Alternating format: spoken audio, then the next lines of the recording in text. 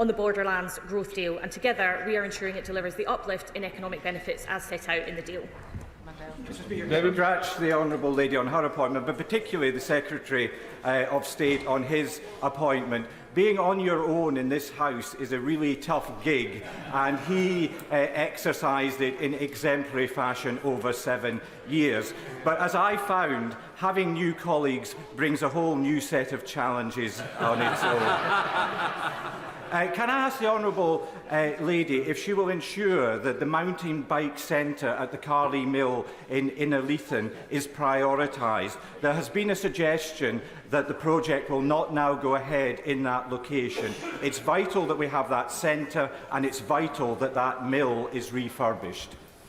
Thank you, Mr Speaker. So the UK Government has pledged £19 million for the Mountain Bike Innovation Centre project as part of the Borderlands growth deal. My officials are working closely with all local partners, including the Scottish Borders Council, to progress the project, and I expect to update on the development of the project shortly. John Brady. Question 5, please, Mr Speaker. Secretary of State. Thank you very much to my honourable friend for the question, and congratulations on winning Glasgow East. The people of Scotland want their two governments to spend more time fighting for them than fighting each other. That's why resetting the relationship has been a priority for this government and indeed the Prime Minister. I've had numerous productive meetings with Scottish ministers, including the Deputy First Minister. We've had 17 days of visits across Scotland. 7 Cabinet members have already visited, dozens of calls between Secretaries of State and Cabinet Secretaries, and I look forward to working with the Scottish Government to deliver our shared priorities for the people of Scotland. John Brady. Thank you, Mr Speaker. Scotland's official economic forecaster, the Scottish Fiscal Commission, has said about the Scottish budget that much of the pressure comes from the Scottish Government's own decisions. Would the Secretary of State agree with me that the Scottish Government must accept responsibility for the catastrophic state of Scottish public finances? Very grateful for that question from the honourable gentleman. He is right. The Scottish Fiscal Commission did say that much of the pressure comes from the Scottish Government's own decision-making, and while this new government is cleaning up the mess of the previous Conservative government, the SNP seem to be cleaning up their own mess at the moment. In 2023, Audit Scotland said that, and I quote, "The Scottish Government projections suggest it cannot afford to pay for the public services in their current form." And as we've already heard, the IFS quote said this morning that SNP decisions have reduced tax take rather than increased it. This is about treating taxpayers' money with respect and being honest about the tough choices that we face. An honest assessment of the SNP government's budget is that these problems have been stored up for years, tough decisions have been kicked into the long grass, and money has been spent recklessly. A problem of their own making that the Scottish people will suffer from as they try and clear it up. Secretary of State John Lamont. Thank you, Mr Speaker. Can I also start by congratulating both the new ministers on their appointments to the Scotland Office. I certainly love my time at the Scotland Office, and I know they're going to be very well supported by the excellent team of officials in the department, some of whom are in the box today. Now, Mr Speaker, Labour plan to end the winter fuel payment, taking money away from elderly people who have worked all their days. Age Scotland have said, and I quote, "At minimum, 250,000 pensioners in Scotland on the lowest incomes or living in fuel poverty will no longer receive this vital financial support over the winter months, while hundreds of thousands more on modest incomes are going to struggle." Labour have cut it across the UK, and the SNP are doing their dirty work in Scotland. What does the Minister have to say to the 250,000 elderly Scots who are in poverty, struggling with Labour and the SNP's decisions? Secretary of State. Thank you very much, Mr Speaker. And can I welcome the Shadow Secretary of State to his new post. The Chancellor set out during the inheritance statement a few weeks ago the dreadful legacy that his government, that he was a member of, left this current government to fix the foundations and try and clear up. These were decisions that the Chancellor didn't want to make or didn't expect to make, but indeed have had to be made in order to try and get the finances in balance and to try and make sure we can fix those foundations to deliver our manifesto. That is the legacy of this government, and as has already been mentioned in the previous answer to the start of this question, the SNP have already made a mess of the public finances over the last 17 years, and as we've seen yesterday in the Scottish Parliament, they've got one hell of a mess to clear up, and it's Scottish pensioners and Scottish people that will pay the price.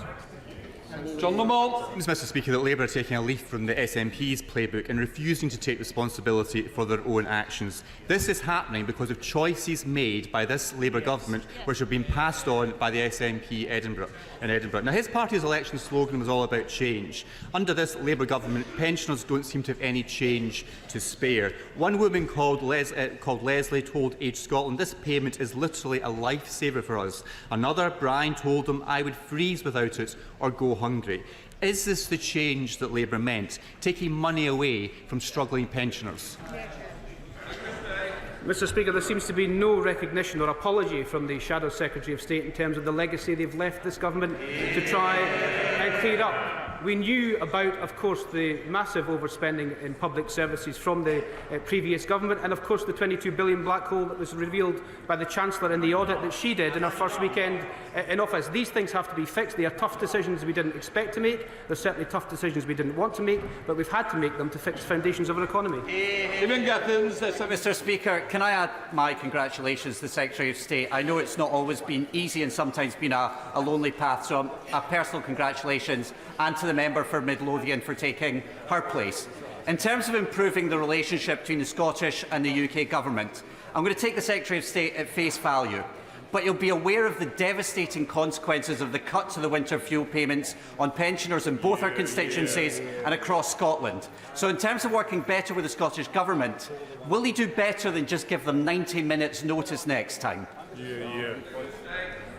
Mr Speaker, I welcome the honourable gentleman back to his place, having re-won his new constituency of Arbroath and Borderferry at the election. I think the honourable gentleman should look at what the Finance Secretary in Scotland did in the Scottish Parliament yesterday. She announced £500 million of cuts, including £120 million in health services, £20 million in mental health services, and has sold the family inheritance by using the Scotland money to plug the additional funding gaps in their budget. The Audit Scotland has been clear, the IFS has been clear. This is a problem of their own making, so if they want to reset the relationship, they could start by taking responsibility for their own actions. Stephen Gittins. Question 6, please, Mr Speaker.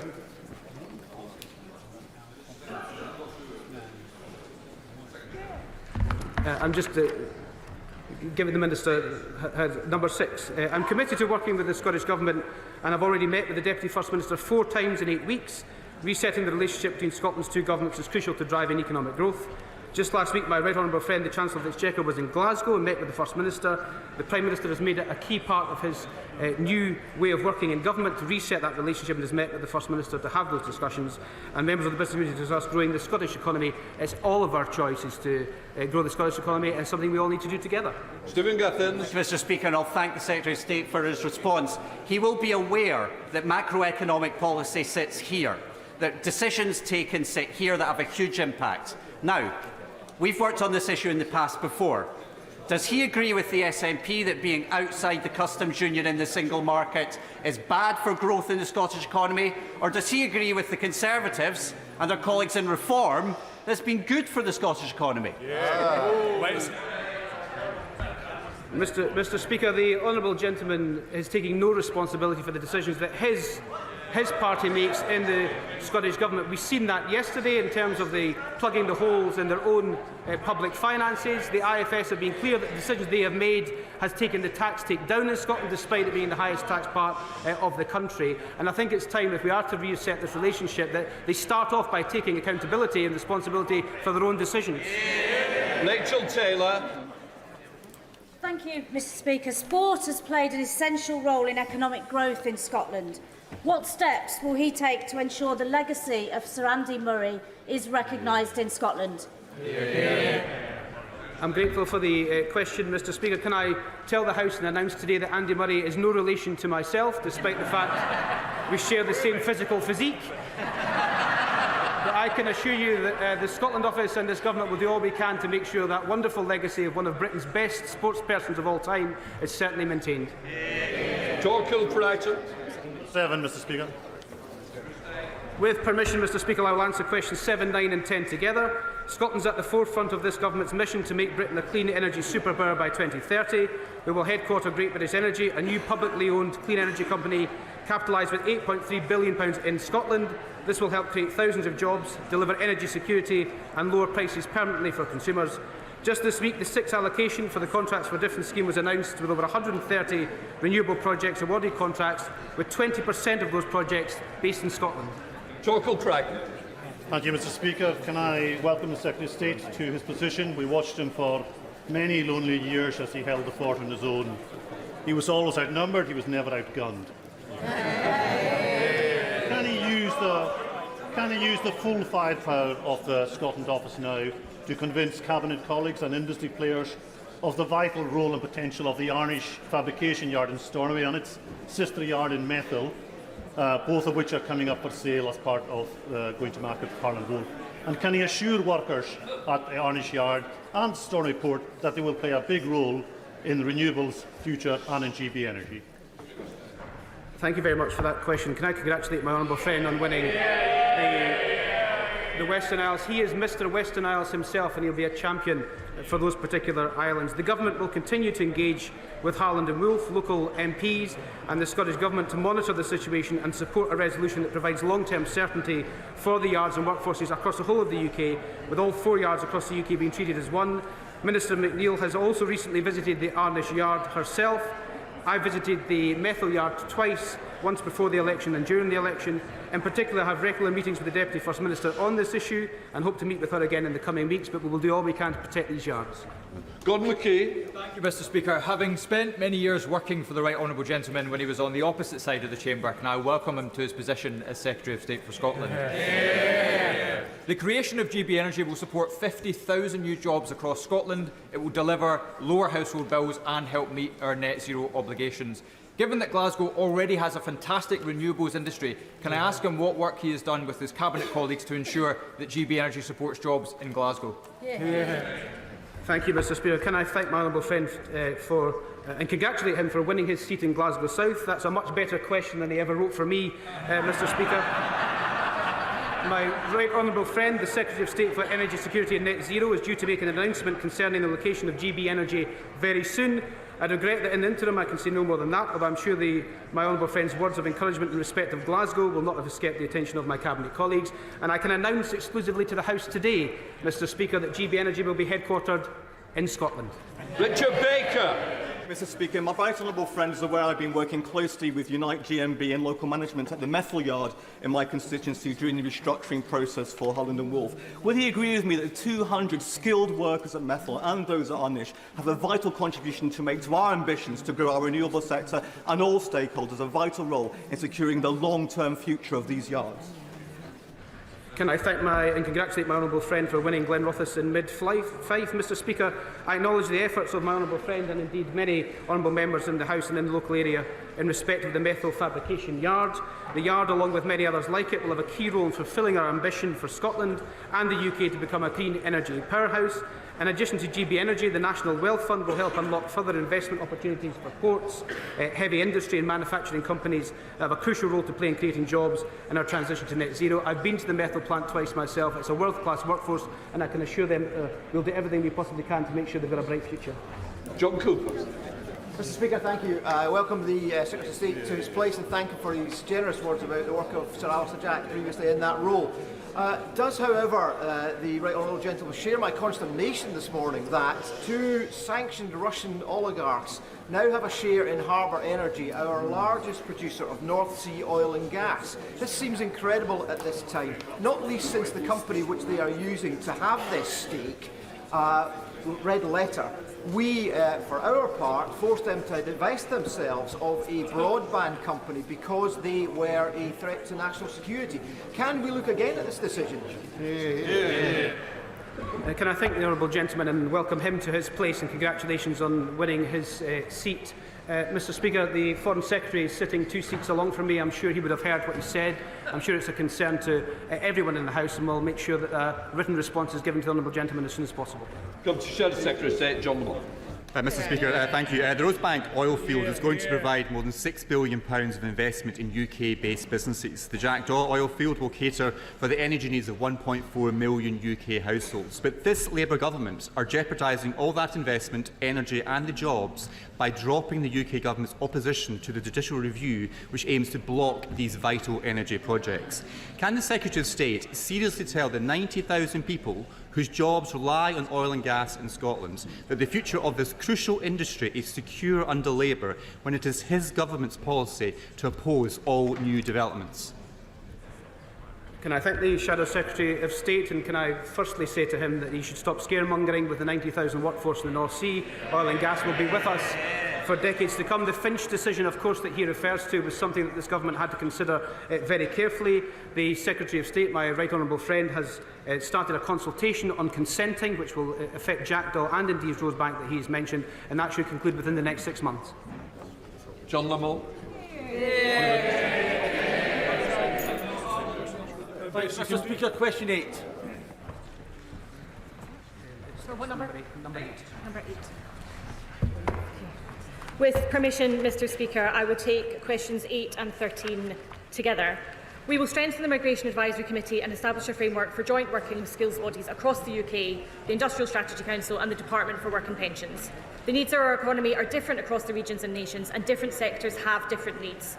Given that skills policy and employment support are devolved, we will work with the Scottish Government when designing workforce plans for different sectors. This will ensure our migration and skills policies work for every part of the UK.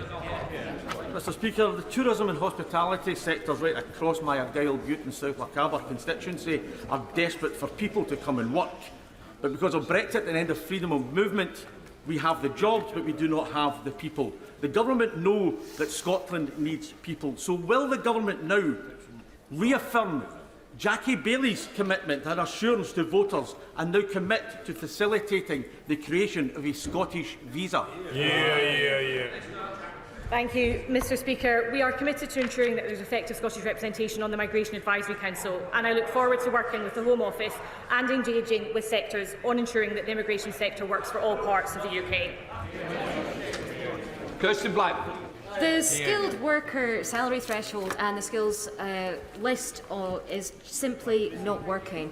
Will the Minister make sure that the skills occupation list is actually fit for purpose for Scotland, and will she make sure that that skills shortage occupation list works in order for our energy transition to work? Mr. Speaker, it's fixing the foundations of our economy that is the key to bringing long-term prosperity. That includes future-proofing the economy for all, whether that is for long-established families or new arrivals. The Chancellor will set out plans to fix the foundations at the budget on the 30th of October. We now come to Prime Minister's questions. I call Bill Esterson. Question 1, Mr. Speaker. Prime Minister. Mr. Speaker, I know the whole House will want to congratulate our Team GB Olympic and Paralympic athletes and support staff for their outstanding achievements so far. Mr. Speaker, yesterday's incident in the Channel was shocking and deeply tragic, and our thoughts are with all those who've lost their lives and their families. We must have a renewed determination to end this. And Mr. Speaker, the chair of the Grenfell Tower inquiry, Sir Martin Morbick, has today published the inquiry's Phase 2 report. And I know that the whole House will be, thoughts of the House will be with the bereaved and the survivors of the Grenfell Power tragedy and the residents in the immediate community. I will be making a statement shortly after PMQs today. Mr. Speaker, this morning I had meetings with ministerial colleagues and others, and in addition to my duties in this House, I shall have further such meetings later. Bill Esterson.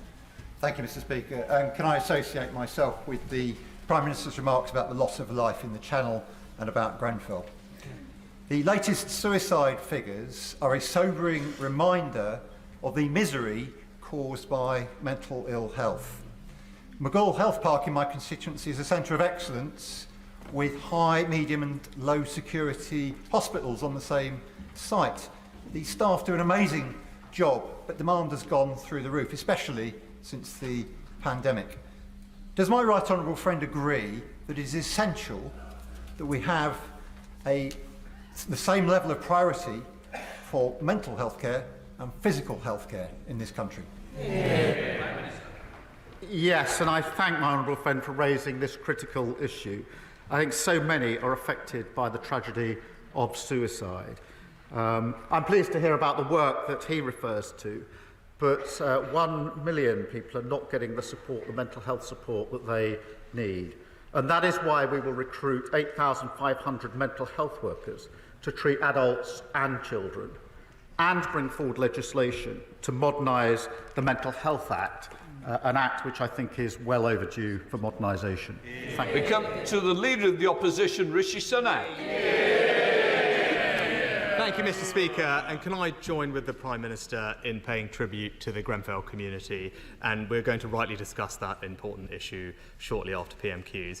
Can I also join him in congratulating our record-breaking Olympians and Paralympians on everything that they have achieved? And lastly, could I just pay tribute to the hard work, bravery and dedication of our police?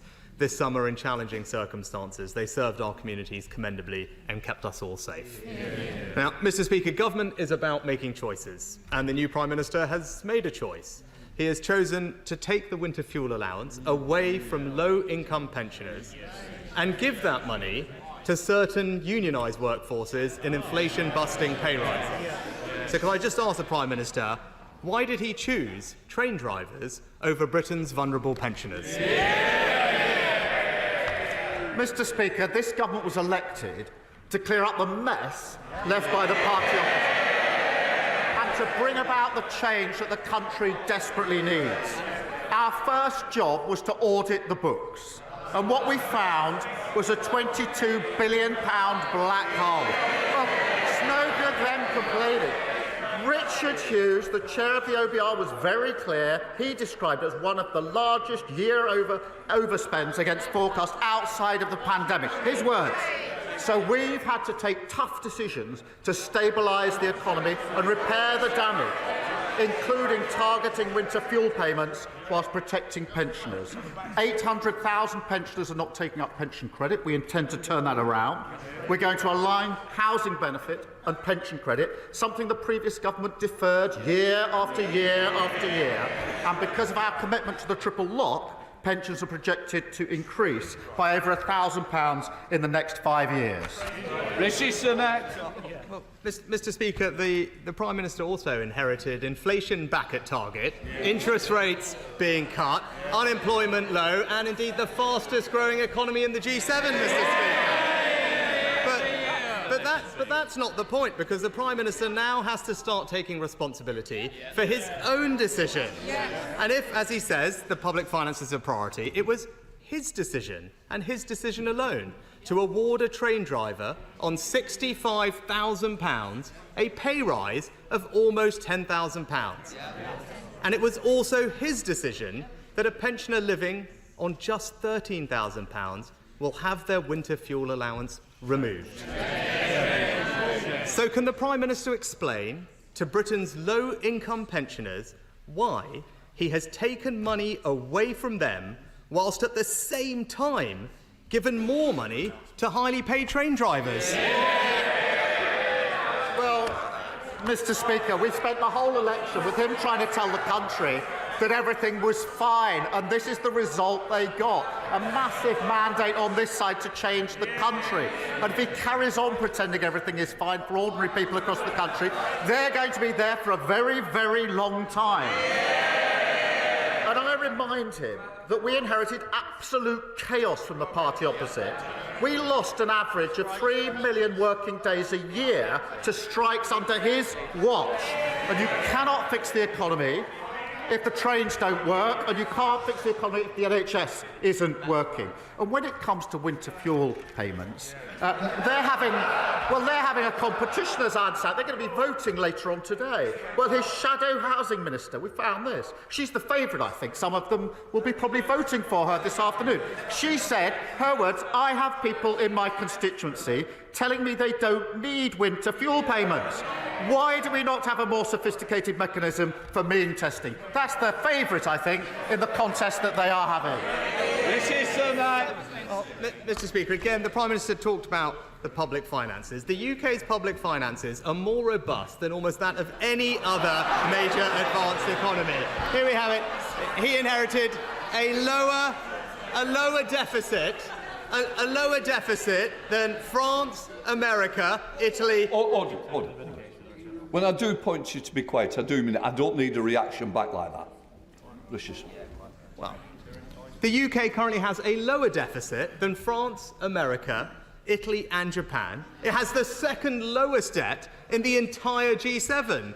And he opposed every difficult decision that we took to deliver that. So I certainly am not going to take any lectures from him on that, Scott. But he talked about protecting ordinary people. Well, last year, under the Conservative government, a low-income pensioner with just £13,000 received not only the winter fuel payment, but also hundreds of pounds of additional cost of living support, both of which he has now scrapped.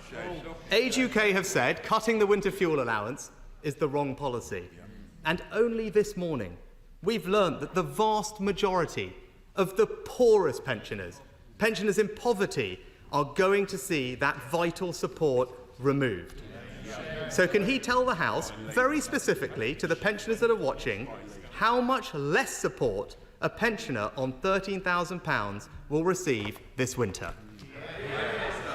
He talks about tough decisions. It's tough to inherit tough £22 billion black hole, which the OBR did not need. That is the inheritance. That's what they left. Now, back when they were in government, they'd have pretended it wasn't there. They'd have walked past it, put it in the long grass. We're not going to do that because we were elected to change this country for the better and stabilise our economy. No Prime Minister wants to do what we have to do in relation to the winter fuel allowance, but we have to take the tough decision to stabilise our economy to ensure that we can grow it for the future. And as I've said, we are working hard on pension credit. We're allowing housing benefits, which they didn't do for years, and over 5 years, it's a projected increase of up to £1,000 for those on pensions. We are tough decisions that they don't. The government doesn't have to choose to take money off low-income pensioners in order to give it to highly paid train drivers. That is a choice that he has made, and it will be clear to any pensioners watching that he simply can't explain why he has made that choice.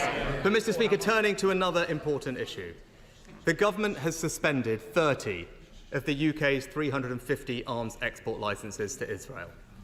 It's a decision that the Chief Rabbi says beggars belief and will encourage our shared enemies.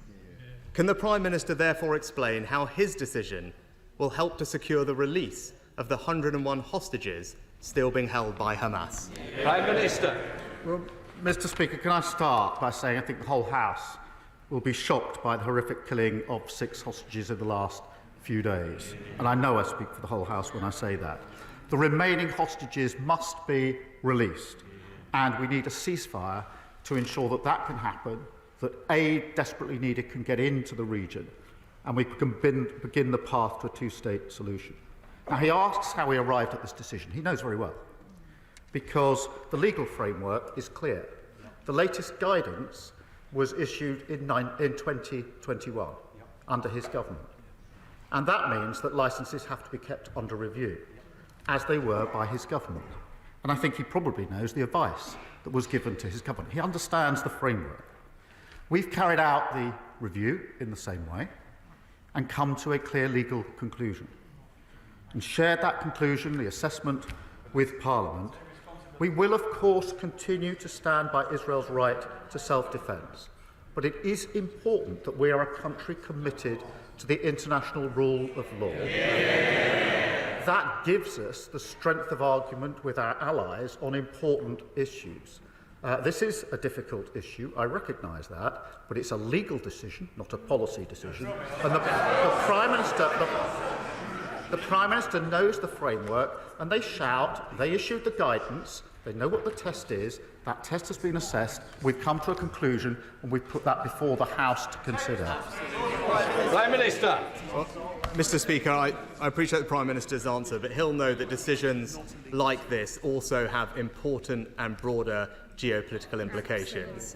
And he mentioned allies. It's essential that we maintain transatlantic unity in the face of terrorist threats and avoid any perception of splits between our two nations. So can he therefore update the House or tell the House what engagement he had with the United States prior to taking this significant decision? Prime Minister. I acknowledge the importance of working with our allies on all issues, as we have been doing, as I was able to make very clear at the NATO summit that I attended in the early summer. And of course, as he would expect, as the House would expect, we have talked this through with our allies. They understand. They have a different legal system. That is the point they made. It chunters from the. This is a serious issue. It requires serious consideration.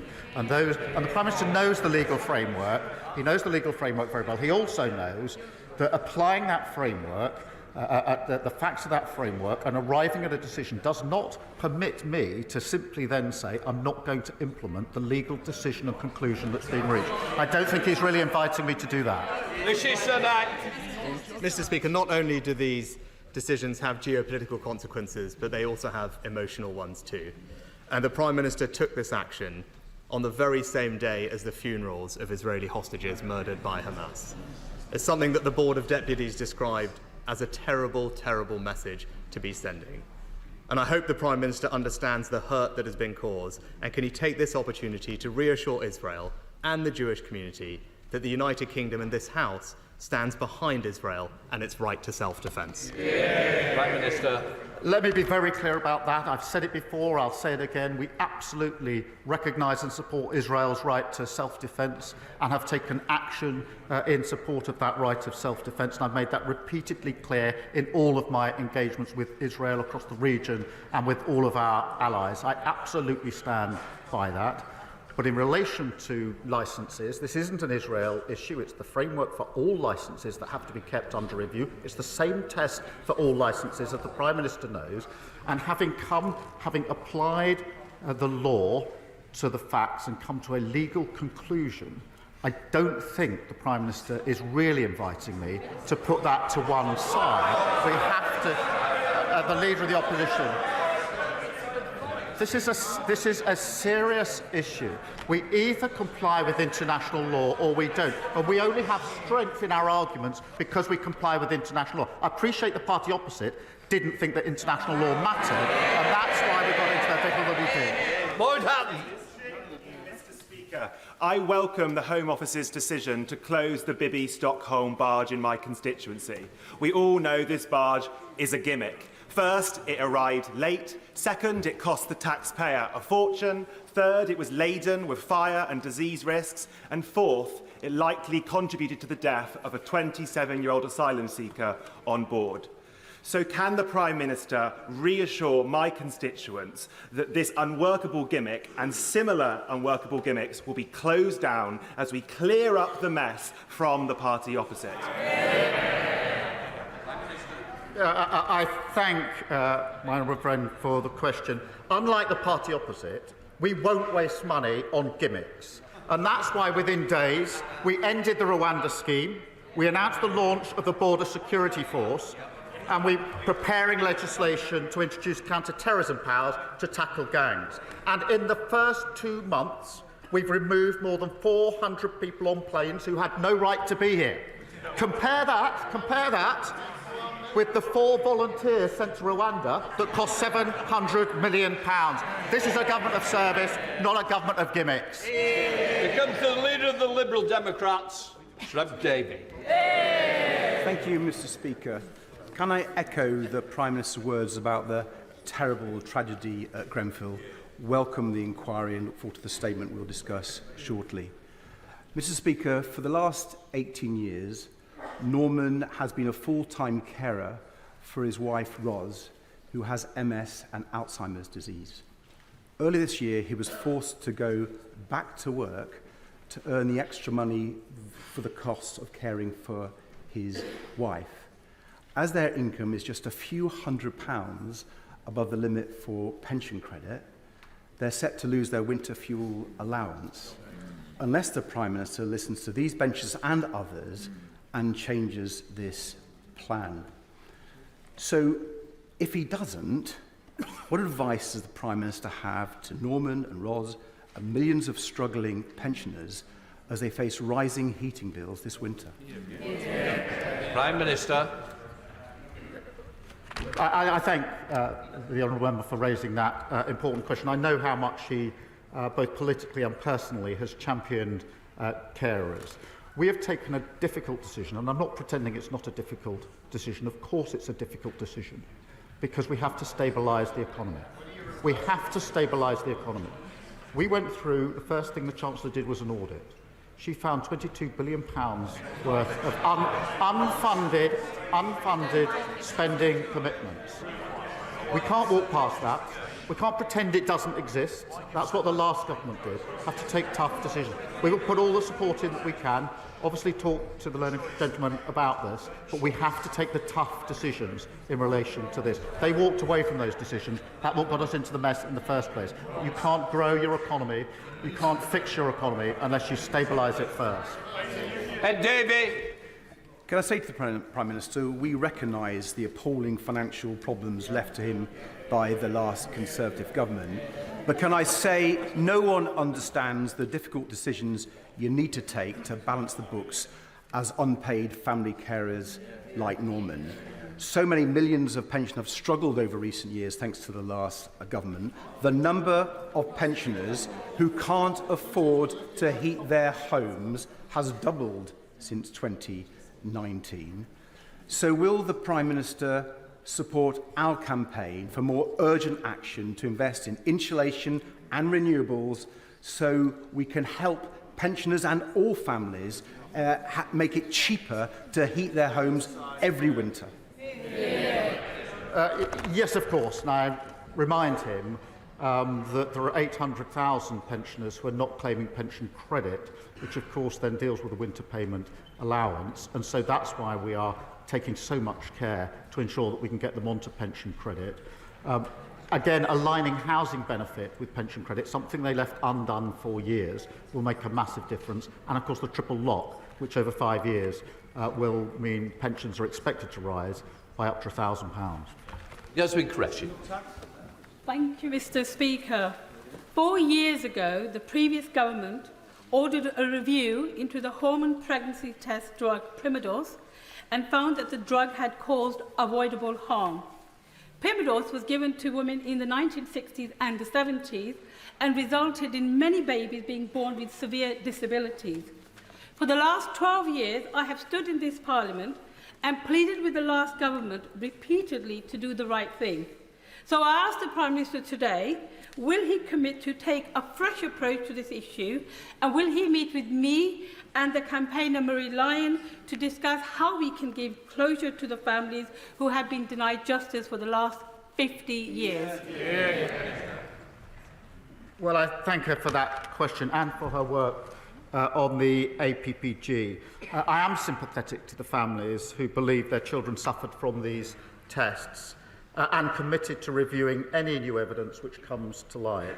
Mr. Speaker, at the moment the Health Department is reviewing a publication from Professor Danielson and we'll follow the results of that review. And I'm happy to ensure that the Health Minister does meet her to discuss this further. Gavin Robinson. Thank you very much, Mr. Speaker. Can I thank the Prime Minister for visiting Northern Ireland within the last fortnight, and particularly for the time he spent with injured officers of the police service of Northern Ireland. He will know of their courage, but he will also know of the dogged determination of our Chief Constable John Boucher in his desire to see adequate resourcing for his officers who not only stand for law and order in Northern Ireland, but stand in the face of racism, of violence and of an ongoing national security threat from dissident Republicans. So can I therefore ask him to earnestly and urgently engage in a discussion about uplifting the national security grant afforded to the Police Service of Northern Ireland and ensure that the PSNI can face the challenges that we need them to face head on? Well, I thank him for that question, and it was important for me to go to Belfast to meet the injured officers and to say simply thank you for what they are doing and, of course, the impact it has on their families. I do recognise the difficult financial position the PSNI faces, and the Chief Constable and I have spoken about this on more than one occasion, as you would expect. I mean, predominantly it's for the Justice Minister and the Executive to set the PSNI's budget, and an operational matter for the Chief Constable in relation to how he allocates that. But I have been talking to him about what further support might be possible, because I do realise just how important it is to him and to the PSNI and to Northern Ireland more generally. Mafude. Thank you, Mr. Speaker. Last week, ticket-selling websites like Ticketmaster left millions of Oasis fans furious. But worse still came minutes later when tickets started to be relisted online for thousands of pounds. This profiteering at fans' expense is not a one-off. The Cooperative Party is campaigning for a new licensing body with real teeth to tackle this online touting. Does the Prime Minister agree with me that fans should be at the heart of live music and that urgent action is needed to protect fans against this horrid practice? Prime Minister. Yes, I do. And firstly, it's great that Oasis are back together. I think, from what I've determined, about half the country is probably queuing for tickets over the weekend. But it is depressing to hear of price hikes. I'm committed to putting fans at the heart of music and end extortionate price resales, and we're starting a consultation to work out how best we can do this. Harriet Cross.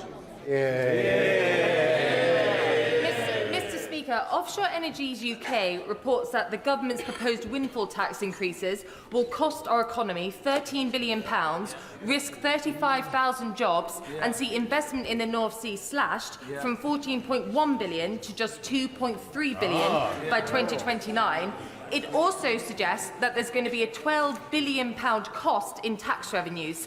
How does this proposal chime with the Prime Minister's goal of economic growth? And will he reverse this tax increase, which industry leaders are calling economic suicide for the oil and gas sector? Mr. Speaker, we're committed to the transition that is necessary in relation to energy to renewables, which will lead to cheaper energy, energy independence and the jobs of the future. But let me be clear, oil and gas will play its part for many years to come, and that's why I've been really clear about the support that we have for oil and gas. And I'm sure she and others will want to celebrate the fact that just this week, Contracts for Difference secured a record 131 new clean energy projects, enough to power 11 million homes, and that is the jobs of the future. Chalmers. Thank you, Mr. Speaker. The Prime Minister will remember visiting my constituency in June, where we toured Germany Beck, a fantastic development of 600 new homes. But because of Tory dither and delay, it took the best part of a decade for that site to get through planning. You can grumble all you want, but my families are paying the price for their mistakes. Can the Prime Minister reassure me that this government will speed up the planning process so we can get more homes built, and will one of his ministers meet with me to discuss the housing crisis in York? Yes, I remember that visit well, and was struck by the delays in planning because the system was broken by the previous government. We will deliver 1.5 million new homes, Mr. Speaker, drive economic growth and fulfil the dream of home ownership, shattered for 14 years under the former government. And that means changing the planning rules, a tough decision they were not prepared to make that happen and to grow our economy. Thank you. Mr. Carmichael. Thank you, Mr. Speaker. Last month, SSE, the operators of the new Viking Energy wind farm in Shetland, were paid £2 million in order not to generate any electricity from it. Is there not something badly wrong with an energy market that pays big corporates not to produce electricity, while the people living amongst the turbines endure some of the highest levels of fuel poverty in the country? So will the Prime Minister and the Government now look seriously at the idea of an islands tariff, so that islands communities such as those represented by me and by his honourable friend from the Helen and the Near may see some genuine benefit for the community from hosting renewable energy developments such as this? Well, I thank the honourable gentleman for raising this issue, which is obviously a considerable concern to him and his constituents. The National Grid, as he knows, does balance the grid by occasionally requesting some generators to stop when there's not enough capacity on the network. That's not good enough. That's not acceptable for the reasons set out in his question. It's a problem that wasn't fixed over the last 14 years, but a problem we are determined to fix as we go forward. And I will make sure that a relevant minister speaks to him about the particular issue in his constituency. Dr. Peter Prinsley. Mr. Speaker, thank you. As a surgeon from East Anglia, I welcome the measures the new government has taken to fulfil its mission to fix the NHS. In my constituency of Bury St Edmunds and Stowmarket, the West Suffolk Hospital is badly affected by RAC. Just like the James Paget Hospital in Norfolk, where I've worked for nearly 30 years. Does the Prime Minister agree with me that the RAC hospitals must be priorities as the new government undertakes its review of the new hospital programme? I thank him for his question, and also he brings huge expertise to this area. We have to reset the new hospital programme and put it on a sustainable footing. The last government promised 40 new hospitals. The problem is there weren't 40, they weren't new, and some of them weren't even hospitals. Hospitals with RAC will, of course, including West Suffolk Hospital, must be a priority. So we're reviewing the programme, and the Secretary of State will update Parliament as soon as possible. After 14 miserable years of the worst Tory government in modern times, the best this Prime Minister can offer the British people is things can only get worse. Well, for him and his calamitous opinion ratings, that's probably true. But why does he think he has such an unprecedented fall in his popularity? Is it his attacks on the pensioners? Is it leaving children in poverty? Is it the re-emergence of Labour cronyism? Or is it because his austerity is even worse than the Conservative variety? I remember when they used to sit here. It's a long way up and there's very few of them, so I don't think we need lectures on popularity and non-election. Thank you, Mr. Speaker. I welcome this week's news on the changes, the government plans around Ofsted, including the removal of single-word judgments. This is great news for head teachers in West Lancashire who've raised this issue with me, along with other issues around Ofsted, and for parents who will have more transparency on the performance of schools. How does the Prime Minister see these changes developing a more positive relationship between Ofsted, government and schools, and improving standards so that all our young people can thrive? Prime Minister. Mr. Speaker, we're committed to the best education for every child, whatever their background and wherever they come from. The current single grade does not work well, and that's why we're going to have a richer dashboard which will give parents more information and allow intervention more quickly, and that's why it's been so warmly welcomed across the country. Rebecca Pope. Thank you, Mr. Speaker. I am new to this House, but I know that we all want our pensioners to live with dignity and security. In my constituency of Reigate, there are around 17,000 pensioners expected to lose their winter fuel payment this year. Of most concern are those just above the pension credit threshold who will be hardest hit. Would the Prime Minister give consideration to broadening the eligibility for the winter fuel payment so that those low-income pensioners who rely on it to stay warm can continue to benefit? Can I welcome her to her place? And Reigate is obviously a place I know very well, as she knows. But the reality is this. This decision has been taken because of the £22 billion black card. So responsibility for the decision lies with the party that broke the economy. There's a reason we have a mandate for change, and there's a reason that this party is now sitting there, and that's because they broke the economy. And I'm not going to apologise for clearing up the mess that they left. Deirdre Costigan. Thank you, Mr. Speaker. After 14 years of Conservative failure, crime and street drinking now blight areas of Southall Town Centre, West Ealing and Hanwell Broadway in my constituency of Ealing Southall.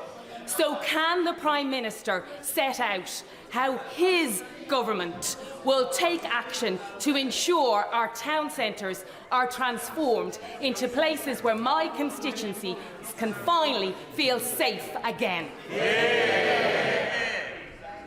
Thank you. This is an important issue, Mr. Speaker, and I've heard too many people say that antisocial behaviour is some sort of low-level issue. It really impacts lives across the country. We have to tackle it, and that's why we will put more police on the streets. We will have more effective powers to deal with antisocial behaviour, and we'll introduce Young Futures programmes to divert young people who are getting into trouble. Sir Ashley Fox. Question number 14, Mr. Speaker. Thank you. The Schools Minister will be happy to visit his constituency. Sir Ashley Fox. I thank the Prime Minister for his answer. Haygrove School is one of the top performing schools in Somerset. It is unfortunately one of those built by Caledonian Modular and now condemned as unsafe. So I'm grateful for the meeting with the Schools Minister. But can the Prime Minister give Haygrove School and the other schools affected an assurance that they will be rebuilt and quickly? Because those pupils and staff are still working in porter cabins. I'm grateful. I do recognise how serious an issue this is and why he raises it. It is of real importance. The Minister will visit, and the Department of Education is pursuing all available avenues for redress against the parties responsible for the issues at the school. But I will make sure that the Minister is fully briefed and has a full discussion about this when that visit takes place. Sean Davis. Mr. Speaker, I'm a proud MP for a new town, but over the last 14 years, Telford has lost its A&E. Less police officers, GPs, teachers per head, and we've also had 40% cuts to our local government budgets. Will my right honourable friend, the Prime Minister, back places like Telford rather than overlook us, as has been the case over these last 14 years? Prime Minister. I thank him for raising this issue, and I know he'll be a really strong champion for his constituency. We're a government that will be based on actions, not slogans, and that's why we'll have local growth plans, improve public services and invest in transport links. We will fix the mess that they left after 14 years, and we will devolve power to those with skin in the game. Tim Farrell. Thank you, Mr. Speaker. In the last 5 years, there have been 10 fatal accidents on the A66 along the short stretch in the Eden Valley in Westmoreland. So in our community, we are naturally deeply concerned that the vital A66 Northern Transpennine project, which would make the roads considerably safer, has been put under review by this government. Will the Prime Minister take the opportunity now and end this uncertainty today, commit to this project and save lives? I thank him for raising this question about fatalities on roads, and that is a very serious issue in relation to the A66 and other roads across the country. We have inherited a broken economy. We have to review what we're spending money on. We're going through that review, and we'll report back as soon as we can. Gurinder Josam. Thank you, Mr. Speaker. Will the Prime Minister join me in sending condolences to the family of Jadzia Coke, a 13-year-old boy who was stabbed and tragically killed in my constituency? Does the Prime Minister share my concerns about the prevalence of young people carrying knives, and what more can be done to end this scourge that is destroying families and communities? Prime Minister. Mr. Speaker, I'm sure I speak for the whole House in saying our thoughts are with Jazia's family at this difficult time. This is tragic, it is senseless, and the age just absolutely makes one shudder. Our mission is to halve knife crime. Zombie-style knives and zombie-style machetes will be banned from the 24th of September, and there'll be a surrender scheme which has been started on 26th of August. And we are doing a rapid review on online sale of knives, which is often a problem in these cases. So we will pursue that with determination, and I invite everybody across the House, in light of this and so many other tragic cases, to join with us on that mission. Final question, Karen Bradley. Thank you. Thank you very much, Mr. Speaker. Those of us from Staffordshire Moorlands are immensely proud of our beautiful area and unique identity. So can the Prime Minister guarantee that we will not be forced into a devolution deal or local government reorganisation against our will? I think it's very important that local people have a say but it's equally important that we do devolve to those who have skin in the game. And one of the ways in which we can restart our economy is making sure that those with skin in the game take the decisions that are relevant to them and their area. That completes Prime Minister's questions. I'll let those who are leaving the chamber leave quickly before we start the statement.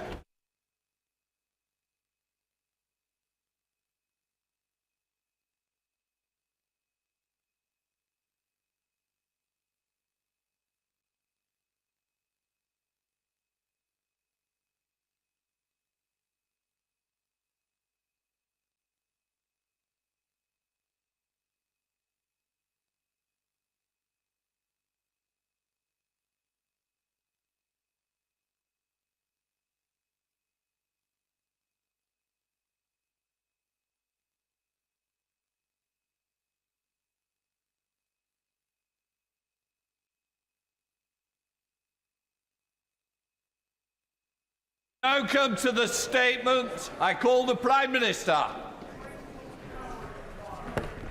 Mr. Speaker, this morning, Sir Martin Morbick published the final report of the Grenfell Tower inquiry. And I'm sure the whole House will join me in thanking him, the members of the inquiry and the whole team for their dedicated work. Mr. Speaker, I want to speak directly to the bereaved families, the survivors and those in the immediate Grenfell community, some of whom are with us in the gallery today. Sir Martin concluded this morning, and I'm afraid there's no way of repeating this that won't be painful. He said the simple truth is that the deaths that occurred were all avoidable, and that those who lived in the tower were badly failed over a number of years and in a number of different ways, by, as the report lays out in full, just about every institution responsible for ensuring their safety. Mr. Speaker, in the face of an injustice so painful, so deserving of anger, words can begin to lose their meaning. 7 years still waiting for the justice that you deserve. I want to say very clearly on behalf of the country, you've been let down so badly, before, during and in the aftermath of this tragedy. And while Sir Martin sets out a catalogue of appalling industry failures, for which there must now be full accountability, he also finds, and I quote, decades of failure by central government. He concludes that in the years between the fire at Knowsley Heights in 1991 and the fire at Grenfell Tower in 2017, there were many opportunities for the government to identify the risks posed by the use of combustible cladding panels and insulation. And he concludes, and I quote, by 2016, the department was well aware of those risks, but failed to act on what they knew. He further finds that the department itself was poorly run, and the government's deregulatory agenda dominated the department's thinking to such an extent that even matters affecting the safety of life were ignored, delayed, or disregarded. So, Mr. Speaker, I want to start with an apology on behalf of the British state to each and every one of you, and indeed to all of the families affected by this tragedy. It should never have happened. The country failed to discharge its most fundamental duty, to protect you and your loved ones, the people that we are here to serve, and I am deeply sorry. I also want to express my admiration for the strength it must have taken to relive these events when giving your evidence to the inquiry, and indeed to see written down today the circumstances that led to the death of your loved ones. After all you've been through, you may feel you're always one step away from another betrayal. I get that, and I know I cannot change that with just words today. But what I can say is I listened carefully to one of the members of the inquiry, Ali Akbar, this morning, who said this: "What is needed is for those with responsibility for building safety to reflect and to treat Grenfell as a touchstone in all that they do in the future." Mr. Speaker, I consider myself someone responsible for building safety, and that is exactly what I will do and what I'll demand of this government. Mr. Speaker, today is a long-awaited day of truth, but it must now lead to a day of justice. Justice for the victims and the families of Grenfell, but also a moment to reflect on the state of social justice in our country, and a chance for this government of service to turn the page. Because this tragedy poses fundamental questions about the kind of country we are, a country where the voices of working class people and those of colour have been repeatedly ignored and dismissed. A country where tenants of a social housing block in one of the richest parts of the land are treated like second-class citizens, shamefully dismissed, in the words of one survivor, as people with needs and problems, not respected as citizens, as people who contribute to Britain, who are part of Britain, who belong in Britain.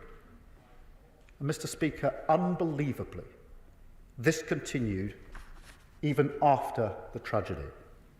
Sir Martin highlights, and I quote, "Certain aspects of the response demonstrated a marked lack of respect for human decency and dignity, and left many of those immediately affected feeling abandoned by authority and utterly helpless."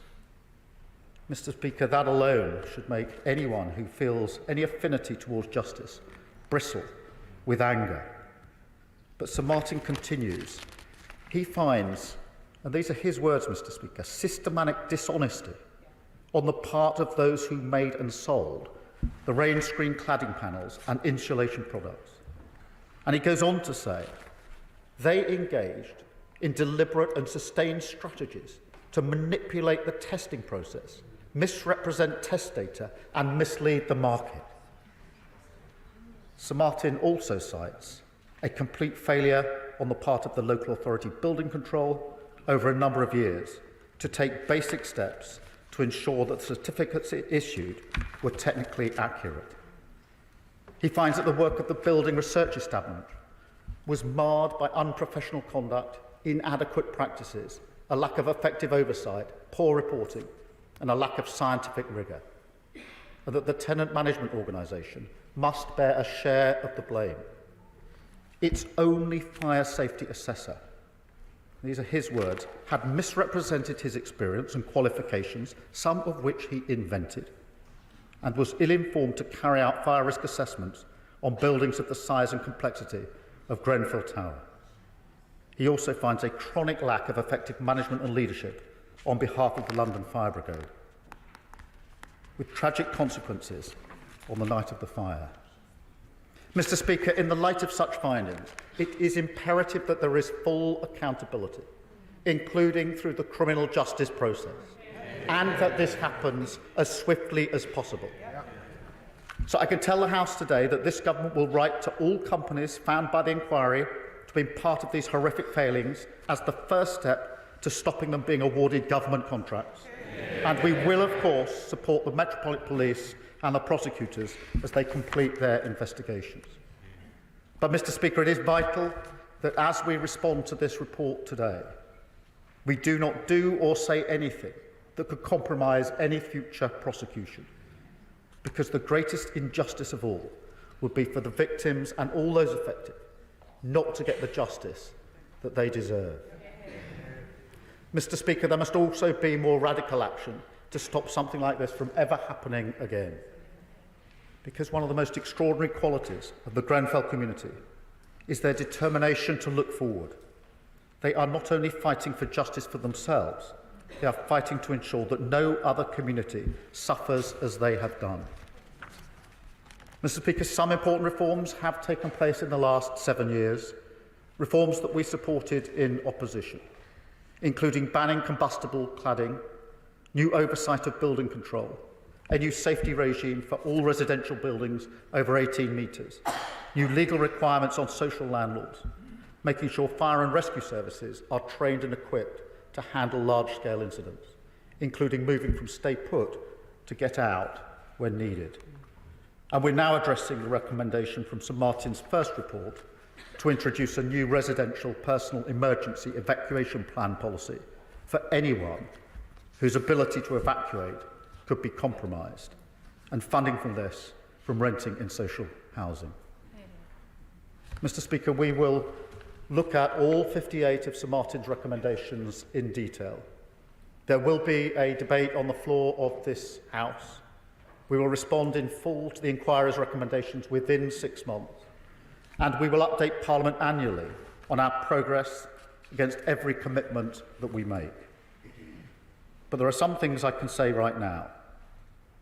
There are still buildings today with unsafe cladding, and the speed at which this is being addressed is far, far too slow. We only have to look at the fire in Dagenham last week, a building that was still in the process of having its cladding removed. So this must be a moment of change. We will take the necessary steps to speed this up. We will be willing to force freeholders to assess their buildings and enter remediation schemes within set timetables, with a legal requirement to force action if that is what it takes. And we will set out further steps on remediation this autumn. We will also reform the construction products industry that make this fatal cladding so homes are made of safe materials. And those who compromise that safety will face the consequences. We will ensure that tenants and their leaseholders can never again be ignored, and that social landlords are held to account for the decency and safety of their homes. And as this government tackles the most acute housing crisis in living memory, building 1.5 million new homes across the country, we will ensure those homes are safe, secure, and built to the highest standards. Places of security, health and well-being that serve the needs of residents and their wider communities. Because a safe and decent home is a human right and a basic expectation, and the provision of that right should never be undermined by the reckless pursuit of greed. One of the tragedies of Grenfell is that this is a community that nurtured so much of what we want from housing. People who had made the tower their home and were entitled to a place of safety and security, not a death trap. And yet, time and again, they were ignored.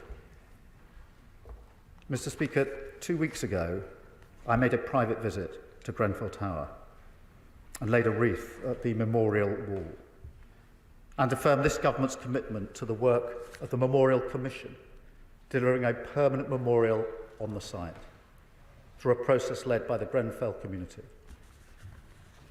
As I walked down that narrow staircase from the 23rd floor and looked at walls burned by 1,000-degree heat, I got just a sense of how utterly, utterly terrifying it must have been. And as I saw examples of the cladding on the outside of the building and listened to descriptions of the catastrophic and completely avoidable failures of that fatal refurbishment, I felt just a sense of the anger that now rises through that building. And it left me, Mr. Speaker, with a profound and very personal determination to make the legacy of Grenfell Tower one of the defining changes to our country that I want to make as Prime Minister. To the families, the survivors and the immediate community, we will support you now and always, especially those that were children. In the memory of your loved ones, we will deliver a generational shift in the safety and quality of housing for everyone in this country. And in the memory of Grenfell, we will change our country, not just a change in policy and regulation, although that must of course take place, but a profound shift in culture and behaviour. A rebalancing of power that gives voice and respect to every citizen, whoever they are and wherever they live. And Mr. Speaker, we will bring the full power of government to bear on this task, because that is the responsibility of service and the duty we owe to the memory of every one of the 72. And in that spirit, I commend the statement to the House. I call the Leader of the Opposition, Rishi Sunak. Mr. Speaker, can I start by thanking the Prime Minister for advance sight of his statement, especially given the timing of Prime Minister's question time. And can I also associate myself and everyone on this side of the House with the Prime Minister's powerful words regarding the pain of the bereaved families, survivors, and all those affected by the tragic events surrounding Grenfell Tower. Many are with us today in the gallery, and I want to pay tribute to their strength and patience in waiting for this moment. It is not hyperbole to say that we would not be here today without them. It was their tenacity and strength that brought the truth to light, and for that they deserve our thanks. Their search for truth and justice is a noble one and has our full support. And whilst the Grenfell community's loss will have left a hole nothing will ever be able to fill, I hope that whatever healing is possible from today, that each and every one of them takes some small measure of it. I know they will never forget the 72 people who tragically lost their lives, and nor shall we. Today's publication, as the Prime Minister said, is, to put it bluntly, a damning indictment of over 30 years of successive state failures, stretching as far back as Knowsley Heights in 1991 and then multiple incidents from there. Sir Martin Morbick and the work of the inquiry have painted a picture of systemic indifference, failure, and in some notable cases, dishonesty and greed. Sir Martin and the team working on the inquiry are to be commended for the depth and rigour of their work. And Mr. Speaker, while such a comprehensive report as has been published today deserves to be considered in full, and I welcome the Prime Minister's commitments for time in this House to do that, there are some immediate points that I feel will command support across the House and that I'll address to the Prime Minister. First, the work to remediate and, where possible, identify new at-risk buildings must continue if we are to meet, as I'm confident the whole House would agree, the Right Honourable former member for Maidenhead's pledge that no such tragedy could occur again. I know this task is not a simple one, and I thank the Prime Minister for recognising the importance of this issue. A significant barrier to making progress quicker is financial liability. It was an issue I was all too aware of when I became Chancellor, and why one of the first major spending decisions I made was the creation of a new £1 billion fund to pay for remediation works in public and private buildings affected by materials beyond dangerous ACM cladding. And the previous government's cladding safety scheme has ensured an additional £5.1 billion is available to support remediation work, coming from a combination of a developer contribution and a building safety levy. So I'd ask the Prime Minister and Chancellor to give due consideration to any further requests, especially with the upcoming fiscal event towards the end of October. The second point I'm confident that the Prime Minister would agree on is the need to maintain and update our legal and regulatory framework to keep pace with changes in materials, construction and supply. The last Parliament passed the Fire Safety Act in 2021, but also the Building Safety Act in 2022. And I acknowledge, as the Prime Minister said, that he worked constructively with the then government to deliver those improvements. These pieces of legislation comprehensively reformed our fire safety and building regulation regimes and ensured that a new building safety regulator was created, located in the Health and Safety Executive. But I also know that these are stepping stones towards a fire and building safety regime that remains persistently fit for purpose. And in particular, I'd urge the Prime Minister to give special attention to the recommendations in today's report, especially its call for more regular updating of approved Document B, a single regulator, a sole Secretary of State responsible to end the fragmentation of Whitehall responsibilities, and a new Chief Construction Advisor. And I want the Prime Minister to know that should he deem further legislation to support proportionate and necessary measures to protect the public, whilst protecting leaseholders from excessive costs is required, then we will work collegiately with him to deliver that. Thirdly, Mr. Speaker, allied to the need for continued improvement in the legal and regulatory frameworks, this report also shines a light on the significant failures of oversight. Those responsible for ensuring the independence and rigour of testing and compliance were found by this report to have had those very things compromised. In particular, the BRE, in its work with suppliers, in part enabled what Sir Martin Morbick's report has plainly described as systemically dishonest behaviour on the part of suppliers. So I welcome the Prime Minister's commitment to continue to support the Metropolitan Police and Crown Prosecution Service in pursuing any appropriate criminal charges against the small number of developers and contractors who knowingly and fraudulently cut corners on building safety for greed and financial gain. And Mr. Speaker, I don't want to let this moment pass without also acknowledging the local failures today's report highlights, whether from the tenant management organisation responsible for the building itself, who allowed relationships with those living in Grenfell Tower to become so broken that tenants were marginalised and at worst ignored, the repeated fire safety reports that were not acted on, the lack of effective management and leadership at London Fire Brigade, and the local council, who had a lack of adequate oversight into the management and maintenance of the building and the cares and concerns of those living in it. Mr. Speaker, there will be further lessons to learn from this inquiry. There will be difficult questions for all those responsible acting over a long period of time. And I know that the Prime Minister will agree that we must approach those questions with the honesty and directness with which they deserve. And let me conclude, Mr. Speaker. At the time, the former Right Honourable Member for Maidenhead apologised to the victims for what she described as failures at a local and national level in response to the fire. I share in those same words still.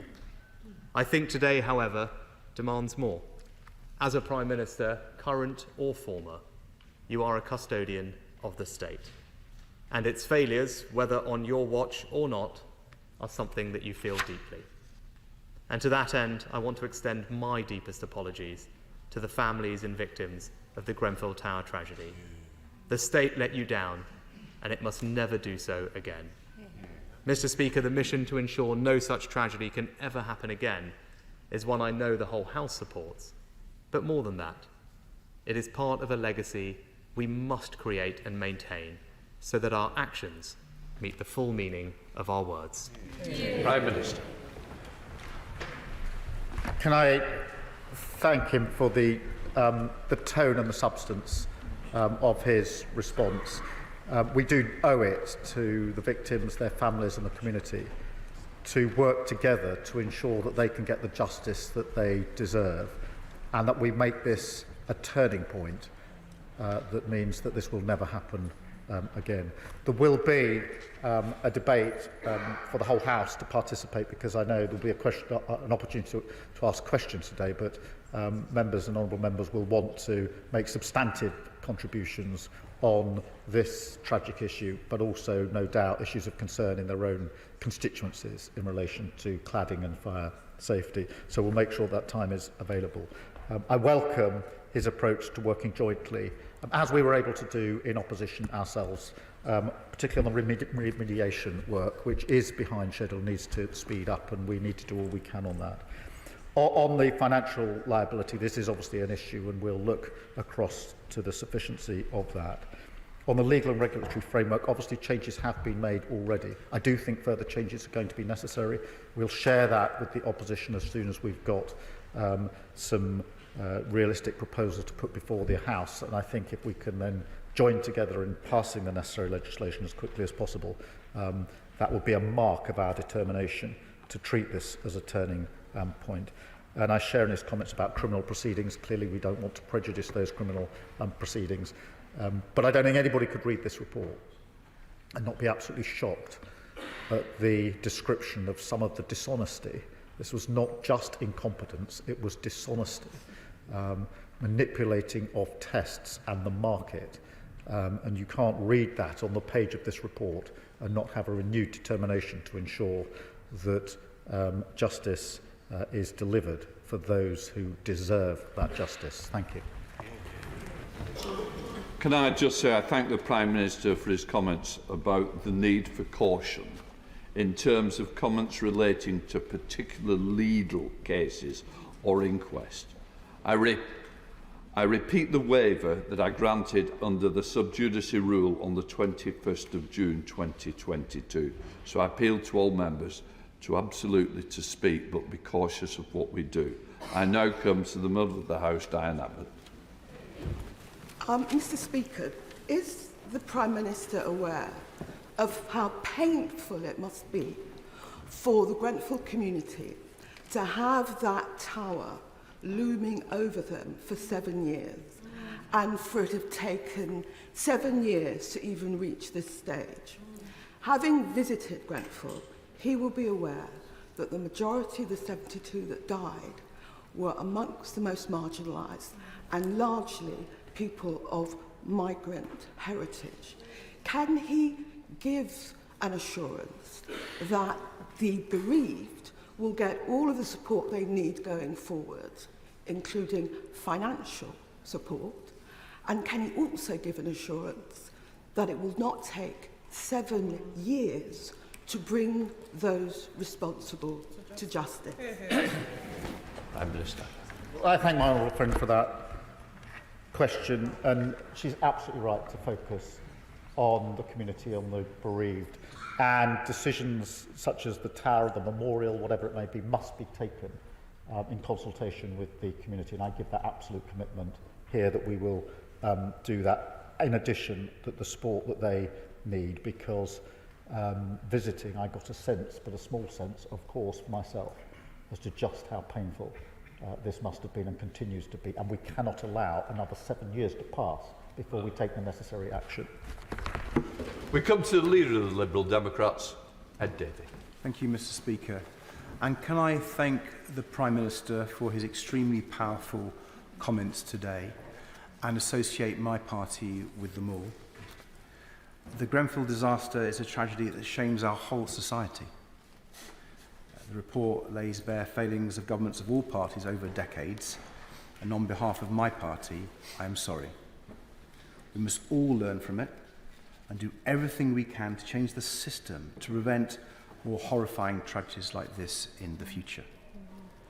So it's right we pause today and remember the 72 people who lost their lives, as well as the survivors and the bereaved families and friends who fought so long and so hard for justice. This is their day. They waited far too long to get to this truth, and many will remain frustrated that even after today, they'll still be waiting for justice and meaningful action.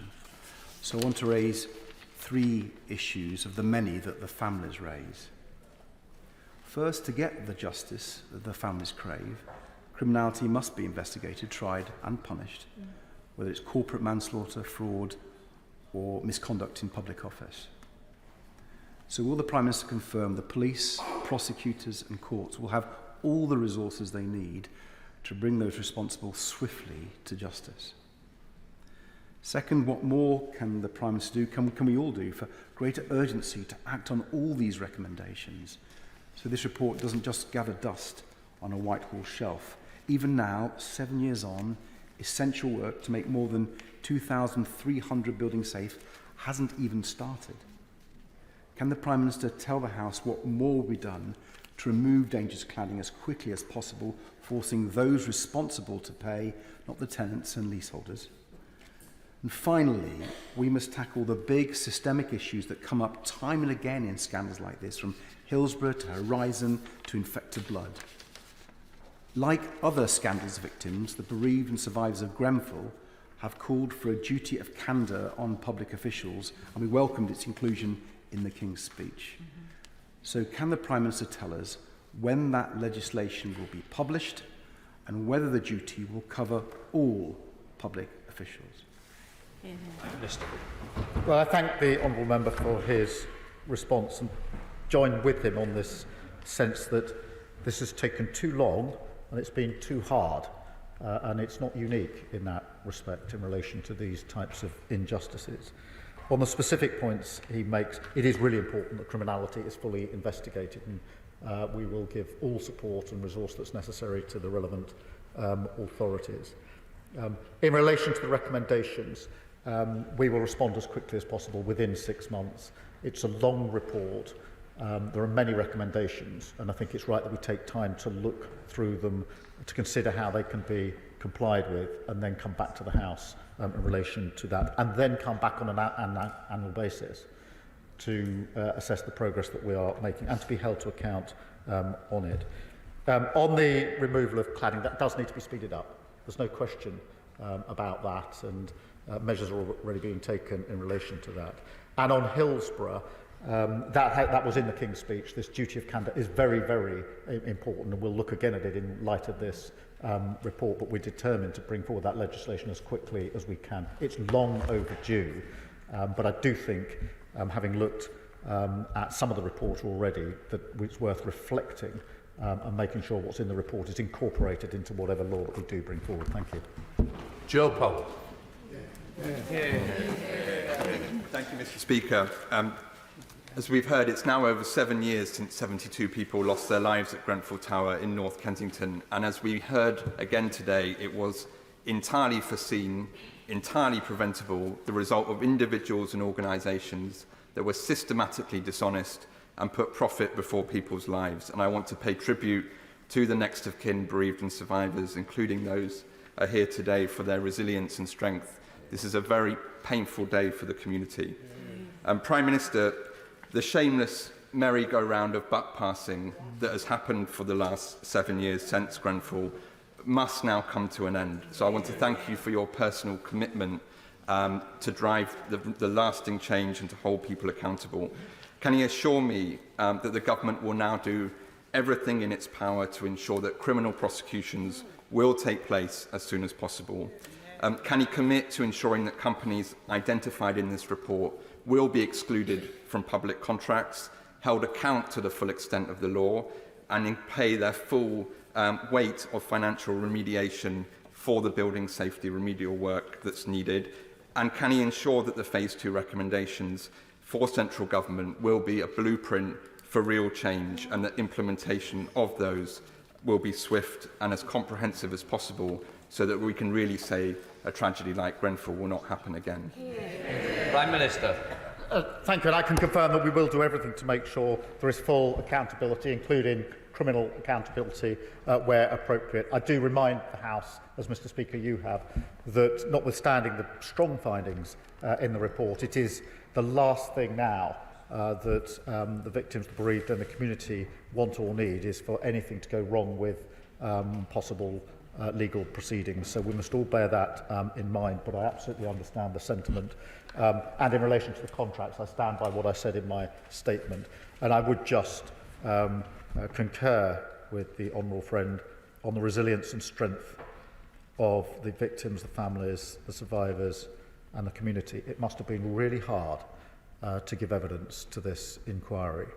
And it must be really hard to read the details in this long report of what happened, and even harder still to read the conclusions in relation to the failures and the dishonesty. And so we must pay respect to that resilience and strength. Bob Black. Thank you, Mr Speaker. And very sadly for most of us, this report is not a surprise, because many of the things that were being said over many years have now come to fruition in these recommendations.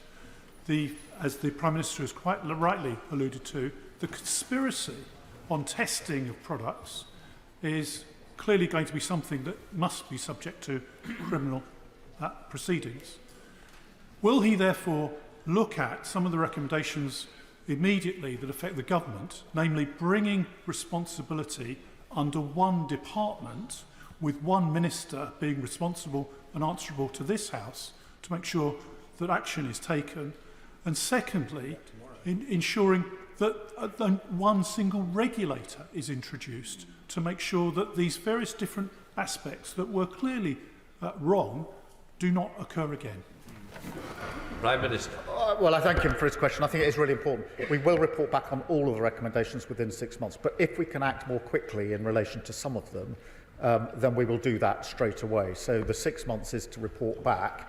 But within that, if there are recommendations which we can accept and move forward, we will do that rather than waiting for the 6 month period, because I think it's very important for all the reasons that he just so powerfully put. Andy Slaughter. Thank you very much, Mr Speaker. May I thank the Prime Minister for his comments on the community in North Ken, which is also my community in Shepherd's Bush and Hammersmith, not only for the survivors and families of victims, but for all of those in West London, Grenfell Tower is a daily presence in our lives, in particular for those who live in the many high-rise buildings surrounding Grenfell. So will the Prime Minister ensure that all housing is built safe and made safe from the risk of fire, which his predecessors failed to do?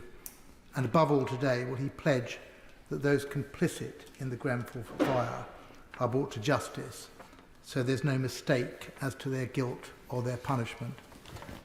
Prime Minister.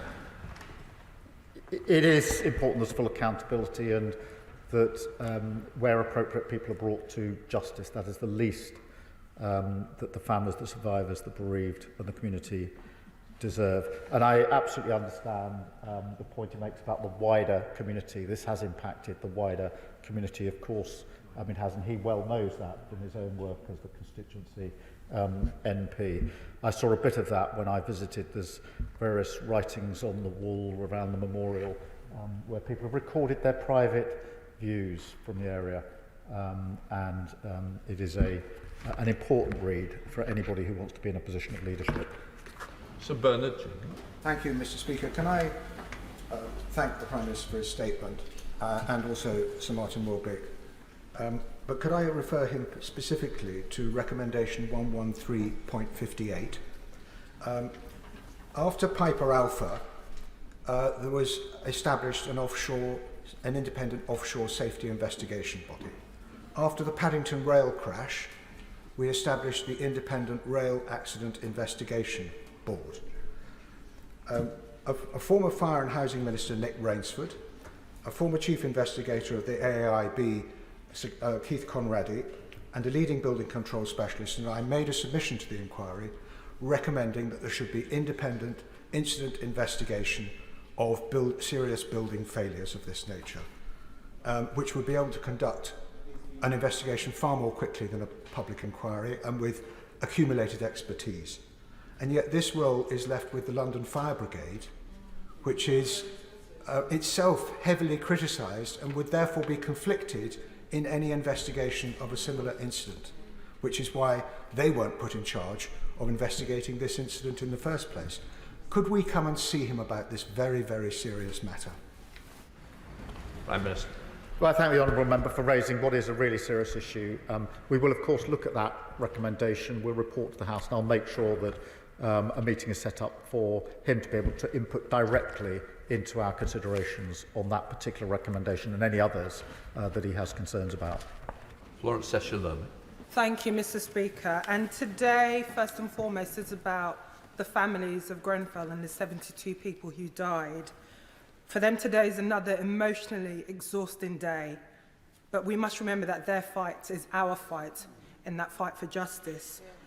And, Mr. Speaker, Grenfell laid bare the truth, the sad truth, around the stigma attached to social housing.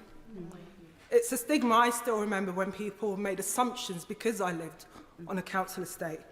It's the stigma attached to people who are actually from all walks of life, teachers, doctors, firefighters, people who pay their rent on time but yet are treated with that disdain by housing providers. And this Starmer report confirms that. It talks about stating that their voices were ignored and the safety in industries was ignored, delayed or disregarded at all levels of the government and housing sector. This is unforgivable. The Prime Minister has spoken about that culture. Will he commit to ensuring that this new government addresses that culture within our housing sector, which often treats social housing tenants as an afterthought? Minister. She speaks very powerfully about a really important point in relation to social housing, and the report is littered with examples of disrespect, of people not being listened to, not being taken seriously. And yes, policy and regulation are in part the answer to this, but policy and regulation on their own are not the complete answer to this. There has to be that change in culture and behaviour. And turning a corner needs to mean something more than passing a new law or putting in place new guidance, much needed though that is. It means all of us adopting a different culture and behaviour, because otherwise we will be back here in I don't know how many years having the same debate again, and we cannot visit that on the victims, survivors, deceased and the communities of Grenfell. Stephen. Mr Speaker, our hearts ache at the injustice and horror which befell individuals and their families at Grenfell Tower, and I would like to commend the Prime Minister for the strength and power of his remarks from the dispatch box today. Can he give a commitment that his government will continue to work constructively with the devolved governments to ensure the quick removal of all cladding right across these aisles so that we don't see a repeat of this horrible tragedy? Prime Minister. Yes, and it's a really important point. It doesn't matter where you live, whatever the government that you're living under, the right to safe and secure housing is important whoever you are, wherever you are. The Deputy Prime Minister has already met the First Minister, and we will take every opportunity to work jointly on this as we go forward. Mr Speaker, how many times must we come here and hear another example of how the state that should be on the side of ordinary people actually becomes the enemy of working class people? Hillsborough, Horizon Post Office scandal, the contaminated blood, Windrush, and the treatment of former armed forces personnel in the LGBT community. And in each of these, the state has become the enemy of the people, but also delayed paying compensation to them. So can this be a watershed where we end this process where the state becomes the enemy of working class people, and that we treat them with the dignity that they deserve, and that their compensation is paid rapidly and not delayed as it has been in all those other cases? And in the case of those freeholders who are still holding out and not paying for the remedial work to their properties, it's about time they paid fines for delaying that work being carried out. Prime Minister. This is a really important point, because I don't know how many examples of injustice where people have not been listened to, disregarded. There's been an injustice, and different Prime Ministers over the years have stood at this dispatch box and quite genuinely made commitments on the back of reports. I don't doubt that for a minute. I think every Prime Minister who stood here in relation to any of those injustices meant every word that he or she said in response, and yet it goes on. So there is something more fundamental that we have to make time to consider, because I do not want to be back at this dispatch box, or any future Prime Minister at this dispatch box, having a version of the same discussion, which is injustice, disregard, not listened to, not taken seriously after the event, too long, too late for people who desperately need justice. And that's what I mean by turning a corner. Daisy Cooper. Thank you, Mr Speaker. The inquiry report is damning, and the testimony that we heard is utterly devastating. And first and foremost, all of our thoughts are with the victims, the survivors, the bereaved, and everybody affected.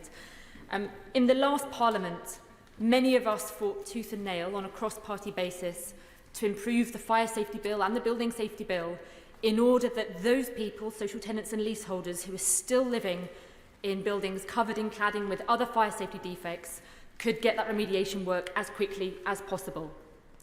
It is now clear that in some cases, the waterfall system that has been set up, by which we identify who is responsible, is simply not working and is taking far too long.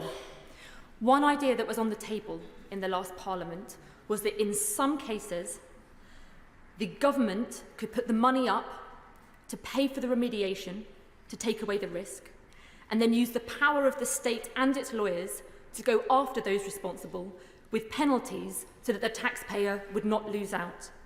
Could I please ask the Prime Minister, who now says it is a moment of change, who has committed to speed things up, whether he will review this idea and see whether it could be used in some limited cases where there has still been no action? Great question. Prime Minister. This is a really important point, and for my own constituency, I know of examples where what happened was a contract, was a subcontract, a subcontract, a subcontract. I think in one case in my constituency, it went through 7 subcontractors before the person who was actually responsible was found, and everybody simply took a cut of the contract and passed it on. That is a real problem. We do have to get to the bottom of that. We can't allow that to happen. Of course, we'll consider any proposals that are put forward in response to this report, but this is a very real problem of contracts simply being subcontracted over and over again, and trying to find accountability in that is very, very difficult. Dawn Butler. Thank you, Mr Speaker. I thank the Prime Minister for this statement today. I recently visited the Grenfell site with Lord Bertang, who's in the chamber today. excuse me, Speaker, and everybody there at Grenfell wants they want people to be held responsible. Those in boots, but also those in suits. There's a lot of money that's also gone missing, and some have called for the use of joint enterprise in ensuring that everybody is held responsible. And some survivors have written a poetry book, and there's one poem called So What Simon by Mary Gardner, and she said, just the ending, this is not about mercy or grace or kindness, it's about justice and honesty and believing we are all born equal, and that is how we die. No amount of wealth can make us differ so much that where we live becomes a rabbit hutch. Change your minds, you people with power, or give it over and let us flower. Does the Prime Minister agree that justice delayed is justice denied? Prime Minister. Yes, I do, and I particularly agree that justice isn't a question of grace or kindness. It is an entitlement, and it's an entitlement to every single citizen in this country, and that needs to be honoured as we go forward from here. And can I just take the opportunity to thank all those working on the memorial, which I know is very, very important. It's at an important stage of the work in relation to the memorial, but I know it's very, very important to the community. Robert General. I thank the Prime Minister for his statement today. The Grenfell fire was an unimaginable tragedy, but as he rightly said, it was also a comprehensive failure by the British state. And in many respects, that comprehensive failure persists to today.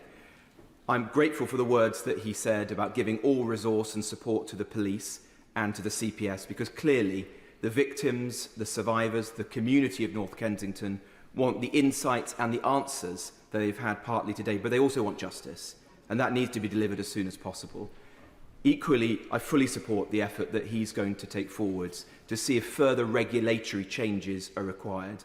They need to be done in a proportionate and effective way, and there are lessons to be learnt from changes that we've made in the recent past. But when doing those, can I urge him to look in particular at the testing facility, the BRE, the status of that and the way it operates, which I think has failed significantly and is laid out in the report. And finally, can I concur with him on the broader point that he made today, which is that when one speaks to the victims and their families, one's left with a very strong sense that many people in social housing in our country feel like they are second-class citizens, that they are being treated with disrespect, and that must end. And would he take forward the work that began with the Social Housing White Paper to ensure that that never happens again in the future? Prime Minister. Yeah, I thank him for that question. Yes, all support will be given to the police and the CPS, and I absolutely agree this must be done as swiftly as possible. And I think the police have made a statement in relation to that earlier today. I'll look at the particular point he raises in relation to testing, but I think the whole House needs to come together to recognise that in social housing there has been a profound disrespect for a very long time across a number of communities, and we have to turn a corner on that. Margaret Mullane. Thank you, Mr. Speaker. I ask if the Prime Minister will join me following the wildfires of 2022 in Dagenham and Rainham, the ongoing crisis at Launders Lane in Rainham, and now the devastating fire at the Spectrum building, also in my constituency, in commending the outstanding work of our emergency services. And will he comment on the government's plans to improve fire resilience and safety in residential buildings, and to hold those responsible to account when tragedies like this happen? Prime Minister. Yes, it's very important that they're held to account, and I thank her for raising the particular issues in relation to Dagenham, and join with her in commending the emergency services who have to respond to these awful incidents, and having spoken to some of the first responders, you get a real sense of the impact it has on them as well. And I know the Deputy Prime Minister has visited the Dagenham scene in the last few days. Jeremy Corbyn. Thank you, Mr. Speaker. I thank the Prime Minister for his statement and the way he delivered it, and Sir Martin for his comprehensive report.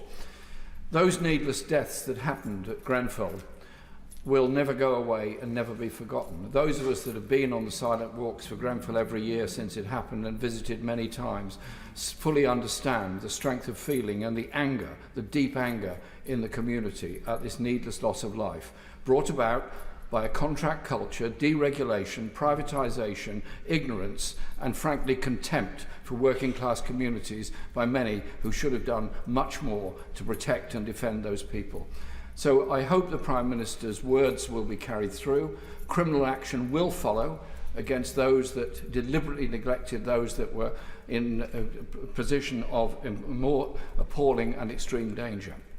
Will he also assure the House that the removal of dangerous cladding that has happened on most local authority-owned buildings all over the country will actually now take place also in the leasehold private sector buildings that many of our constituents live in, where they are faced with enormous insurance costs because of the existence of dangerous cladding, and this has gone on now for several years, and as the companies that are responsible for this dangerous cladding refuse to pay up for it, the problem is then forced onto the people who are themselves victims of being put in this position of danger.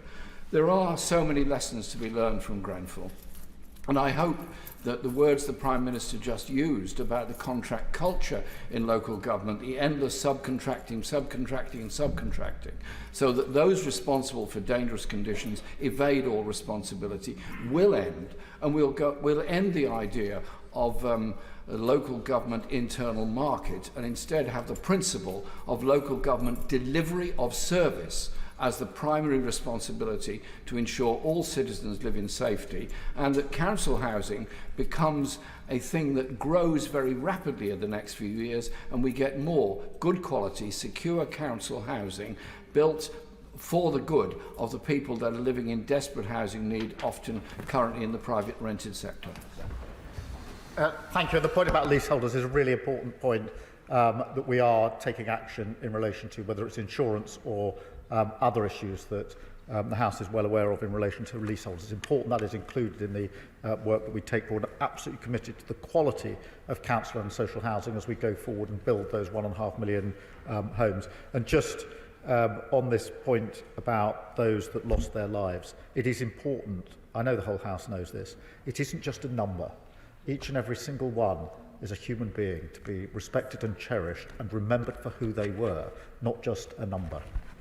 Grenfell.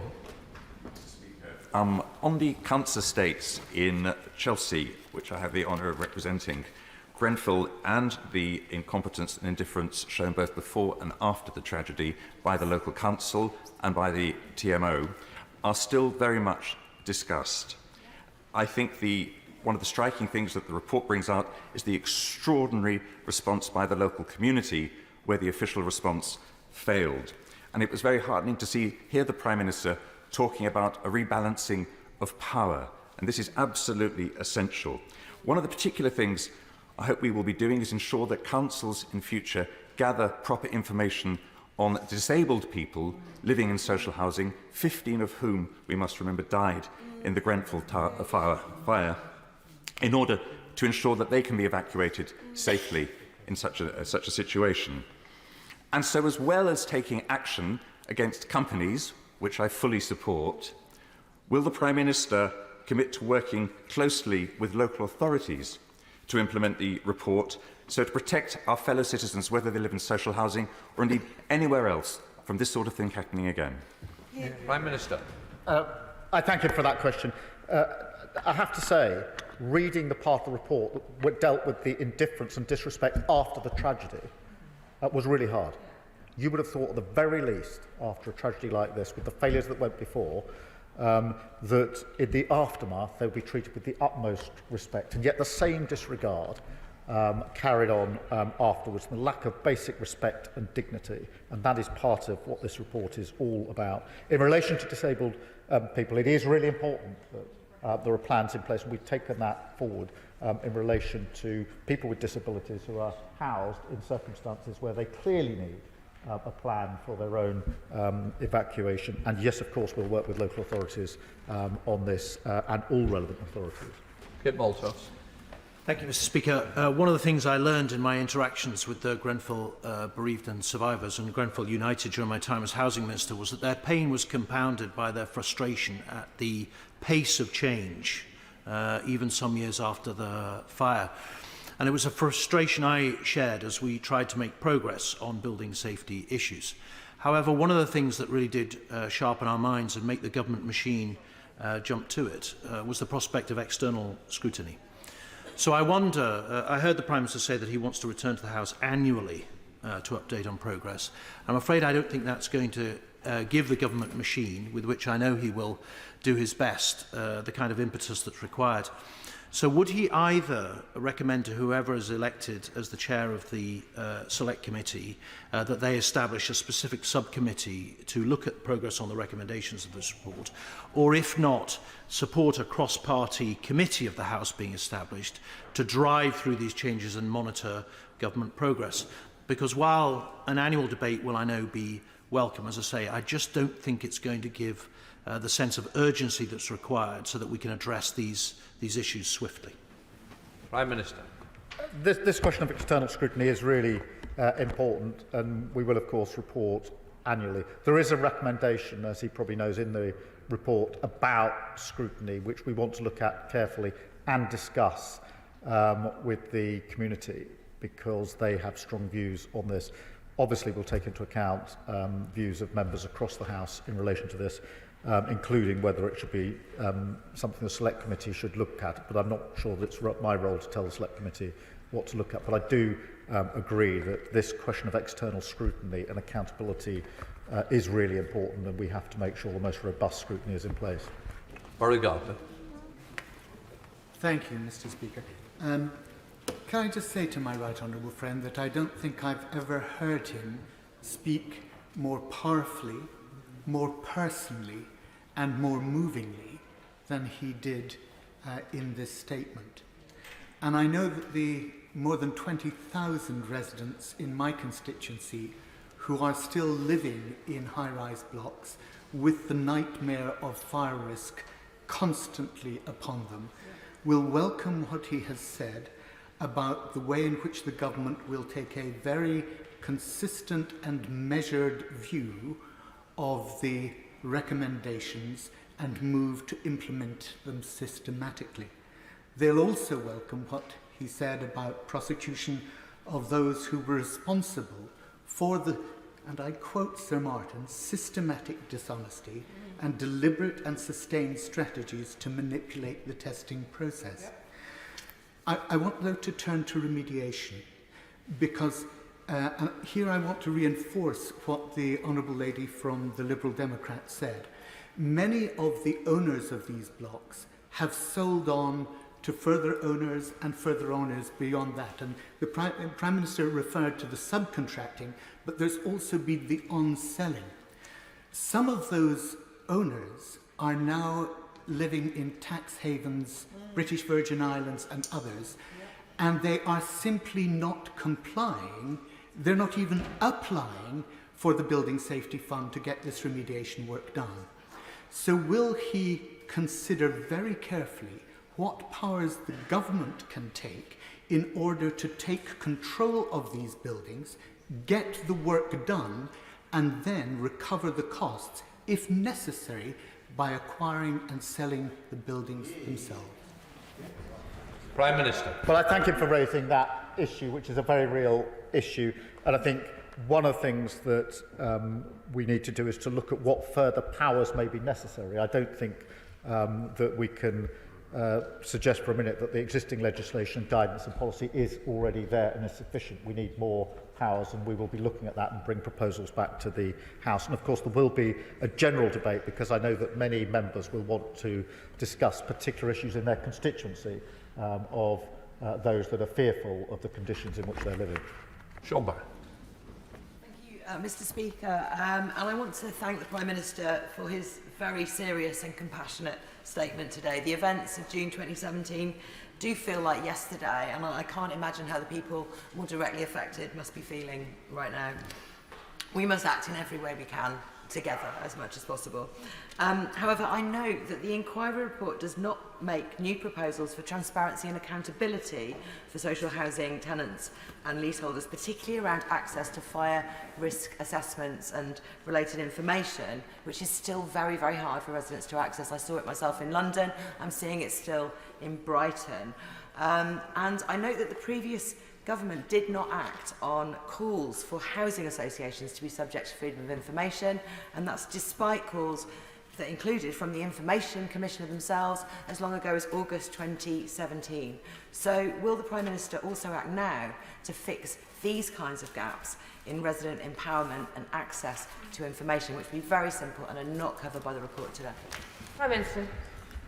We'll obviously look at all the recommendations that are there from this morning and report back to the House, but we need to look at wider issues as well, and access to risk assessments is a really important issue that we are considering, and there shouldn't be gaps. One of the benefits of a debate across the House will be an opportunity for these and further points to be raised that we will then take back and consider. Marsha Dakova. Thank you, Madam Deputy Speaker. Today, my thoughts are with the victim survivors, the family and the entire Grenfell community today. We know that systemic dishonesty and the many, many injustices meant that the people of Grenfell were treated like second-class citizens. Successive governments, the local authority and industry knew about the risks but failed to act. And as Sir Martin says, the deaths that occurred were entirely avoidable.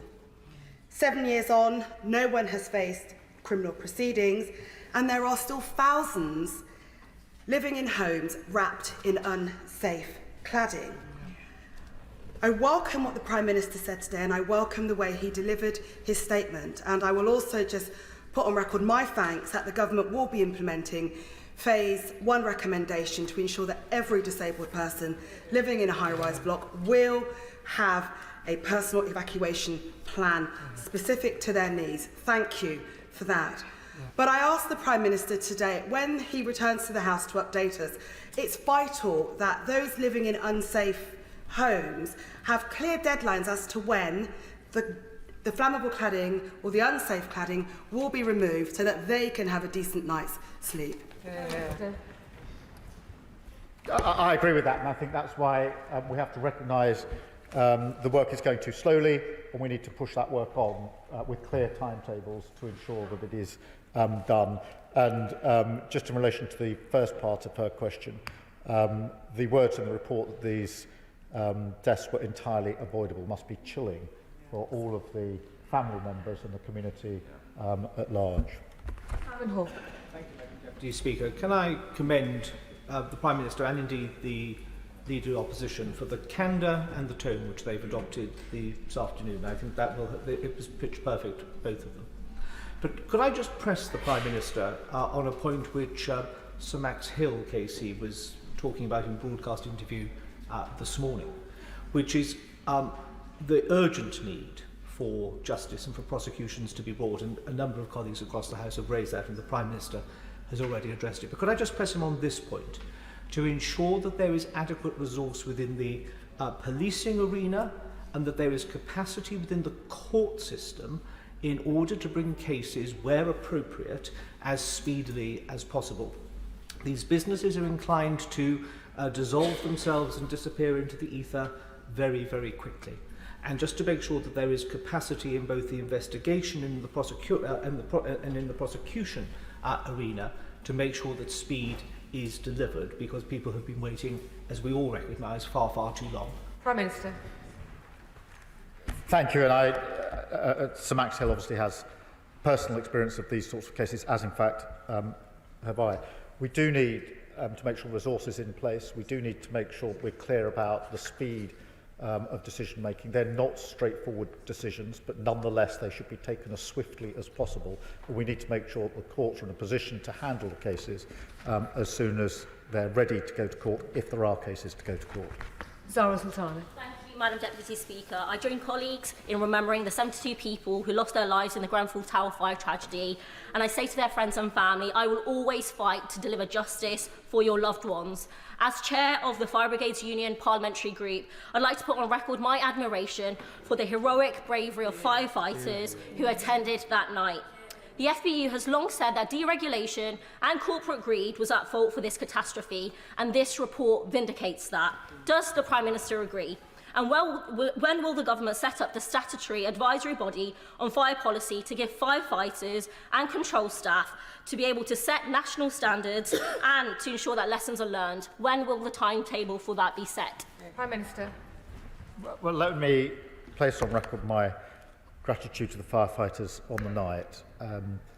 Having been to Grenfell Tower, I can only begin to imagine what it must have been like to have been confronted with the situation they were confronted with and to deal with the circumstances that they had to deal with. And time and again, our first responders are asked by us, rightly, to do very challenging things. They do it, and we should thank them for doing it. Joy Morrissey. Thank you. May I thank the Prime Minister for taking these recommendations so seriously, and may I thank him for raising the concerns and the parity of esteem for social housing tenants. I think that is where we've seen problems so many times, so thank you for taking those recommendations forward. And will he join me in paying tribute again to the volunteer organizations, to the founding members of Grenfell United and other charities and churches who worked tirelessly in the aftermath of the Grenfell tragedy? I thank you for that question. Just to pick up on her thing, there's a passage in the report that highlights the sort of two groups. One group is the TMO, the businesses, those that were charged with responsibility, and the other is those that lived within the tower, and they were treated differently before, during and after. And that is this question of esteem that she rightly touches on, that we must stop talking about and act on now. Kim Johnson.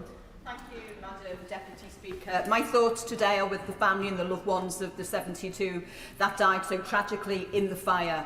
And as the report identifies, those deaths were entirely avoidable due as a result of corporate greed because people put profits before people. But Mr. Speaker, Madam Deputy Speaker, there are 3,000 medium and high-rise buildings still being monitored by the government because they are clad in unsafe cladding. So will the Prime Minister state how he will support those leaseholders whose lives are on hold at the moment living in those buildings and what he's going to do to support them? And I stand in solidarity with the families in support for justice and hope they don't wait as long as the families of Hillsborough. Prime Minister. I thank my honourable friend for raising that. There are many premises were being monitored. That needs to continue.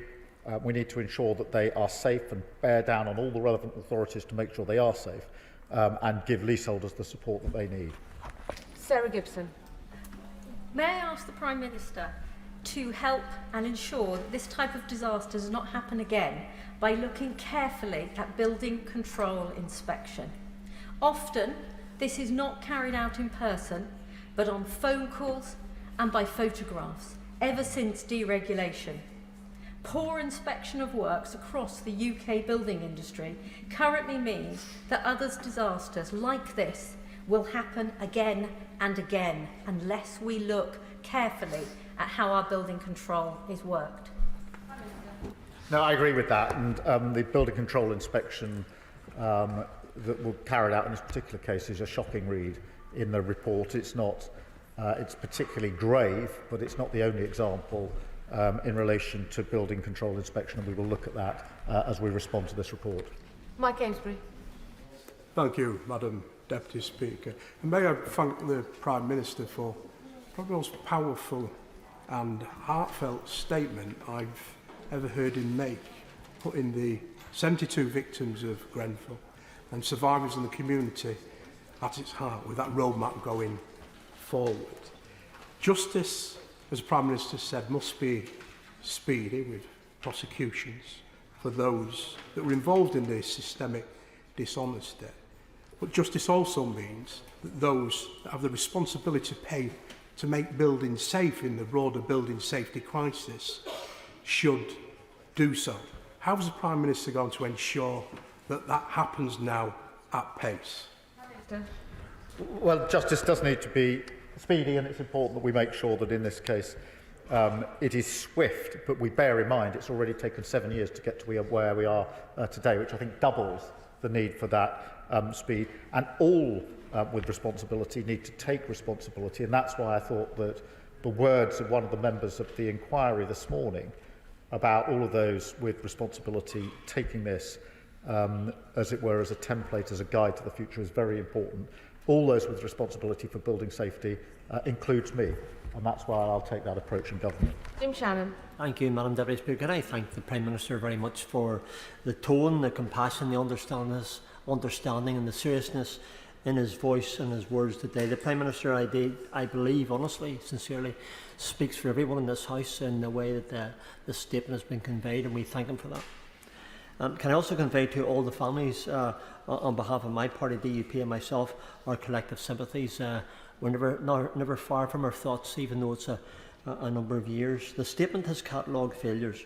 There are similar buildings in Northern Ireland. So can I ask the Prime Minister, will the findings and the recommendations be conveyed to the Minister at the Northern Ireland Assembly with the urgency that is required, and ever mindful that the Northern Ireland Housing Executive and others are financially stretched? So, Prime Minister, what help can be given to deliver the much needed improvements across this great nation, the United Kingdom of Great Britain and Northern Ireland? Thank you. Well, thank the Honourable Member for raising the question in relation to Northern Ireland. Of course, we must work with all of the relevant authorities in Northern Ireland, and I took the opportunity very early after the formation of this government to go to Northern Ireland to make clear that that would be the way I would work on all issues. It is particularly important in relation to the safety of people in the place that they live. Nestle Caliscan. Madam Deputy Speaker, and can I thank the Prime Minister for his statement today, and I associate remarks made in the Chamber in thinking about the victims and the families of those who are still fighting every day for justice. I particularly welcome the Prime Minister's commitment to make sure that they see justice through the criminal justice system, but I want to further ask the Prime Minister for reassurance that through the regulatory frameworks and suggestions that are made through the over 50 recommendations of the report, that the government will work closely with local authorities to make sure that they have the support that they need and that they are able to respond to any additional regulatory burdens that might be put on them in the coming months and years. Prime Minister. I thank my honourable friend for that question. It is important we work on the regulatory framework with local authorities and with all of those charged with responsibility to make sure that yes, there is justice in this particular case, but two, that we take the necessary action to ensure that this never happens again. Mary Kelly-Foy. Thank you, Madam Deputy Speaker. I welcome the Prime Minister's personal commitment to changing the culture and behaviour towards council tenants that allowed this tragedy to happen. It is a national scandal.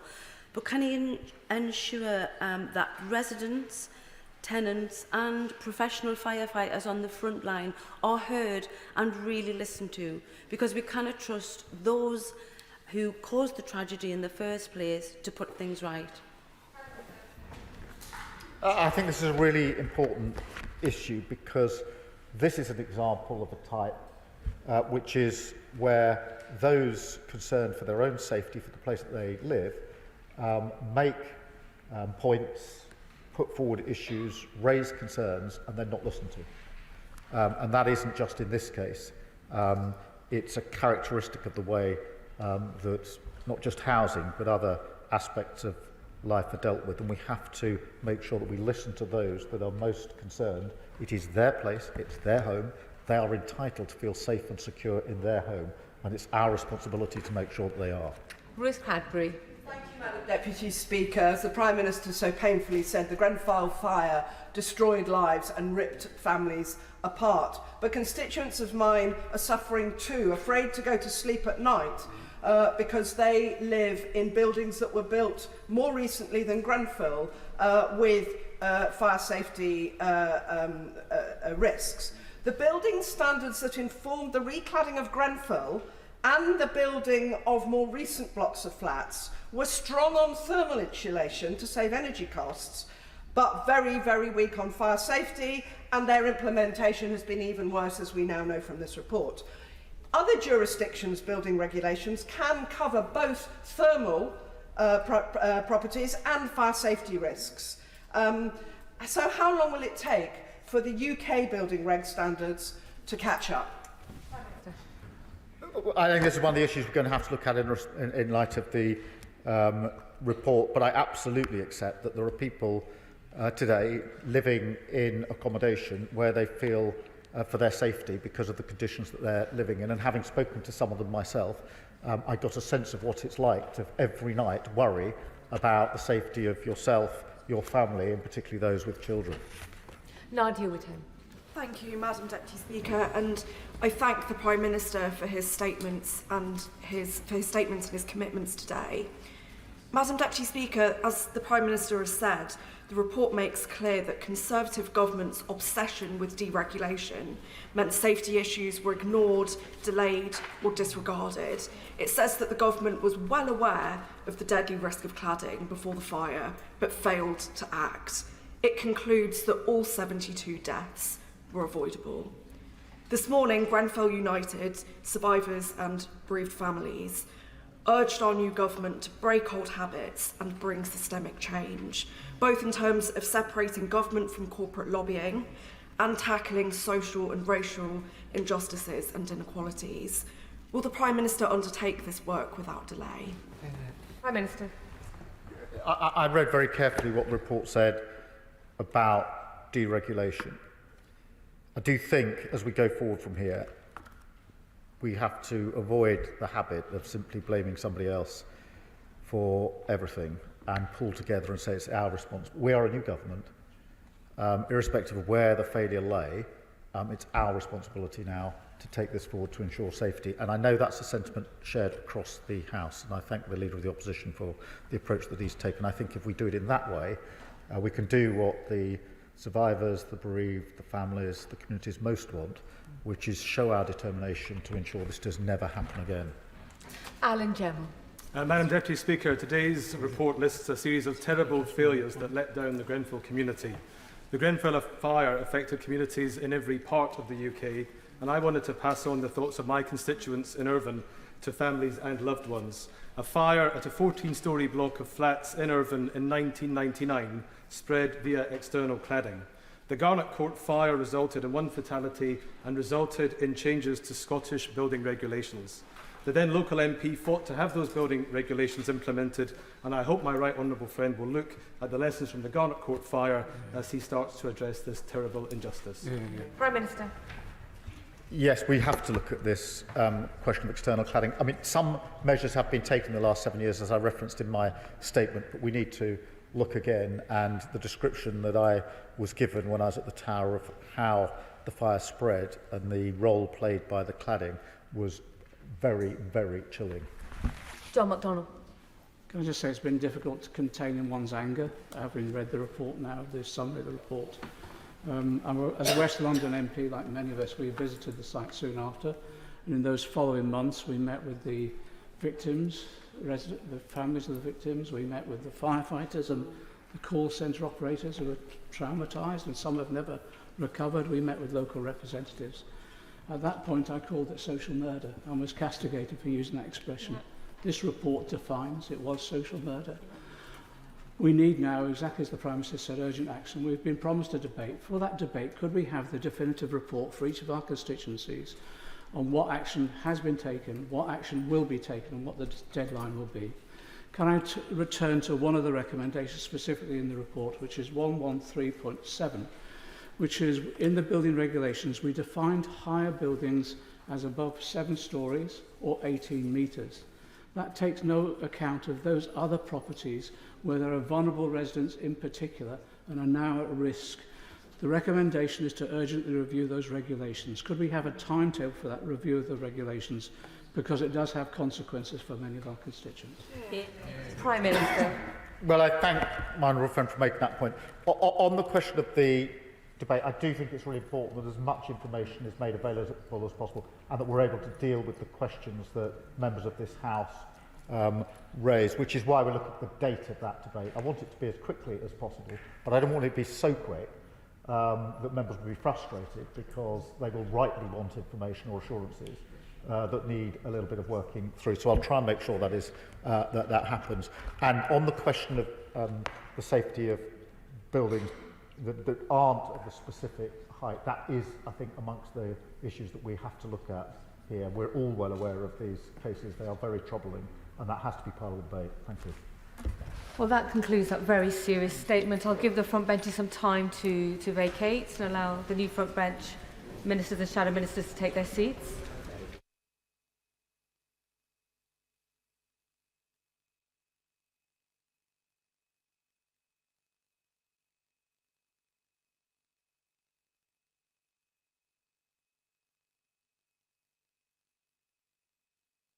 We'll now proceed to read the orders of the day.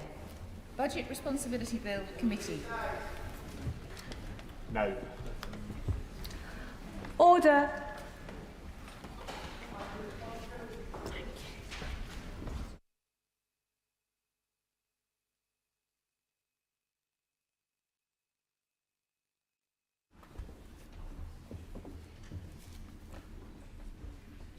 Order. Budget Responsibility Bill. I remind members that in committee, members should not address the Chair as Deputy Speaker. Please use our names when addressing the Chair, Madam Chair or Chair. We begin with Amendment 9 to Clause 1, with which it will be convenient to consider all other amendments selected and the clauses to the bill. I now call the Shadow Minister, Nigel Huddleston, to move Amendment 9. Thank you very much, Madam Chair. And can I first take the opportunity to congratulate you on your election. I promise, I'm going to promise to try not to try your patience over the coming weeks, years and so on, but we'll see how things go. Now, I wish to primarily speak today to the Opposition Amendment 9 and, of course, consequential Amendment 10, which effectively seeks to ensure that the fiscal lock proposed in this bill should also include any changes to the fiscal rules and would require the Office for Budget Responsibility to produce a report on their effect on public finances. The Office for Budget Responsibility was, of course, constructed by a Conservative Chancellor following the poor forecasting record of the previous Labour government. Between 2000 and 2010, the then Labour government's forecasts for economic growth were out by an average of £13 billion, and their forecasts for the budget deficit 3 years ahead were out by an average of £40 billion. Their forecasts therefore lacked credibility, and to re-establish confidence and credibility, the OBR was created by the then Conservative government.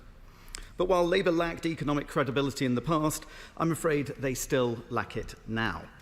The facts simply do not stack up to the false claim that they have inherited the worst economic circumstances since the Second World War. They transparently have not.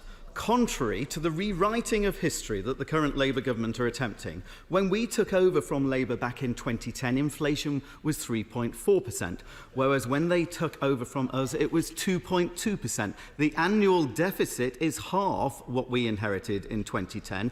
Unemployment is about half now than what it was in 2010. And we handed Labour the fastest economic growth in the G7. The dominant political and economic narrative since the Second World War is, in fact, as it's been widely commented on, that every single Labour government ends up with unemployment higher at the end of their time in power than when they took over from the Conservatives preceding them. The British public should not be taken for fools. Just because Labour keep claiming something, it doesn't mean it suddenly becomes true, which is why clarity over plans and rules are so important. The fiscal rules are, of course, restrictions on fiscal policy set by the government to constrain its own decisions on spending and taxes. The fiscal rules set by the previous government said that the debt to GDP ratio should be falling within a 5-year horizon, and the ratio of the annual budget deficit to GDP should be below 3% by the end of the same period. Labour's manifesto for the election proposed the following fiscal rules: balancing the current budget so that day-to-day costs are met by revenues, and debt must be falling as a share of the economy by the 5th year of the forecast. So, on the surface, the debt rules appear to be broadly the same under the new government. The government has even said it has an ironclad commitment to reduce government debt. It is therefore of critical importance what definition of debt is used for the fiscal rules. And clearly, any changes to the fiscal rules are financially significant decisions because they affect how much the government can borrow and spend. At second reading, the Exchequer Secretary to the Treasury said our fiscal rules are non-negotiable.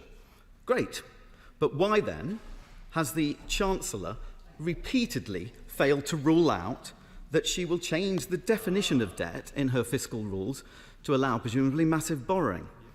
The government cannot run from the scrutiny that they should be subjected to if they're considering making such a change. We believe our amendment requiring an OBR report on changes to the fiscal rules is entirely consistent with the government's stated policy intent and should therefore be a fairly uncontentious amendment. After all, at second reading, the Chief Secretary to the Treasury said, and I quote, "The announcement of a fiscally significant measure should always be accompanied by an independent assessment of its economic impact and fiscal implications in order to support transparency and accountability," end quote. Well, we agree, and clearly not accepting our amendment would be contrary to these goals, because clearly changing the fiscal rules would be a fiscally significant measure in anybody's books. Furthermore, the Chief Secretary said that fiscal discipline and sound money is the bedrock of our plans. Well, changing the fiscal rules would be changing the foundations, would be changing that bedrock. Transparency and clarity is important in relation to public finances, because ministers should never forget it is not their money they are spending, it's the public's money. The public have a right to know how their money is being spent. And government is about making difficult choices with limited resources.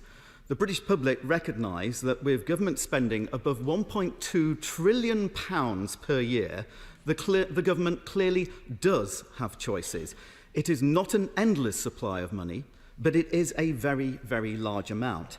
And in the last few weeks, the new Labour government chose to spend the public's money on pay settlements for their union friends rather than spend money supporting pensioners.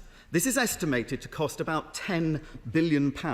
They also chose to spend £8.3 billion on a public energy company, £7.3 billion on a national wealth fund. So far from inheriting a £22 billion black hole, they actually just spent £25 billion creating one within the first few weeks of coming to power. I thank my honourable friend for giving way, and he's making a fantastic speech on the importance of the responsibility of our public finances. Much of this bill is concerned with responsibility and transparency. I don't know if my honourable friend knows, but did the government publish an impact assessment when it took away the winter fuel allowance? Yes, I thank my honourable friend for making that point. My understanding is that they have not published an impact assessment, and would normally be the case for something with such a significant impact. And I think this speaks to the whole narrative we're hearing from the opposition, claiming one thing, but actually, in fact, the facts speak differently. As I said, so far from inheriting a £22 billion black hole, they've actually spent, or committed to spending, an additional £25 billion. That is a choice that they made. So the claim that the Labour government are having to take winter fuel allowances away from millions of pensioners is a response to unexpected financial constraints just simply does not stack up with the facts, or indeed the words of the Chancellor herself, who on the 25th of March 2014, yes, a decade ago, said, quote, "We are the party who have said that we will cut the winter fuel allowance for the richest pensioners and means test that benefit to save money," end quote. That's a direct quote in Hansard from the current Chancellor. So no, their restricting of winter fuel payments is not a response to financial circumstance. It's a long-established, clearly stated Labour policy intent, a deliberate policy choice, but a policy that they conveniently forgot to tell the public about in the run-up to the last election. But I hope that the government can be straight with the public on this point about the fiscal rules, accept the amendment that we are proposing, and provide the assurance to all members and the outside world that there is no sleight of hand here, that the bill they propose will work as they say it is intended, and will include financially significant decisions, such as on the levels of government borrowing, on the fiscal rules. I would appreciate it, therefore, if the Minister could confirm in their wind-up that the Government does not intend to change the definition of debt in their fiscal rules, does not intend to practice some accounting trick to hide the level of government borrowing, and confirm that the Government does indeed wish to be clear and transparent about the public finances. If the Labour Party vote against our amendment, it will merely prove that they are planning to change their fiscal rules at the budget, to borrow more money, increase debt, and run away from independent OBR scrutiny, the very opposite of the stated intent of this bill. Thank you. Marvellous. We come to our first maiden speech. Dr. Oh my, forgive me. The question is that Amendment 9 to Clause 1 be made. What is that? Perfect. Now we will now move on to more substantial contributions, and I go to the first maiden speech. Dr. Jeevan Sundar. Thank you, Madam Chair, for allowing me to rise and give my maiden speech in this House. Like every member across this House, it is the greatest honour, privilege and responsibility of my lifetime to represent my community of Loughborough, Shepshed and the villages. But I rise at this, the most difficult moment for our communities, for our country, since the Second World War, when many feel despondency, despair and anger. Now, I know that every member across this House wants our communities to succeed, to contribute to our national success. It is what my community has done before and will do again, with hope and determination. Now, my story does not begin in Loughborough. I was not born there, but it is where my friends, who are now my neighbours, who have made it my home. My story, instead, begins in rural Punjab, 4,000 miles away, where my father was born almost 70 years ago, where his chances of dying before his 5th birthday were 1 in 4. Today, a child born in the same place is around 9 times less likely to die. That is what economic growth means. It means less suffering, it means less misery, it means less death. That's why I became an economist, to build prosperity and to lessen misery. I learnt my trade in the Treasury, and I then went to work in Somaliland, one of the poorest nations on earth, where I helped write their economic policy, their budget and their national development plan. But it's also where I saw the horrors of climate change lead to drought, hunger and death. But it is where I learned that even in the darkest of hours and the most difficult of moments, we can build prosperity. And now I stand here as the elected Member of Parliament for my community. And it says something remarkable about our nation, that the fact that I, as the son of immigrants, am standing here is in and of itself unremarkable. It speaks to our common culture, a culture forged of different backgrounds, a culture that not only rejects the violence we saw over the summer, but completely rejects its reasoning too. My election represents an historic first for my community. I am a member of an underrepresented minority. I am, of course, the first Member of Parliament elected by the men and women of Loughborough that has a beard. And to the organisers of the Beard of the Year competition, call me. Luckily for me, my dad is not eligible for that particular competition. And I know that the Right Honourable Member for Islington North has won the award several times. I hope he doesn't mind me winning the prize this time, as long as I let him win the argument. My predecessor in this place, Jane Hunt, was not a contender for this award, but no one can doubt her commitment to Team Loughborough, and every single member across this House and across my community wishes her the very best, especially as she has recovered from cancer. Her predecessor, the Baroness Morgan, has talents that are well known, both in this and the other place. And before her, my good friend and mentor, Andy Reid. For those members who know Andy, they know that he is still a leading figure of sports policy. And they will also know that Andy is the nicest man in British politics. It is his character that I hope to live up to in this place. But I do rise, Madam Chair, at what is the most difficult time for our communities and our nation since 1945. Our communities are in crisis. Wages in my constituency, £10,000 lower than had we grown at new Labour rates. The divides caused by deindustrialisation have widened from cracks into chasms. Young men who used to leave school and get good jobs are now 20% less likely to get any job. And in our most deprived neighbourhoods, life expectancy falling before the pandemic. But more than any fact, more than any figure, the despair, the despondency, the anger.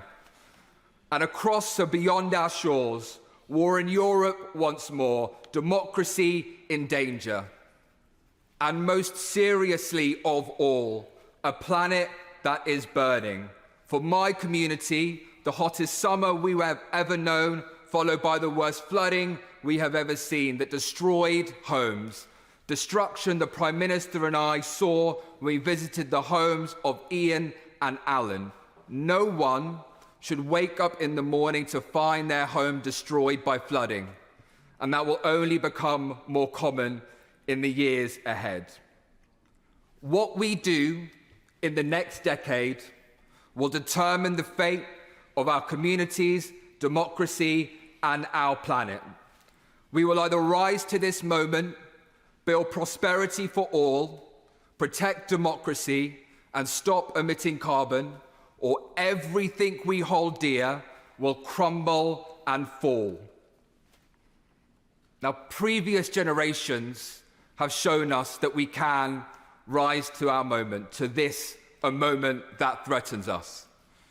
Our country stood alone against fascism in Europe and won. I think today of my constituent, David Williams, 104 years old, who flew Spitfires in the war. As that generation rose to their moment, so can we. And it is my community who has shown me that we can. When the waters came and the floods rose, my constituents, Kaz and Carl, did not stop and pause to think if they could help, but only how they could help. They organised collections, they provided refuge, they looked after perfect strangers, not asking if, but how. It is their spirit that I carry into this place, not asking if, but how. How can we build prosperity and protect our planet from burning? We can do so, Madam Chair, by investing in our green transition.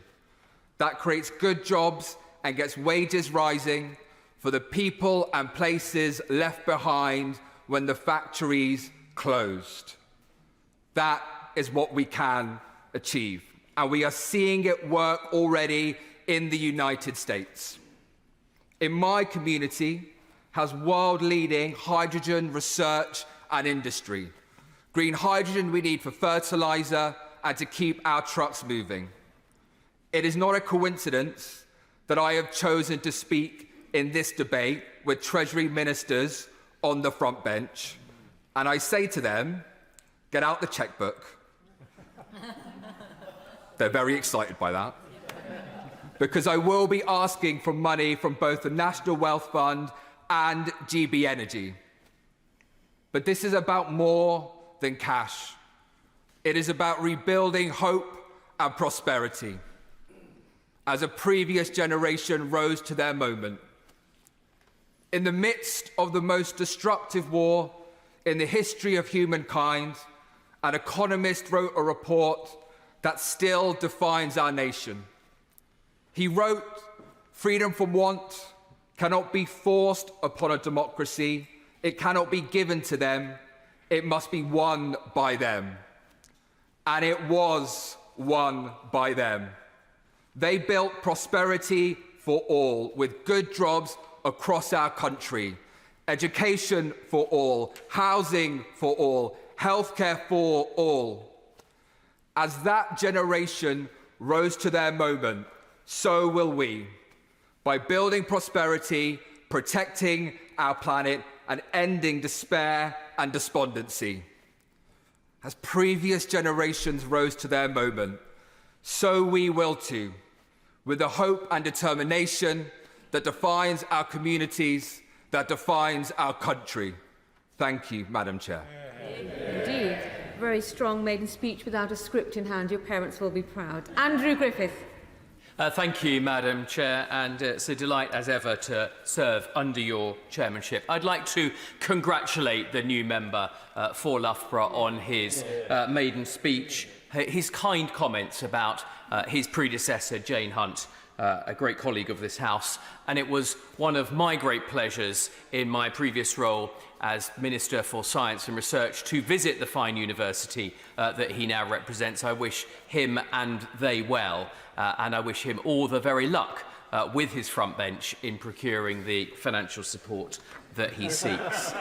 Madam Deputy Chairman, this is a disreputable bill, if we're brutally honest, and it's a piece of political theatre that all of us in this House, on both sides, should think very strongly about giving our support to. The history of this place is of legislation made in haste, about which this House subsequently repents in leisure.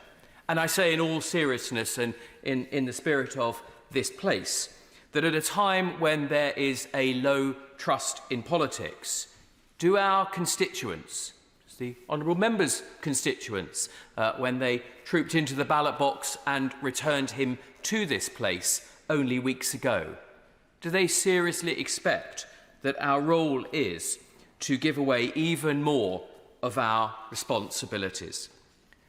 Do our constituents, can any of us hand on heart say our constituents know what and who the OBR are?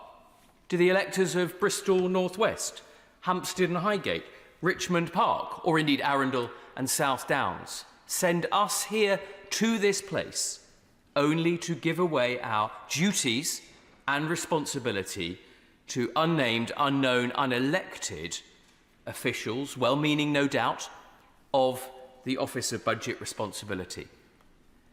Madam Deputy Chairman, hands on the face of a stopped clock are sometimes more accurate than the OBR forecasts, as at least they are correct, for sure, twice a day. And in truth, this legislation put together at breakneck speed has more holes than a Swiss cheese. If you look at clause 1, paragraph subsection 3, who is it that decides the costing that is referred to in that clause? In clause 4A, this exempts any measure that is intended at its time of introduction to be temporary. Well, members of this House will be familiar with the fact that income tax itself, one of the largest ever fiscal measures, was itself intended to be temporary. Perhaps the front bench would address that fact when they seek to address this bill. Income tax was, of course, introduced by Pitt the Younger in 1799 as a temporary measure. Well, here we are 225 years later, and that temporary measure, I have to say, is still going extremely strong. And who defines what is and what is not a fiscal measure? A measure potentially impacting the GDP of this country. Well, many things in this House will have a direct impact or an indirect impact on the GDP of this country. The decision by Tony Blair to take us to war without a vote in this House undoubtedly impacts on the GDP of this economy. Decisions, if this House choose to make them as is its right, to introduce a 4-day working week, would have a material impact on GDP of this country. The Centre for Business Economics and Research estimate that every bank holiday costs this country 3.6 billion, approaching up to 3.6 billion. Now, 3 or 4 or 5 or 6 bank holidays later, and you're queuing up to a 1% impact on GDP, which I speculate may be the threshold for the OBR to intervene. Trade deals, if the government benches, if the government benches fulfilled their ambition to realign with Europe, to federate and once again abrogate our trade to Europe. Now, unquestionably, that would be something that would potentially have a material fiscal impact on GDP. So there are very few domains of this House, very few of the decisions that our constituents have sent us here to litigate and decide on their behalf that would not potentially fall foul of this rule. And leaders, I'd be very happy to give way. It's always a pleasure. I'm going to delight him because I'm sure he saw on the amendment paper I have indeed tabled an amendment that would look at trade deals. And one of the reasons I felt compelled to do this and explore this question that he is raising about the economic impacts is the very trade deals he's talking about. Whilst he was in government and indeed a Treasury Minister, the government didn't publish any information. Now, I will always welcome a sinner who repenteth, but is he saying, for avoidance of doubts, he does now believe there should be independent scrutiny of things like the Trade and Cooperation Agreement? I thank the Honourable Lady, and it's good that we have a proper debate such as this. I certainly think that if we want and seek good government, and that, like the human condition, is not a perfect state, but it is a state that we should seek constantly to perfect, then the highest levels of transparency and the very, very important exercise in the government publishing, as it's required to by Cabinet Office guidance, impact assessments when it makes material decisions, are something that the whole House should join hands and agree on. It's one of the reasons why I asked my colleague whether the government had indeed published an impact assessment on its callous decision to withdraw the winter fuel allowance from so many pensioners. The Honourable Lady will well know that the process of trade deals does undergo extensive scrutiny in this House, and I myself took one of those trade deals through that process of scrutiny in a former life. But my point is, and I will conclude because I simply want to alert honourable members to what they are potentially doing as they seek to support this bill. It's not something for partisan or political advantage, but it's something about the important role of Parliament that has been litigated many, many times in this chamber and debate. I'd delight to give way. I'm grateful to the honourable gentleman, and unsurprisingly, I've listened to his speeches on a number of occasions. I agree with quite a lot of what he's saying about transparency.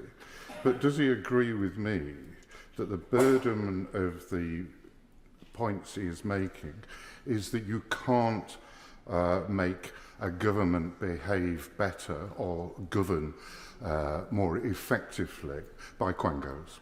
And this quango was set up by George Osborne to trap an incoming Labour government and restrict it and slow it down. And it's an odd thing that we see this quango being gilded.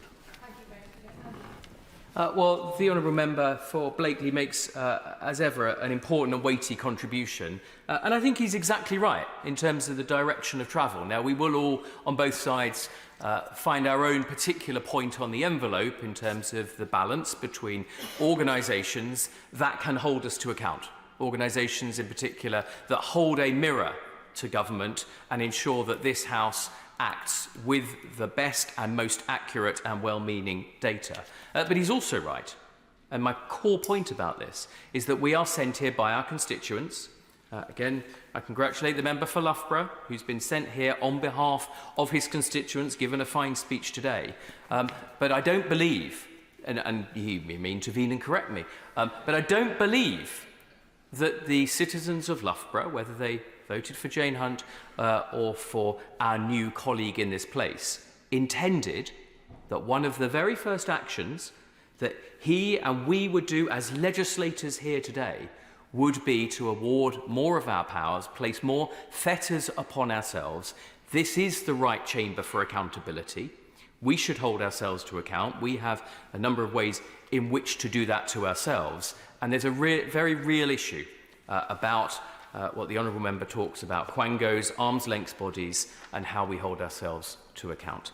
That, Madam Deputy Speaker, is my point. I understand there are many colleagues who wish to get in today. I support the amendment put forward by my honourable friend because, again, it's quite right that we have the rules. I was an accountant by training, and the first thing you learn, whether it's in accountant or performance sport, is you play by the rules as they are. You don't seek to rig the rules in your favour. Thank you very much. Tracy. Thank you, Madam Chair. And it is a pleasure to be speaking in the same session as the maiden speech that's been given by the member for Loughborough, and I'm sure there are others coming as well that will show just how impressive the new generation of MPs are, I'm sure, across the House.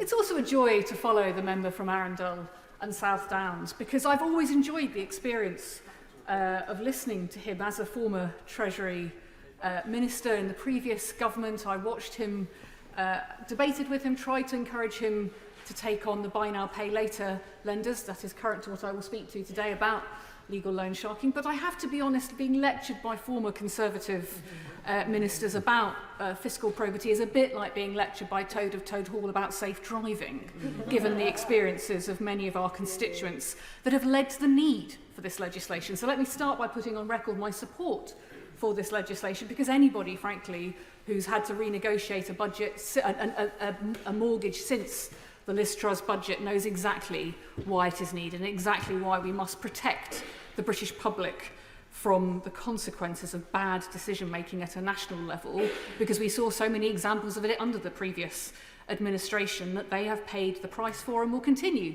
to pay. Of course I will let him intervene. I could Grateful for the honourable member for Walthamstow. But of course, what this legislation does not do is fetter the last government, previous governments. What this legislation would do is fetter the discretion of her own front bench. And in that context, does she not perhaps enjoy the confidence in her own front bench that many others seem to? Disappointed there that the member didn't seek to call me ratty. But I'm also quite struck by the fact that a former Conservative Treasury Minister is getting up, not seeking to hold himself accountable for the consequences of decisions made by the previous government, or indeed defend them, but simply saying, well, you're going to be held to a higher fiscal standard. I think we welcome a higher fiscal standard on this side. That is the purpose of this legislation, because political decisions will still be made, but we will make them with the benefit of independent information. And he will know there were many debates in the previous Parliament, indeed previous before that, where independent information verification about the economic impact of policies mattered and was missing. And indeed, he raised trade deals. That's exactly an example of one where we didn't have independent information. I will briefly comment on that, because I do know that my amendment has not been selected. I know the member for Arundel will be as disappointed as I am. The amendments that I have put forward are intended to probe this legislation and this concept of fiscally significant. So amendments 6 and 7, and indeed 8, although it was not selected and seen as within scope, are about this question of how do we hold ourselves to account for the impact for future generation. I am not here to make a maiden speech. I am essentially the old guard now, because I've been here for 14 years. I know it's very sad, remember. Everyone was looking at me with horror. Yes. But in that time, many of us have had persistent concerns, and one of my concerns has always been the private finance initiative. This government is asking all of us to make some very tough decisions and support some very tough decisions because of the economic mess this country now finds itself in. It is my view that we must look at all outgoings in that process. And the challenge with private finance is just as if somebody came to your constituency surgery and they had multiple outstanding loans and they could not pay their rent, you would seek to look at the debts that they held. So private finance is the legal loan sharking of the public sector. And my amendments 6 and 7 are about that process of getting a grip on the debts that we have and making sure moving forward we learn from the damage that private finance has done. Let us be very clear. Nobody can absolve themselves from private finance. Governments of all persuasions have sought to use this process. The ability to put only the repayments rather than the substantial cost of borrowing on the books. Started under John Major, yes, multiple PFIs under the previous but one Labour government, and indeed the previous Conservative government continued to use private finance up until 2018. That is why, as of February this year, there are still 700 PFI schemes which represent a capital value of £57 billion, but for which we will pay back £151 billion in the years ahead. When we are asking pensioners to pay more for heating their homes, we should be asking how we can pay less for the private finance debts that we have built up. Private finance was about being able to build things like schools and hospitals, and anybody who knows in their constituency whether they have an outstanding PFI debt or indeed has a school or a hospital, as I do, with Whipps Cross Hospital that urgently needs rebuilding, the importance of being able to access private finance. So let me say, for avoidance of doubt, I am not here with amendments to say that we should never work with the private sector to raise finance. I am here to say that PFI was catastrophically a bad deal, and that cumulatively it would meet the targets in this legislation about 1% of GDPR. And so I see GDP rather, and so I see this as a fiscally significant policy. The amendments I've put down, therefore, are about trying to understand how we will deal with cumulative debt and cumulatively fiscally significant policies. I'm grateful to my honourable friend and agree with her completely in the points that she's making as a sort of member of the even older guard than the original, the OG.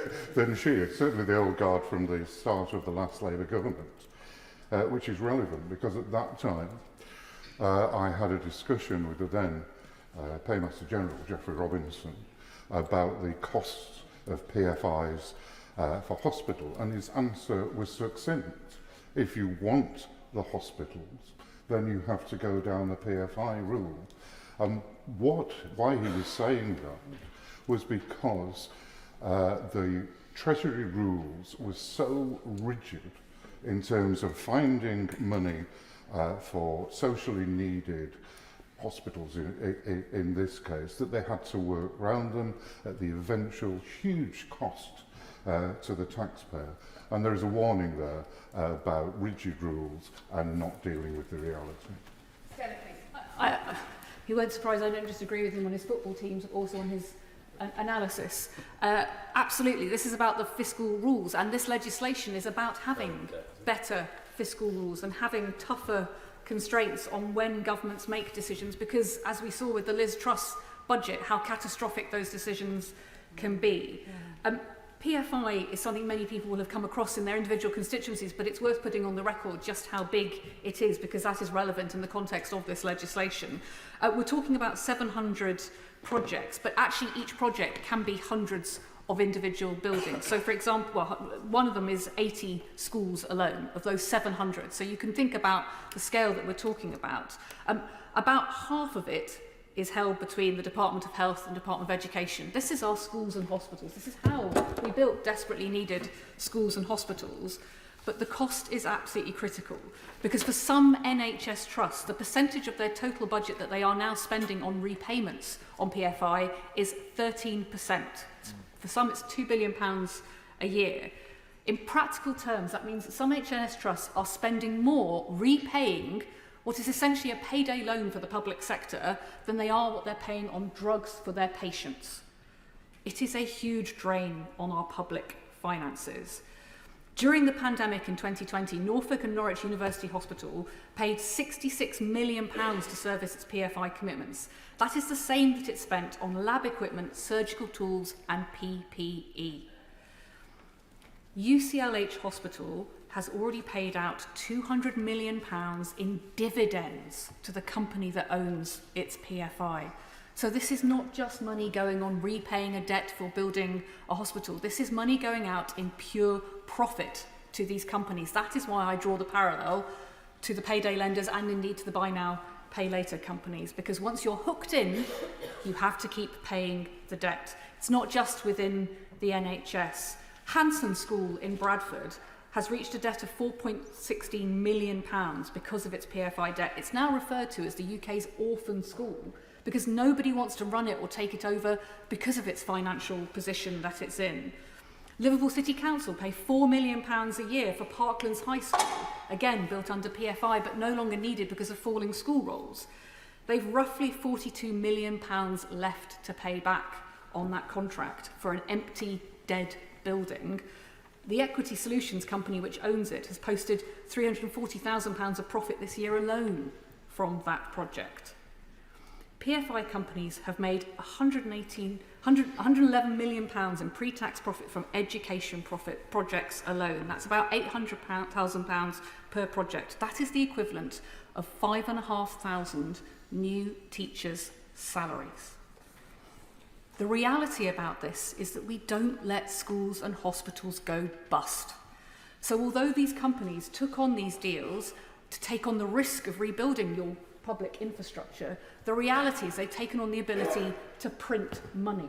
And that is what these deals are doing. And I will wager every new MP and existing MP will have had a conversation with somebody in their local government, with somebody in a local hospital or somebody in a local school who talks about the damage that PFI is doing to their budgets as if it is non-negotiable.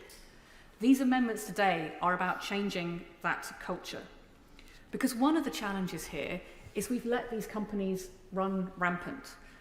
That doesn't mean that we shouldn't work with the private sector. It does mean we should learn the lessons, and I think we can learn some very simple lessons. For a start, a lot of these companies are incorporated in overseas territories, which raises questions about the amount of tax that they are paying on these deals. These deals, that tax was part of the Treasury assessment originally as to why it was good value for money to work in this way, why my colleague was told that was the best way to get a school or hospital.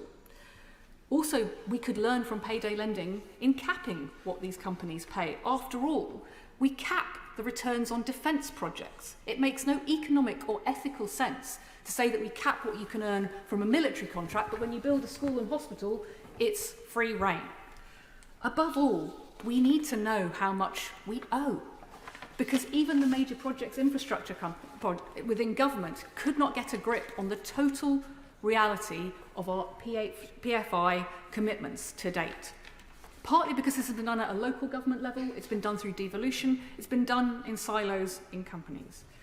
So it seems a very simple thing to me, because even if these debts are being held overseas, the people paying them are very much here. Northampton, 42 schools costing £30 million per annum, including £4.2 million in pre-tax profits in 21-22. Northampton's budgets are in a very, very difficult position right now as a local authority, but the firm that owns all of those is based in Guernsey. In Birmingham, 11 schools, part of the Birmingham Schools Partnership, is owned by Innisfree. Innisfree owns 260 schools across this country. It also owns my local hospital in Whipps Cross, based in Jersey, making millions of pounds in profit from these deals. We've never consolidated these loans to ask ourselves whether we could renegotiate them as a country and therefore claw some money back, because we don't know who we owe what to or how much that's going to cost. Amendments 6 and 7 are about the challenges at the threshold this legislation poses, because it's absolutely right to set a threshold as to what is fiscally significant. And individual PFIs would not go anywhere near a threshold of 1% of GDP, which is about £28 billion. But when you add them up, it's very clear with what we know already about our PFI commitments that it does. So these amendments are intended to probe the government about how we deal with debts and spending that may not individually meet that threshold, but might do cumulatively, and to look at what we can do in the future to make sure if we do work with the private sector, and I'm here not saying that we should never do so, but I'm saying we should learn from PFI to make better decisions. Because after all, this legislation is about making better informed independent decisions. That is exactly why I also tabled Amendment 8 to learn the lessons again about trade deals, because the member opposite is right. The government's decision to go for the trade and cooperation agreement, the hardest of Brexit, has cost us, it's estimated, 4% of GDP. So again, it would be a fiscally significant decision. It would be as catastrophic as that Liz Truss budget. Indeed, many of us can see that it has been. but we did not have an independent assessment. Amendment 6 and 7.7 is an enabling amendment, would ensure that we had an independent assessment when it comes to cumulative spending, looking at these issues. I know the Minister is as interested as I am in what we can do to tackle the drain that PFI is and to work better with the private sector. I hope this legislation and that concept of putting PFI on the books is the start of a conversation about better public spending. And I hope that Toad of Toad Hall will recognise that maybe this time it's good they're in the passenger seat. Sarah Olney, are you bobbing? Into my amendments. Thank you very much, Madam Chair. I'll speak in favour of amendments 1 through 4 tabled in my name. Let me once again welcome this bill and the intent of this government to try and rebuild trust with the financial markets and across our economy as a whole. The Liberal Democrats are optimistic about the new government's stated commitment to building a strong platform for economic growth, particularly after years of Conservative turmoil.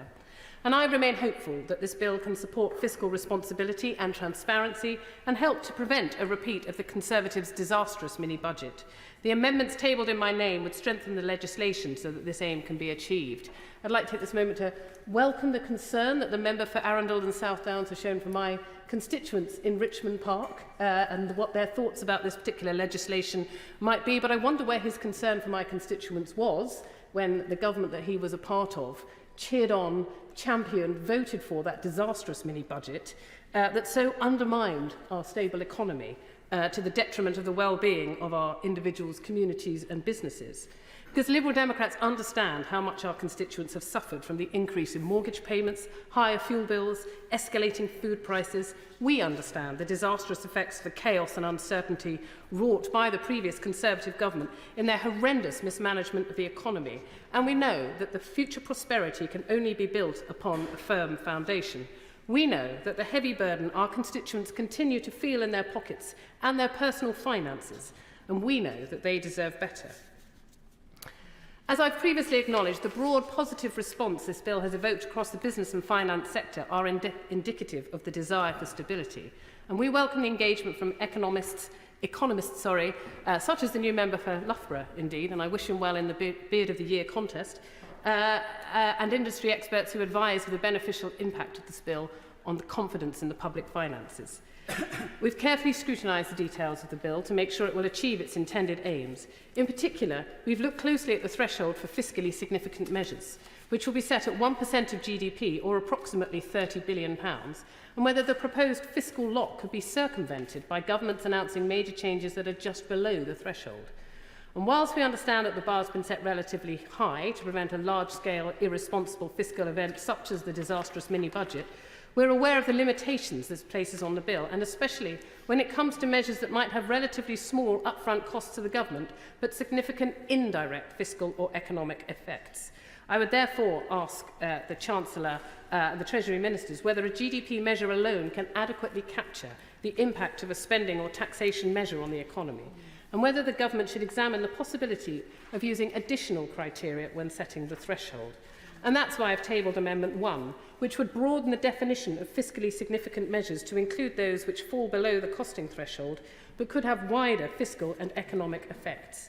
The amendment would ensure that the OBR is able to produce a report when it judges that proposed measures are likely to affect interest rates, the cost of government borrowing, or economic growth. Whereas a fiscal lock based solely on GDP could leave open the possibility of circumvention, the wider definition would enable the OBR to step in if it thinks it likely that the government measures might precipitate the kind of economic disaster we saw after the mini-budget. It's possible to imagine a situation where a fiscal measure falls just short of the 1% of GDP threshold, but is nonetheless likely to carry significant ramifications for the cost of government borrowing, for economic growth, and crucially, for interest rates. And we can't forget that any spike in interest rates doesn't just carry grave consequences for the public finances. It also comes with a huge impact on household finances and people's living standards. We all witnessed mortgage rates skyrocket in the aftermath of the previous government's catastrophic mini-budget, and millions of families are still struggling with higher bills as a result. It's therefore wholly appropriate that interest rates are taken into consideration in assessing whether a measure is fiscally significant. This bill is an encouraging sign of this government's intention to act with more integrity and transparency than the last, but the provisions of this bill alone may not be enough to protect voters from the consequences of another disastrous mini-budget if a future Chancellor or Prime Minister are so minded to deliver one. That is why strengthening the fiscal lock by broadening the definition of fiscally significant measures is such a vital safeguard. I also wish to speak in favour of Amendment 2. Now, this amendment would enable the OBR to notify the independent adviser on ministers' interests if they think that a failure to request a report ahead of a fiscal event might constitute a breach of the ministerial code.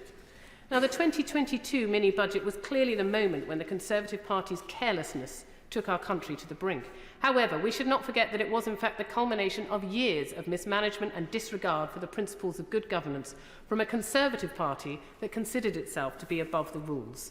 Sidelining the OBR ahead of a major fiscal event was the pinnacle of the arrogance we had seen so many times before. Now, the Ministerial Code puts in place guardrails that are crucial for good governance. It promotes essential principles such as transparency, accountability and openness, stating, for example, that ministers have a duty to be as open as possible with Parliament and the public. Now, these are principles that all governments should abide by, especially when they relate to economic matters, and the Liberal Democrats have long called for the Ministerial Code to be enshrined in legislation. In the same vein, this amendment would provide for useful scrutiny of the government's actions by empowering the OBR to notify the independent adviser on ministers' interests if they have reason to believe that vital principles of the code may have been violated. We must never again have a government put the country's finances at risk out of their disdain for the rules, and this amendment would help that. Finally, I wish to speak in favour of Amendments 3 and 4. The purpose of these amendments is to strengthen scrutiny of any changes to the Charter for Budget Responsibility in order to ensure that the provisions of this bill could not be circumvented simply by revising the threshold set out in the Charter. A full consultation, along with an extended period of scrutiny, would ensure that Parliament and the public are fully informed of and given the opportunity to engage with any proposed changes, improving transparency and accountability. Responsible public finances are essential for stability, certainty and confidence that drive economic growth and for getting mortgage rates under control. The Conservative government has shown all too clearly the damage and pain caused by fiscal irresponsibility. I therefore urge the House to accept these amendments. The Liberal Democrats want to see a thriving British economy, one that provides jobs and opportunities for working people and is attractive to businesses and investors. We believe that this bill is a significant step in promoting long-term stability, and we urge the government to accept our amendments, which would strengthen the legislation and help to create the conditions for responsible economic governance. Thank you, Madam Chair. I thought I'd offer some tips to colleagues in the chamber. If you are bobbing, you will be called. If you're on the list but are not bobbing, you're indicating to the chair or the speaker you no longer wish to be called. So if you're hoping to be called, you bob throughout the debate. If you're on the list and committed to bobbing but you left the chamber, you are indicating to the chair or the speaker you no longer wish to be a priority on the list. But you can speak to the chair or the speaker and ask permission to leave and return, and you'll remain the priority number that you are on the list to begin with. So unless you are standing, I do not know whether you wish to contribute to the debate. So who wishes to bob? Amanda Martin, maiden speech. Thank you, Madam Chair. And may I start by commending my honourable friends for their impassioned speeches, and particularly my honourable friend from Loughborough, who will be pleased to know that I won't be a contender in his competition this year. Menopause seeing maybe later. It's a huge honour to stand before you today as the newly elected Member of Parliament for Portsmouth North. This moment is not lost on me, as I am filled with immense emotion to represent the place where everyone I love lives. Portsmouth is a city rich in history, innovation, and most importantly, community spirit and pride. It's also a place of firsts. Throughout our city's storied history, we have been pioneers in many fields, whether that be shipbuilding, maritime trade, or cultural advancement. Portsmouth has always led the way, and it is this spirit of innovation that I intend to champion whilst in this House. I am also deeply humbled to be doing my maiden speech in this debate today, highlighting the importance of fiscal standards, because during the election campaign, so many people told me that their mortgages had gone through the roof, they'd lost the ability to buy or rent their first home, or indeed any home, because of the actions of the last government. And I understand personally what it's like when a full-time job doesn't even cover the bills. My Gramps was a train driver. He taught me the importance of hard work and public service. He introduced me to the trade union movement and to the Labour Party, which I'm proud to say have been at the centre of my adult life. My mum was a factory seamstress and my dad was a plumber and then a police officer. And as a kid, times were tough. But our house was always full of love, humour and determination. My dad worked 3 jobs and my mum set about making childhood the very best it could be. But just as my Gramps navigated the tracks with precision and care, my mum sewed with love and my dad served his community, I know that I will do the same with my time in this house, because the opportunity here is so very precious. Like so many of my colleagues on the government benches, I was the first in my family to go to university and the first to become a teacher, but thankfully not the last to enter what I still deem to be the very best profession in the world. The right education really does empower and give young people belief and opportunities to succeed, whatever their background and circumstances. I am so very proud to be part of a government that will bring down the barriers of opportunity and tackle child poverty, working across departments to ensure that all kids get the best start in life. Being a teacher for 24 years, I know that not everyone has the start in life that I had, and I feel privileged that I did. Being allowed to try things and fail were great lessons. Being from a working class background means sometimes I seem to be a bit impatient. This is because I know that people from my background must fight harder and do not often get a second chance, so you have to seize every opportunity as it arises. As an MP, I want to be able to champion children and young people from all backgrounds across my city, so that they are given every chance to succeed and fulfil their potential, whatever that may be and wherever that may take them. The children and young people in Portsmouth deserve nothing less. Portsmouth, as I've said, has been a city of firsts. The first dry dock in the world was built in 1495. The first ragged school was established in the name of John Pounds in 1818. We were the first to have a steam railway in 1837, and the first cooperative society in Britain was set up in 1796 by dockyard workers fed up with being ripped off by local tradesmen. The first fire-oiled HMS Queen Elizabeth was built in 1913, and the second ship is very close to my heart. In 1956, the first league football game was played under floodlights, Portsmouth versus Newcastle. And 2024 marks the time that the Portsmouth Women's Football Club have turned professional for the first time, and a nursery on Whale Island's naval base is pioneering a brilliant programme to help children deal with separation and the unique challenges of having a parent serving away whilst they are in the military.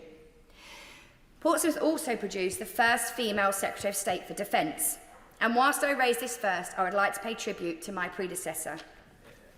Penny Mordaunt's service to our city, and particularly her role in the coronation of our king, is to be celebrated. In this house, she had many roles in government. She has always championed the Royal Navy, and from what I hear, she loved her time in the parliamentary hairdressers. However, the sword now passes to me, and I will continue in her lead as I champion for our Royal Navy and our great city, both here and at home. Yeah.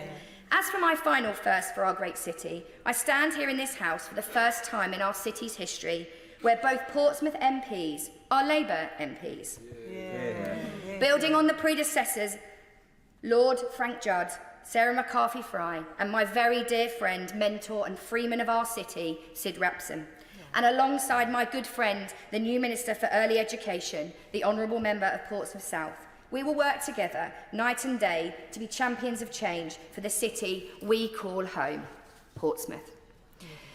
I'm so very proud of the positive campaign we ran in Portsmouth North. We unashamedly focused on the need for opportunity and for real change. I want to put on record my thanks to the many people who helped me get there, including the Pompey Bells, my amazing family of 17, friends and the dozens of volunteers from Portsmouth Labour and beyond. And as I begin my journey in this house, I know that the need for change has never been so great.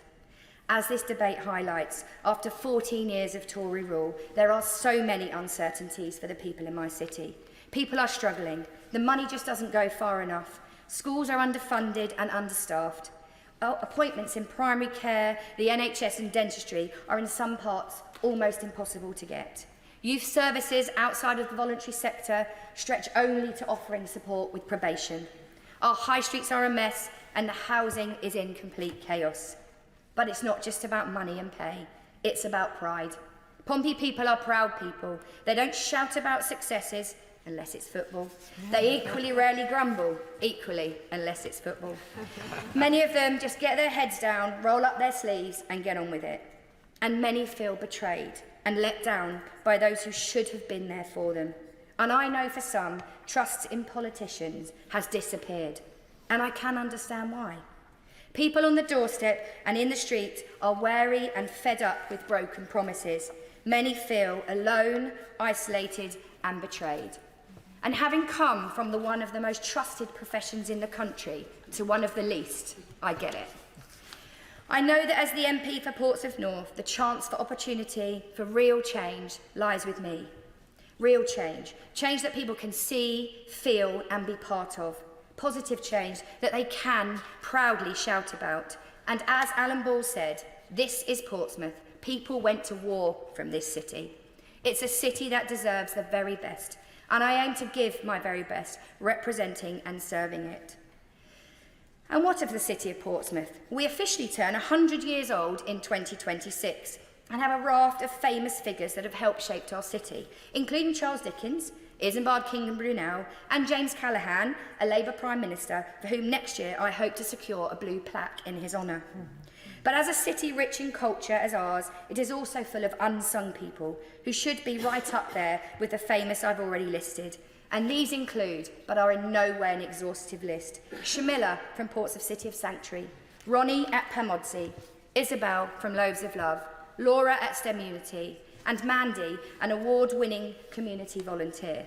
Just a few of those people in my city making it great. I also feel extremely privileged to have 7 magnificent wards in my constituency and to have lived, worked or had family and friends in every single one of them. They're all special and unique in their own right, from Pawsgrove to Drayton and Farlington, Cosham, Hilsey and Nelson to Copner and Baffins. But they are all also very much Pompey, and when you walk down the street it would not be uncommon to hear, "Oi mush, don't be a squinny," or "Oi, you loon," or "din." As a whole, Portsmouth North is made up of the magnificent 7. 70,000 constituents, 35 schools, our brilliant Queen Alexandra Hospital, 11 GP practices, hundreds of charities, small, family-run, large, regional and national businesses, a municipal and thriving international ferry port, 7 allotments, 27 pubs, 4 static and 1 mobile library, a shoreline, the best view in the world to watch the sunrise or the sunset at Portsdown Hill with a cracking burger van, a pond, a marshland, a forest, albeit a mini one, and the training ground for the football club who are simply the best. It is sad to say, though, as a season ticket holder and a trust board member, Fratton Park resides in the south of my city, but I do get the brilliantly named John Jenkins training ground. So, Madam Chair, I stand here today not only as Amanda Martin, the Member of Parliament for Portsmouth North, but as a proud representative of a city that has always been full of firsts and will have so many more to come. I will acknowledge that together, as we work, we may face times of choppy waters, and as they say in the Navy, fair winds and following seas, and as they say at Fratton Park, play up Pompey. Thank you. Visual delight of every corner of Portsmouth North. I now go to David Dugan. Madam Chair, it's a great pleasure to follow the new Honourable Member for Portsmouth North on that rundown of our fantastic constituency. I want to go there now that I've heard about it, but actually she might be surprised to know I'm quite familiar with that part of the world around about Portsmouth North, Fareham, Gosport, Hayling Island, Southsea. It's a beautiful part of the world. Whilst it can't compete with Scotland in scenery, it certainly wins the day when it comes to weather in the summertime. She might also be surprised to know as well that there is a fairly high concentration of Pompey supporters in Perthshire, and that is a legacy of the Royal Naval Aircraft Workshops outside Perth, who used to go down to the Royal Naval Aircraft Yard in Gosport and pick up a loyalty to Pompey from there. So many congratulations, not least on a fantastic maiden speech, but also on those exceptional shoes. Madam Chair, To the business at hand, I am concerned, troubled in fact, like many people will be, with the role of the Treasury and the Chancellor in these last couple of months. We are here today to talk about budget responsibility, and I wonder what answer we would get if we were to ask the 80% of pensioners on these islands who've been stripped of their, or about to be stripped of their winter fuel payment, what they think is responsible about that budget intervention. Or we could ask the millions living in poverty across these islands, a disgrace in and of itself, what they think about budget responsibility in their lives, now double scuppered by Labour's two-child cap. Or we could ask the millions of working poor across these islands trying to do right by their children, their employer, and just pay their bills to get by, who put their kids to bed every night and then sit up all night worrying about everything, what difference this fiscal lock will make to their lives. The Chancellor's first two acts upon taking up her role was to make life harder for the poorest families in society who have the least. And once she dispatched them, she turned her fire onto her pensioners, removing their winter fuel allowance. Austerity 2.0. It doesn't matter to Scotland whether austerity comes in a Labour wrapper or a Tory wrapper. It's still as caustic. This is relevant because the Chancellor wants us to believe that this bill and the fiscal lock will make everything okay. Well, it doesn't. The OBR will take no view on the qualitative merits or otherwise of any Treasury decision, but merely the quantitative dimension in fiscal terms. There are no locks in this bill to protect the people of these islands from this Labour Chancellor. And we hear ad nauseum that the Chancellor had no choice in any of these actions, that she had the worst inheritance since the war. And this goes on and on and on. Well, the numbers may be a little different, maybe a little bit worse than they were through thought at the time. And I think there were some things that were hidden from view. But overall, the picture of the next 4 to 5 years is very, very similar to what we knew before the election. Not my words, Madam Chair. Those are the words of Paul Johnson, the Director of the Institute for Fiscal Studies. And if that's not good enough, the SNP warned throughout the election that if Labour stuck to Tory spending plans, taxes would rise and/or budgets would be cut. And here we are. The SNP even challenged Labour in Scotland on this point during the election, and the leader of Labour in Scotland, Anna Sarwar, said, "Read my lips, no austerity under Labour." Well, he's not saying that now, is he? Because he can't. Maybe the Chancellor can advise us, or her front bench can advise us, whether Mr Sarwar was having a stumble with the truth that day, or whether the Treasury front bench had forgotten to let their branch office in Scotland in on the plan. Yet, despite all of this, the Chancellor and her Treasury front bench persist in their claims over a £22 billion black hole to defend their indefensible attacks on the poorest in society. It's unacceptable, and this legislation, if enacted, will do nothing to protect communities from that. I'm troubled also by the language that the Treasury front bench seek to use in this, to accrue some form of disproportionate credit for bringing this bill forward. The bill at its core is nothing more than an additional provision to the existing Act. The exaggerated language around this exposes the weakness of the government's position on this fiscal lock. Nothing is either locked in or locked out by this legislation. The OBR can't stop any budget or fiscal adjustment, good, bad or indifferent. That is Parliament's role, as other honourable and right honourable members have pointed out. I pointed that out actually on second reading to the Treasury Minister, and they declined to concede on that absolute fact that this position is, as I've just set out. I hope he's had a chance to reflect on the so-called fiscal lock. It's nothing more than an administrative assessment of Treasury plans upon which nothing is contingent. The member for Walthamstow said that she's quite keen for her Treasury front bench to be held to a higher fiscal standard. Well, I think, well, fair enough, but this isn't going to do it. This is, in abstract, the narrowest one-dimensional protection from bad fiscal policy. The Labour Party, Madam Chair, are seemingly addicted, and this evidences it, to some sort of pound shop exaggeration and a troubling reliance on hyperbole when they're detailing something that is profoundly ordinary. And this fiscal lock and this bill won't protect the devolved nations and their budgets from the austerity of this Labour front bench.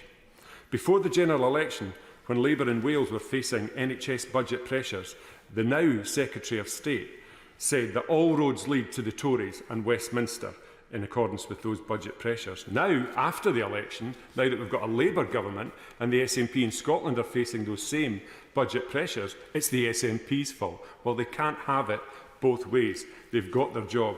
They need to own it. The Chancellor literally claims that the SNP should raise income taxes to pay for her cut to the winter fuel allowance in Scotland. The cheek of it, Madam Chair. I'd like to remind the Treasury front bench, 70% of taxes raised in Scotland go directly to the Treasury. We've paid our dues, and we shouldn't have, and shame on the Chancellor for trying to get the Scottish taxpayers to pay twice to compensate for her axe wielding. The double standards of it all is staggering. She wants the Scottish Government to raise income taxes in Scotland, which is precisely what she refused to do ahead of the UK general election. Why won't she mirror the Scottish Government's progressive income tax regime to increase taxes slightly on those of us that are better off and reduce taxes slightly on for those on the lowest incomes? That would raise nearly £16 billion for the Treasury. If she'd done that, if she'd followed the SNP Scottish Government's lead, she wouldn't have had to attack our pensioners' winter fuel allowance. A significant element of the budget responsibility is ensuring you own your decisions and you own your own mess. And Labour will find that we on these benches are keen to help them in that pursuit. In summary, Madam Chair, there is nothing particularly to object to in this inherently ordinary and transactional provision within the bill, except that is the behaviour of the government advancing it. Thank you. Will Stone. Thank you, Madam Chair, and congratulations on your position. I would also like to congratulate the Honourable Member for Portsmouth North on their inspiring speech. I feel like I know your constituency a little bit better now. And I also want to commend all of those who have delivered their maiden speeches today and in recent weeks. You've all been fantastic. It is truly an honour for me to give my maiden speech here in a debate on budget responsibility. I am proud to be elected in this new Labour government, a government committed to fiscal responsibility, credibility and accountability. We will ensure that the taxpayers' money is managed and spent wisely, not recklessly like the previous administration. I have the absolute pleasure to represent Swindon North, the town where I was born, raised and am proud to call my home. I am also proud of the fact that I am the first Member of Parliament in Swindon North's history to have been born in the town. I would like to pay tribute to my predecessor, Mr. Justin Tomlinson, who served as a Member of Parliament for North Swindon for 14 years. Justin was a ferocious campaigner and he also supported many local community groups and was incredibly passionate about football, namely our local club, Supermarine FC. Whilst we don't align politically, Justin has my respect, so I thank him for his service. I would also like to mention another former Member of Parliament for Swindon, one of my mentors, Labour peer Lord Michael Wills. I've learnt so much from Michael. Even though he is going through an incredibly tough time with his health, he has always been there to support and guide me with his expert knowledge. Not only is Michael a top-notch politician, he is also a published author on crime novels, something I only recently found out. But I guess it isn't too much of a surprise, considering he was once a Minister of State for Justice. I am truly privileged to follow in his footsteps, and if I am half the parliamentarian he was, I will have done Swindon proud. I hope the House will join me in wishing him a speedy recovery, and I hope to repay his trust in the Chamber. Yeah. I am the first Brazilian Jiu-Jitsu black belt to be elected to Parliament. And I used to run my own academy. I promise this is somewhat relevant. When I left the army, I had offers to teach Brazilian Jiu-Jitsu across the world, from Abu Dhabi to Arizona, but I picked to come to Swindon. I often get asked why. Why did you choose Swindon? It's an easy answer for me. I love Swindon. I love my hometown. It is a wonderful town, built on industry, a town full of passion and hope. Our history is a proud history of reinvention. We started life as a farming town with a focus on pig markets. Then we transitioned and became a hub for the railways in the 19th century. Generations of railway workers and their families benefited from the cradle to the grave. Healthcare that is rumoured to have inspired the great NHS. As technology developed, so did Swindon. and we became home to the likes of Rover, Honda and Mini. But what is next? We are at a pivotal point in history for my town. Where does Swindon go next? My hope is it will go as it always has into the future, at the forefront of new technologies, green technologies. And I also hope that the Right Honourable Member for Doncaster North hears this. It is my mission to foster green growth in Swindon and see the town thrive again, with high-skilled, well-paid jobs. And I believe a growing, stable economy, we can see that happen. But Madam Chair, Swindon isn't just famous for the high number of roundabouts that if anyone in this chamber has ever visited, I'm sure they will remember fondly. We've also had the pleasure of not one, but 2 James Bond movies being filmed in the town. Madam Chair, it is impossible to talk about Swindon without mentioning its people. The people make Swindon what it is, a kind, welcoming, industrious place full of passion, innovation and the desire to support others. From strong local charities like BEST, a charity at the forefront of tackling antisocial behaviour through mentoring and sports, to the Kelly Foundation, who support people suffering with mental health issues, and Changing Suits, who are breaking down barriers in diverse communities to ensure people get the help that they need. Madam Chair, I want to say how proud I am of the residents in Swindon. We have seen tough times across the country, with riots sparked by division invading many communities.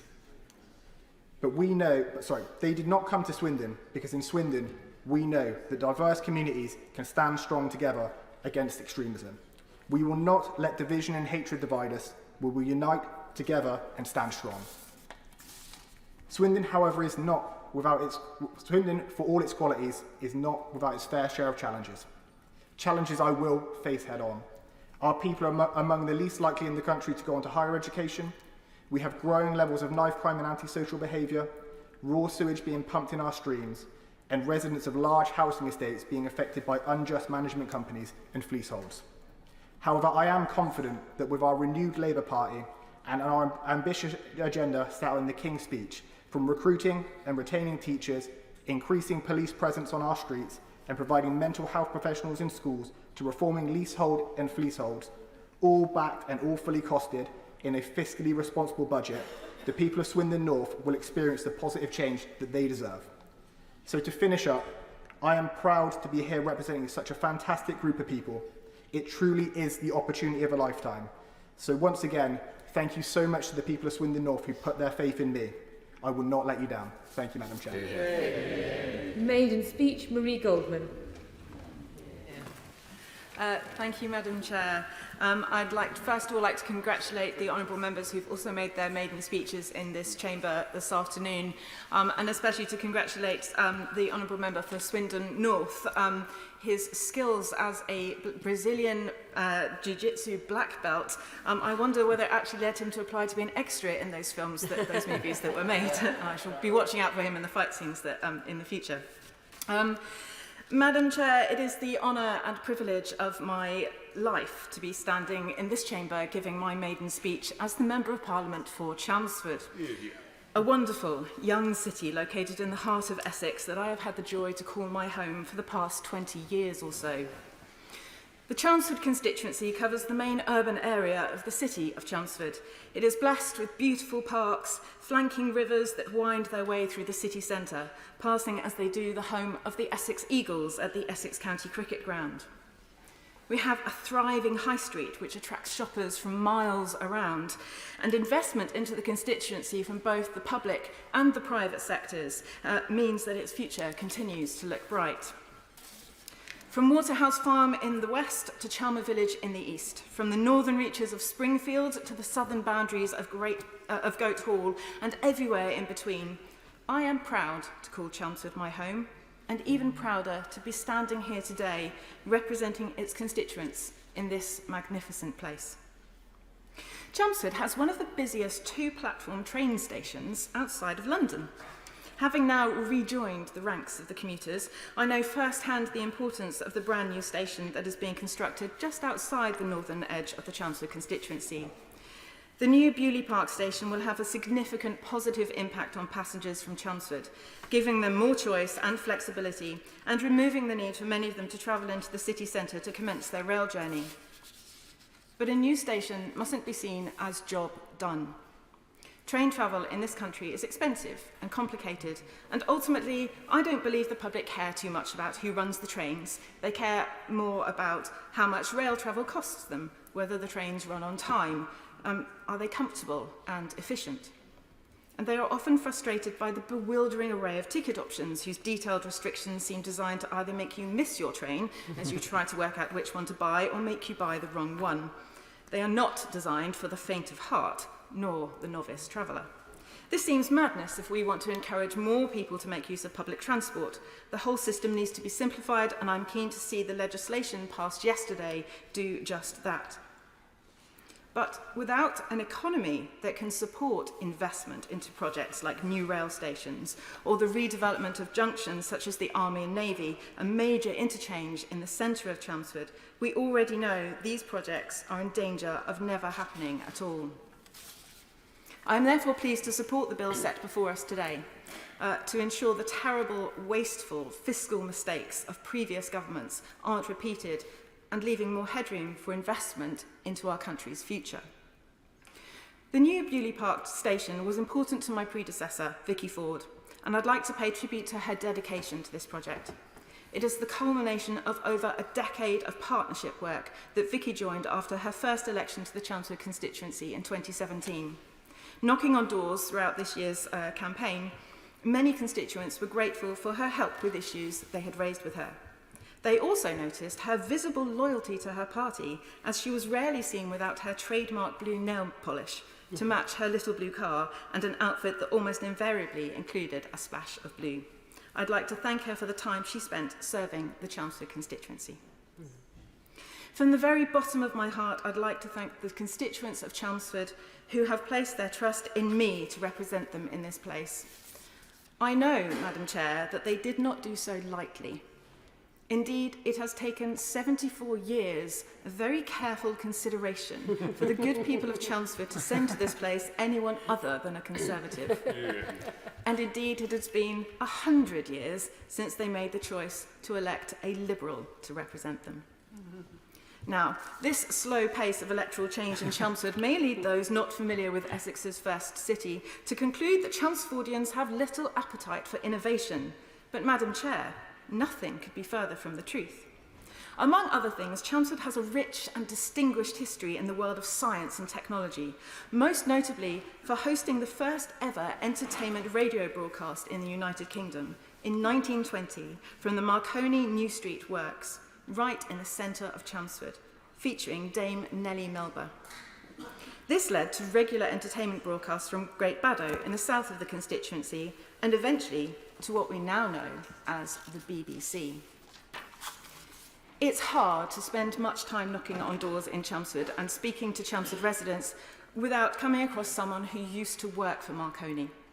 Its modern-day successor, Teledyne E2V, located little more than a stone's throw away from the site of the original Marconi factories, has more than taken up the mantle of innovation in Chelmsford, and many of my constituents are now employed there.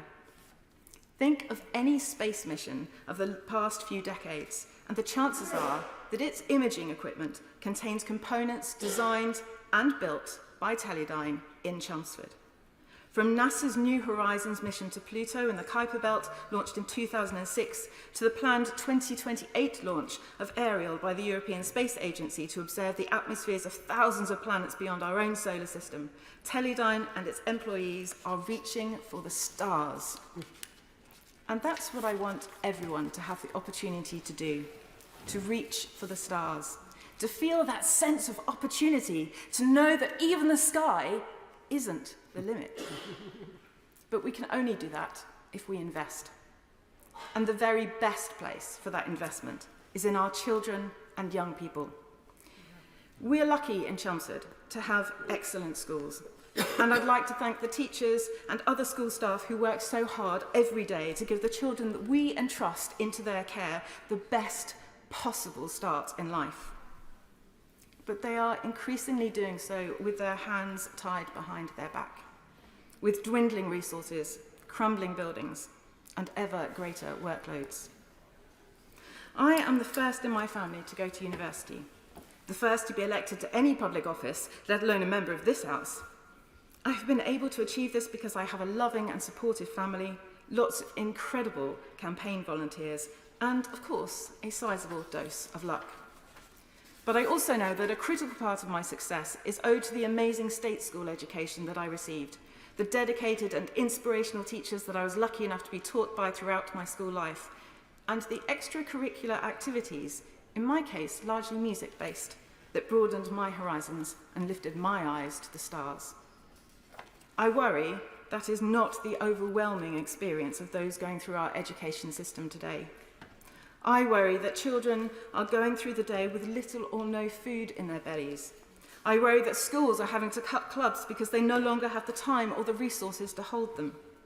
And I worry that the performing arts, such as music and drama, have been seen for too long by previous governments as expendable, as an unimportant luxury, without recognising that they provide children with the skills and confidence to stand up on large stages, dare I say, in parliamentary chambers, and be heard.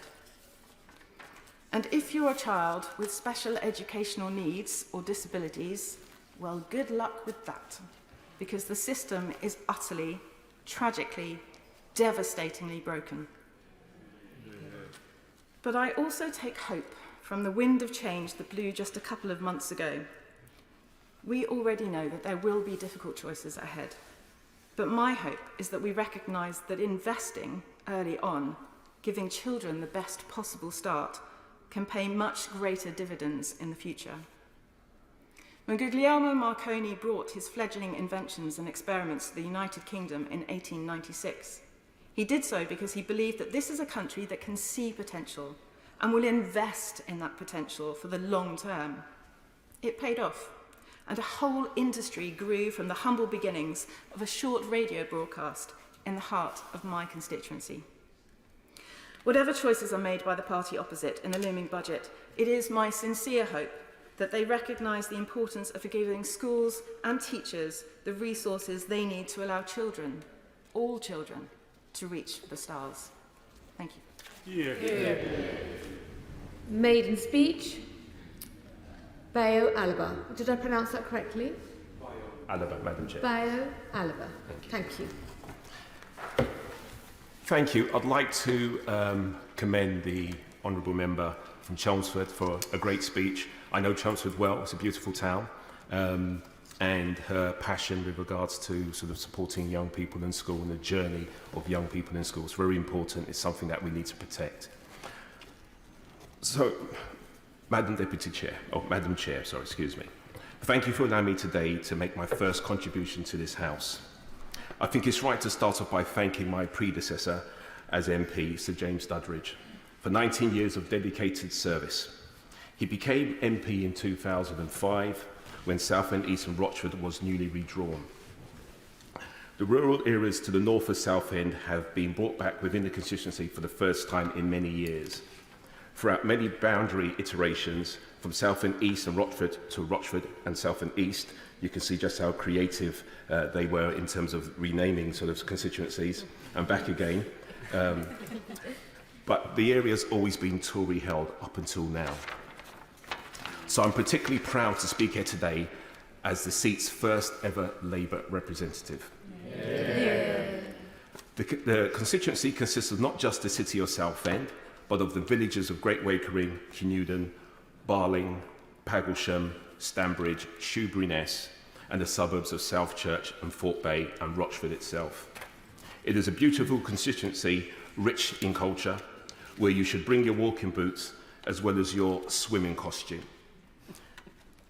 It is the place where Dame Helen Mirren went to primary school and is home to the Cliffs Pavilion, who hosted Oasis in 1995. Although it might be tricky next time round, depending on who can get tickets.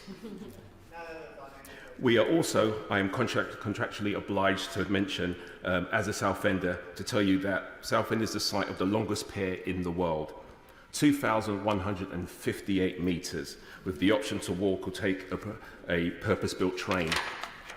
I made a mistake some years ago of walking it with my son, who's a little bit older now, who's up in the gallery, and my calves were struggling by the end of it. Watching the maiden speeches of Labour colleagues, past and present, I have been struck by the nature of the local industry so often name-checked. Tin, pottery, steel, textiles and coal are among the staple products in historic Labour seats. These are noble and important goods. They are Labour goods, but they are not the stock in trade of my own seat. Southend's primary industry and expertise has always been tourism, good times, escapism, and happy memories. These are our exports. Southend is a city which allows you to meet a sea turtle, admire a vintage car, win a very large teddy bear, and even have your palm read, often during the course of a single day. It is a place where past generations have gone in search of freedom and pleasure, and it's hard in today's world to think of a calling more important than this. Indeed, the musician Billy Bragg immortalised one of the roads which takes you to Southend in his 1985 song, A13 Trunk Road to the Sea. The chorus name-checked Shoeburyness and Bragg later said that he hoped his song would imbue the A13 motorway. I know it was a bit of a reach, but there you go. With the same romance as Route 66 in America, the road to your dreams, which runs from Chicago to Los Angeles. This was a lofty lyrical ambition indeed, and it was always going to be a hard ask. But speaking as someone who grew up in the East End of London in that era, I can confirm that the idea of Southend did always carry a certain magic. It's one reason why I feel so privileged to represent the area today. Another reason is the constituency's military heritage. At the eastern part of my seat, you'll find Shoeby Garrison, an area steeped in military history. And in the north is Southend Airport, which now serves holidaymakers, but which in a past life was Rochford Airfield, a World War II fighter base that helped to fend off fascism during the Second World War. As a former soldier myself, I was stationed in the Southend area for a short while. And one of my great pleasures when canvassing is running into old army friends that are still living in the seat if they're prepared to open the door to me. For me, as someone who left school with no qualifications, who got into a lot of trouble as a young boy and needed a second chance, night school and the military provided a lifeline for me. I quite simply would not be here today in the mother of all parliaments without the opportunities it gave me and the ethos of service that it instilled within me. So to properly understand Southend, you need to understand its proud military history too. The city is built on a blend which I say is unique. Excuse me. The discipline and the dignity of the armed forces combined with the creativity and the freedom of the arts, a place for both the soldier and the singer, if you like. There's a risk of getting too misty-eyed here. Coastal areas like mine have been on the economic sharp end for 30 or 40 years, and the root cause of this, most notably, budget air travel, and that's not going away. Recent years have brought fresh challenges. Meanwhile, Southend's economy was at the sharp end during the COVID pandemic. As a city, we are still in its recovery phase. And many of the jewels in Southend's crown, the Curzon venue on the seafront, the Freight House in Rochford, remain unused or underused. I'm determined that these buildings will come back to life again as part of our future. And I do believe change is afoot. There is a Southend Renaissance at work. The people of Southend are ready to seize the initiative and want more. Southend are strong, independent, and unbelievably hard-working. This weekend just gone, for instance, we held a City Jam, an awe-inspiring international street art festival, now in its third year. But we can't do it alone. And this is one of the reasons why I'm so pleased not just to be Southend's first ever Labour MP, but to be one of many first-time Labour MPs in seaside seats we have never won before. My fellow members, seats such as Southend, East and Rochford need a real and impactful regional policy. Too little thought has been put into how we build on existing assets and specialisms and to build a sense of place and economic centre of gravity. Southend, East and Rochford's future will be found in modern technology, modern infrastructure, green energy, and by identifying opportunities in well-paid modern job sectors. A year-round economy, not just a seasonal one, so young people can move from seasonal work into better paid positions. Simply put, Southend, East and Rochford will need to regain its cultural capital. Madam Chair, this is something I have some experience in, having been one of the creative pioneers of East London's creative industries. My wife Debbie and children are here in the lobby today, or up in the gallery, like they've always been during my career. Certainly during this sort of career pivot from the creative industries into politics. And I thank them for their unwavering support and complete belief in me. I believe it's my duty to help shape and create the future jobs and businesses for this generation and future generations to grow into. Just like Adebayo Alaba and Atunike Awesu, my late parents, who sacrificed everything as part of the Windrush generation to leave their families and communities behind in Nigeria in order to raise a family here in one of the most welcoming countries in the world. Simply put, it is now my job to ensure communities such as Southend, East and Rochford are vibrant, dynamic, stable and welcoming. So when we talk about public finances, as we do at today's debate, Madam Chair, I believe we should all bear this in mind. Our economy will be strongest if we can fill the potential in every corner of the country, on the esplanades of Southend and in the town centres of Rochford and Southend, places which have so much to contribute to our economy and our culture, yet have too often been sidelined. And so I look forward to representing my constituents in this House. I look forward to contributing to future debates around our economic future, and I look forward to contributing to many and other discussions besides. Thank you. Will Forster to make his maiden speech. Thank you, Madam Chair, for giving me this opportunity to make my maiden speech. Before I do, I just want to pay tribute to the Honourable Member for Southend, East and Rochford. He spoke of his and his constituency's proud military past, and I'm sure he will see his constituency through the tough challenges and onto a brighter future as well.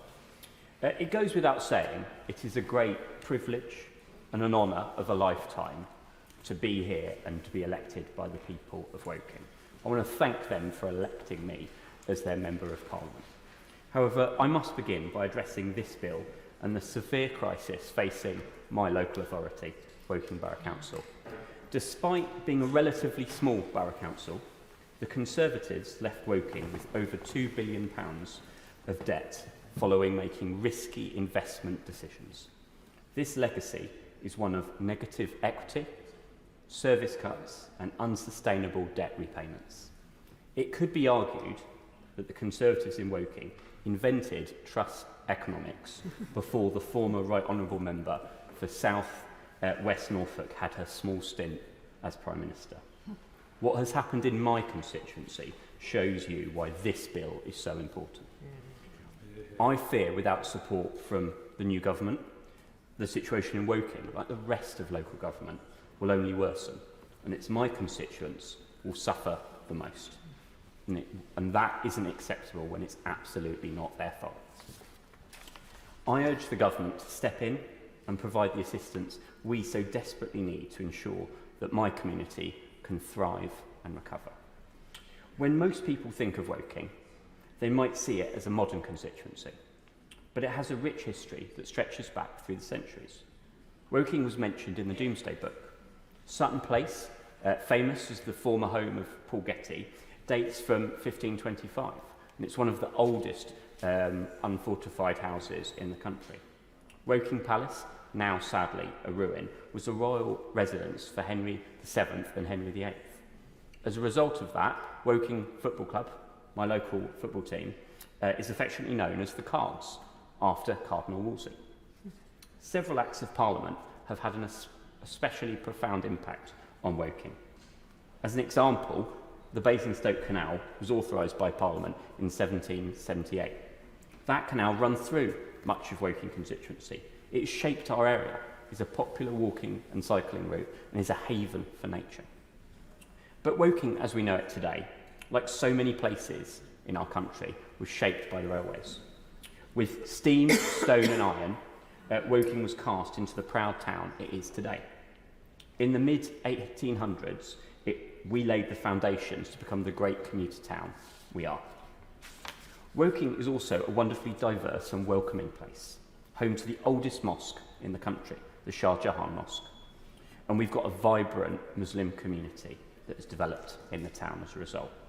More recently, we have welcomed Ukrainian refugees, and I attended many events to support our new Ukrainian residents with my predecessor, our former MP, Jonathan Lord.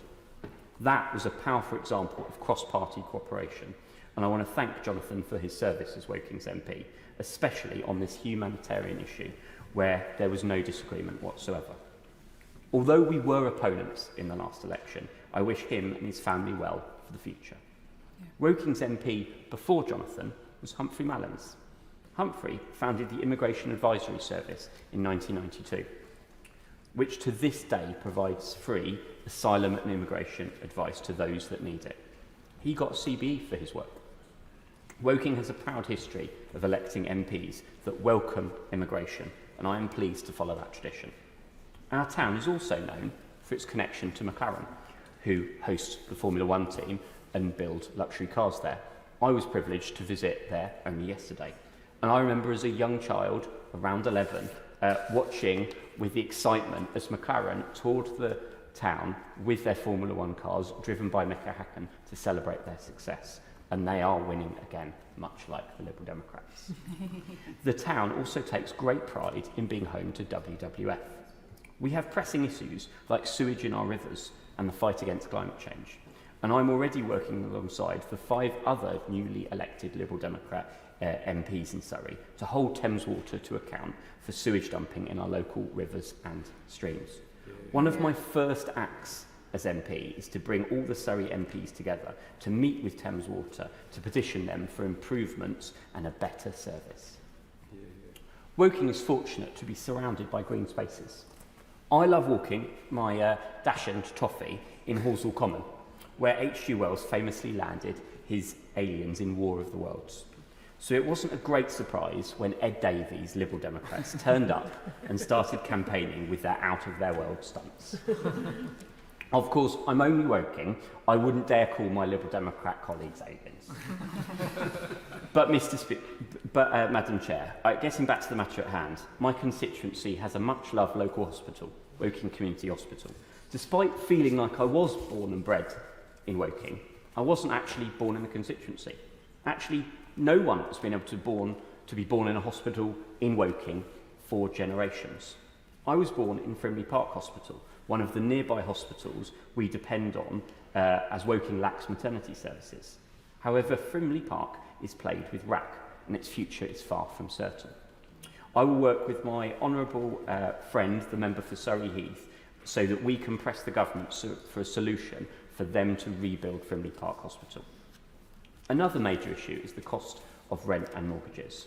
As someone under 40, I understand these issues deeply, and they have been consistently raised by local people on the doorstep.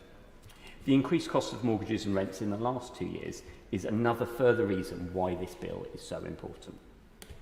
My journey into politics began because Surrey County Council's failure to protect vulnerable children.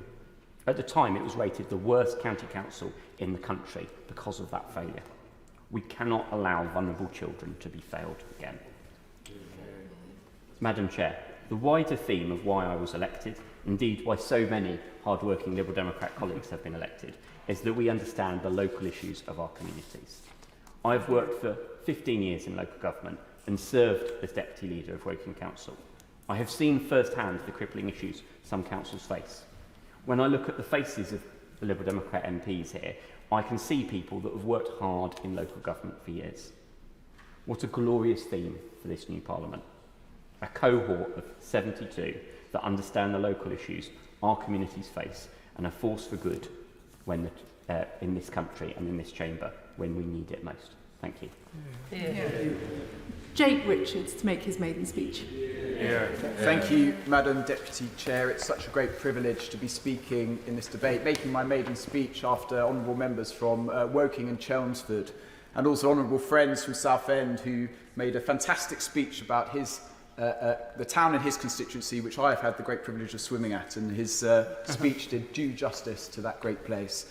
And as well as my honourable friend from Swindon North, who made a faintly terrifying speech about his Brazilian jiu-jitsu skills, certainly he did due justice as well to Swindon. It's a great honour to be speaking in the chamber as the Member of Parliament for Rother Valley.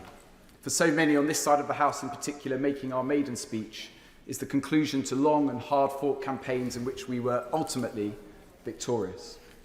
And whilst in the early hours of the 5th of July, which just happened to be my birthday, we celebrated the end of 14 years of Conservative government and the first Labour government of my adult life, we also accept the responsibility that we have been given humbly. Because in the context of an often bitter and heated political campaign, and from the thousands of valued conversations I had in my constituency, one cannot avoid the fact that we as a country face daunting and urgent challenges. There is a deep apathy towards the ability of politics, and indeed this place, to effect change that cannot be overlooked. The rise of online disinformation and blaming bogeymen that do not exist. Conspiracy theorists and keyboard warriors purposefully ignoring the complexities of the world around us for attention. A political culture that too often thrives on division and controversy, not the common good. The hyperactive, vitriolic politics seen so often across the Atlantic, seeping into our discourse here, undermining constructive dialogue. An epidemic of alienation amongst our young people, with levels of self-harm and suicide in my constituency increasing all the time. Children arriving at school still in nappies, and too often without breakfast in their bellies. Waiting lists for mental health support, now stretching to half a decade. By the time many are seen, they are about to reach their majority. Too many people feel they have to leave their village or town in my constituency to get on in life. A disillusionment that their home, their community, their place is no longer offering the security and hope that people deserve. There is a fear for the future. I was told so often during the election campaign, what's the point of politics? This country is broken. And perhaps some of these factors came to the fore over the summer recess, when a group organised to attend a hotel just a few miles from my constituency in Wath, planning to set that building on fire, knowing full well that there were innocent people inside. The pictures on our televisions were difficult to comprehend, and I have spoken to a young mother who had been made homeless and was being temporarily accommodated there with her children, and the terror she described will haunt me forever. But Madam Deputy Chair, from the gloom of this violent act came hope, because the day after the hotel was attacked, I reached out to the Muslim community in my constituency and was invited to a meeting after evening prayer. I arrived eager to show solidarity, but anxious about the fear and damage the community would have suffered. And yes, there was plenty of concern, but the first question I encountered was not one of anger or retribution, but instead a comment, urging me to speak with those who had perpetrated the violence to better understand the causes and motivation. It was a moment of great generosity and sensitivity, and one that will always stay with me. And indeed, that spirit of togetherness, caring about the bonds which unite us, is everywhere to be seen in the Rother Valley. The Dinnington Boxing Club held an event after the riots with several South Yorkshire boxing clubs to show unity and togetherness, a determination to portray South Yorkshire in a different light. And that spirit runs through the club. I'll always recall having a pint at the Little Mester in Northampton when a young lad from the club arrived to rapturous applause, only to explain that he had casually run a marathon that morning on his own, wholly unorganised, to raise money for a local children's hospice. He'd heard they'd required more funds for toys. I think of the Dementia Cafe at Winthrop Gardens, which provides such an invaluable service, or the Maltby Lions, who are out every week, rain or shine, to raise money for deserving causes. I think of the Community Cafe at the beautiful Ully Reservoir, or the work of the Salvation Army at the Dinnington Food Bank, or the Community Fridge in Kiverton Park, or the volunteer gardeners in Harthill, the Community Energy Project at Woodsets, the Macmillan Coffee Mornings in Anston. This spirit ultimately wins the day, even in the shadow of horror. Madam Deputy Chair, in a previous life as a pupil barrister, I sat behind prosecuting counsel at the trial of the murder of Joe Cox MP. I learnt an awful lot, not about legal process or criminal procedure, but from Joe's family, who arrived each day at court with smiles, holding hands and a bag of sweets that they offered to assembled journalists, security guards, and indeed the lawyers, including the defence barrister. Madam Deputy Chair, I take inspiration from their strength. It was an honour to campaign for the Honourable Member for Spen Valley in that vital by-election, and even more so to share these green benches with her today. And that spirit of generosity, the strength of unity in the face of the darkest forces, is what I will try to further in my role in this place. And in that spirit, Madam Deputy Chair, I praise Alexander Stafford, my predecessor, who was a hard-working MP and leaves the House as his brother arrives. And no doubt the member for Farnham and Borden will follow in his brother's footsteps. In this place, Alexander will perhaps be best remembered for his work promoting the independence of Somaliland. And I know from my own social media that Mehdi and Hargeisa were very grateful for the adoption of their cause. I thank him for their service. Madam Deputy Chair, in conclusion, I will work hard every day in this place to do my utmost to tackle the forces of division and darkness during my time here and do my bit to bring people together. Because after all, as Joe Cox told us, we have more in common than that which divides us. Clive Jones for his maiden speech. Thank you very much, Madam Chair, for calling me to make my maiden speech. I'd like to congratulate the Honourable Member for the Rother Valley. It's a very good speech, very interesting, and I learnt an awful lot about your constituency. I also learnt a lot today about Southend East and Rochford, Portsmouth North, Swindon North, and especially about my colleagues from Woking and Chelmsford. I actually knew quite a lot about them before, but it was nice to hear some more. I particularly liked the speech from the member for Loughborough, who suggested that the Minister might like to get his chequebook out. I'd like to say, if you are getting your chequebook out, then I would like you to be spending some money for the constituents of Wokingham. Members on these benches have a very strong sense of social justice. This comes to us from many directions during our lives. 50 years ago, I had a very inspirational social and religious studies teacher, John Featherstone, who I'm grateful for helping instill these values in me. This sense of social justice will, I hope, guide me during my time in this House. And I'm very pleased that John is in the gallery up there today. Madam Chair, it's a pleasure to represent the constituency of Wokingham, whose boundaries somewhat changed at the last general election. I'd like to pay tribute to my three predecessors, who each represented part of the constituency. From James Sunderland, the former MP for Bracknell, my constituency inherited the parishes of Finchampstead and Wokingham Without. I always found James approachable and straightforward, and I understand his constituents found the same. Sir John Redwood was the MP for the former Wokingham constituency for a remarkable 37 years, a tremendous stint of public service in which he had a profound influence on public policy. He served in Margaret Thatcher's government as a junior minister and in John Major's cabinet as Secretary of State for Wales, where he is best known for his enthusiastic miming of the Welsh national anthem. The wards of Thames and Twyford were represented by Lady Theresa May for 27 years, a dedicated public servant who served as Home Secretary and Prime Minister. She also has a well-deserved reputation with her former constituents who hold her in high regard and talk about her warmly, with affection and with much respect. Although our politics are different, I wish all of them well in their future endeavours. Madam Chair, it's an honour and a privilege to be elected to represent the people of Wokingham, where I have lived for much of the last 50 years. I went to school here. My children went to school here. They were born in the nearby Royal Berkshire Hospital, the hospital where I am proud to be a governor. It's also the hospital where doctors found my cancer in 2008 and began my successful treatment.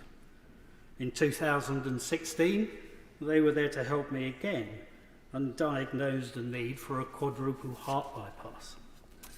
Without the Royal Berkshire Hospital, I wouldn't be standing here today. Our NHS staff are wonderful, and clinicians at the Royal Berkshire Hospital deserve all the praise that is heaped on them by my constituents. Madam Chair, today we are debating the Chancellor's Budget Responsibility Bill. In the previous debate, the Chancellor announced the pausing of the new hospital building programme, which included the Royal Berkshire Hospital. Parts of the building of the hospital date back to 1839, and staff have to work in offices where the windows don't open and the staff have to regularly walk around buckets that are there to catch dripping rainwater. I must repeat my plea to both the Chancellor and the Secretary of State for Health for a speedy decision as to when this much-needed rebuild of our beloved hospital will happen. If I may, Madam Chair, I'd like to give you a short tour of the Wokingham constituency. In the north is the world-famous Henley Regatta course at Remenham and the very successful Leander Rowing Club, one of the most successful sports clubs in the world. I was delighted when the Prime Minister chose to visit the Leander Club during the recent general election, and even more so that his visit coincided with a boat trip that myself and the honourable members for Henley and Tame and St Albans were making to highlight the issue of dumping of raw sewage in our waterways. It was fun to wave at the Prime Minister from this beautiful stretch of river, and all of the media seem to be enjoying it as well. Wokingham has wonderful, picturesque villages. Walgrave is recorded in 1061 and in the Domesday Book. The village of Twyford dates from 871, when Alfred the Great's army escaped Viking pursuers by crossing the River Loddon. Wokingham has a thriving and growing brewing sector, establishing great reputations amongst beer lovers, including the Loddon Brewery, the Elusive Brewery, and the Silent Siren Brewery. The Stanlake Wine Estate in Hurst is one of the oldest wine producers in England. The Chancellor will know that our town centres and village centres, like many others in the UK, are finding life difficult. The cost of living crisis created by the previous government continues to limit people's spending power, and online competition is ruthless. Business rates are a huge issue for our local retailers who make our high streets the great places they are. And I do hope that the Chancellor and Ministers will look into reform of the business rates at the earliest opportunity. Wokingham Town received its market charter in 1219. I thoroughly recommend the market, especially the fruit and veg stall and the fishmonger. And my wife also likes me to buy flowers for her from Darren's flower stall. She says they last longer than any supermarket flowers. Using this market is good value for money and an important part of our local character. Today, the constituency is gaining a reputation as a home for life science businesses. And I was pleased when leader of the council to be involved in the early stages of discussions with Lonza, a Swiss public company who will be investing several £100 million in the constituency over the next few years. Wokingham has many charities where volunteers work hard to improve the lives of our residents. I'll just mention a few. The Wokingham Food Bank, First Days, Wokingham in Need, Building for the Future, Citizens Advice, Age UK Berkshire, Wokingham United Charities and the Cowshed. The dedication and hard work of volunteers in these charities and many others is truly inspirational. In the southern part of the constituency is the former Remy Garrison in Arborfield, with which the town had an important relationship for many years. John Walter, a newspaper editor and politician and the son of the founder of the Times, lived on the Bearwood estate. He was a Whig MP for the county of Berkshire before 1832. Early beginnings of what I hope will become a long-standing tradition in our area. Madam Chair, from your chair, you must be thinking that this 59th Parliament has so many young faces. As I know, and I hope you will be including me in that category. I bet you're wondering, what is this secret? Well, it's very simple. I worked in the toy industry for many years, running manufacturing and importing businesses. So playing with toys every day for the last 30 to 40 years is what makes me look so young. Our toys made many young people and their parents happy, and I'm hoping to be just as successful in my second career, helping the people of Wokingham to improve their lives. If I can achieve this, I will have had 2 worthwhile careers. Finally, Madam Speaker, I'm grateful to the many people, in particular my family and friends, who have helped me in my campaigns to be elected to the House of Commons, some of whom are in the gallery today. Wokingham has never before elected a Liberal Democrat MP. I will work tirelessly to represent my constituents, and I will endeavour to make them feel recognised and supported.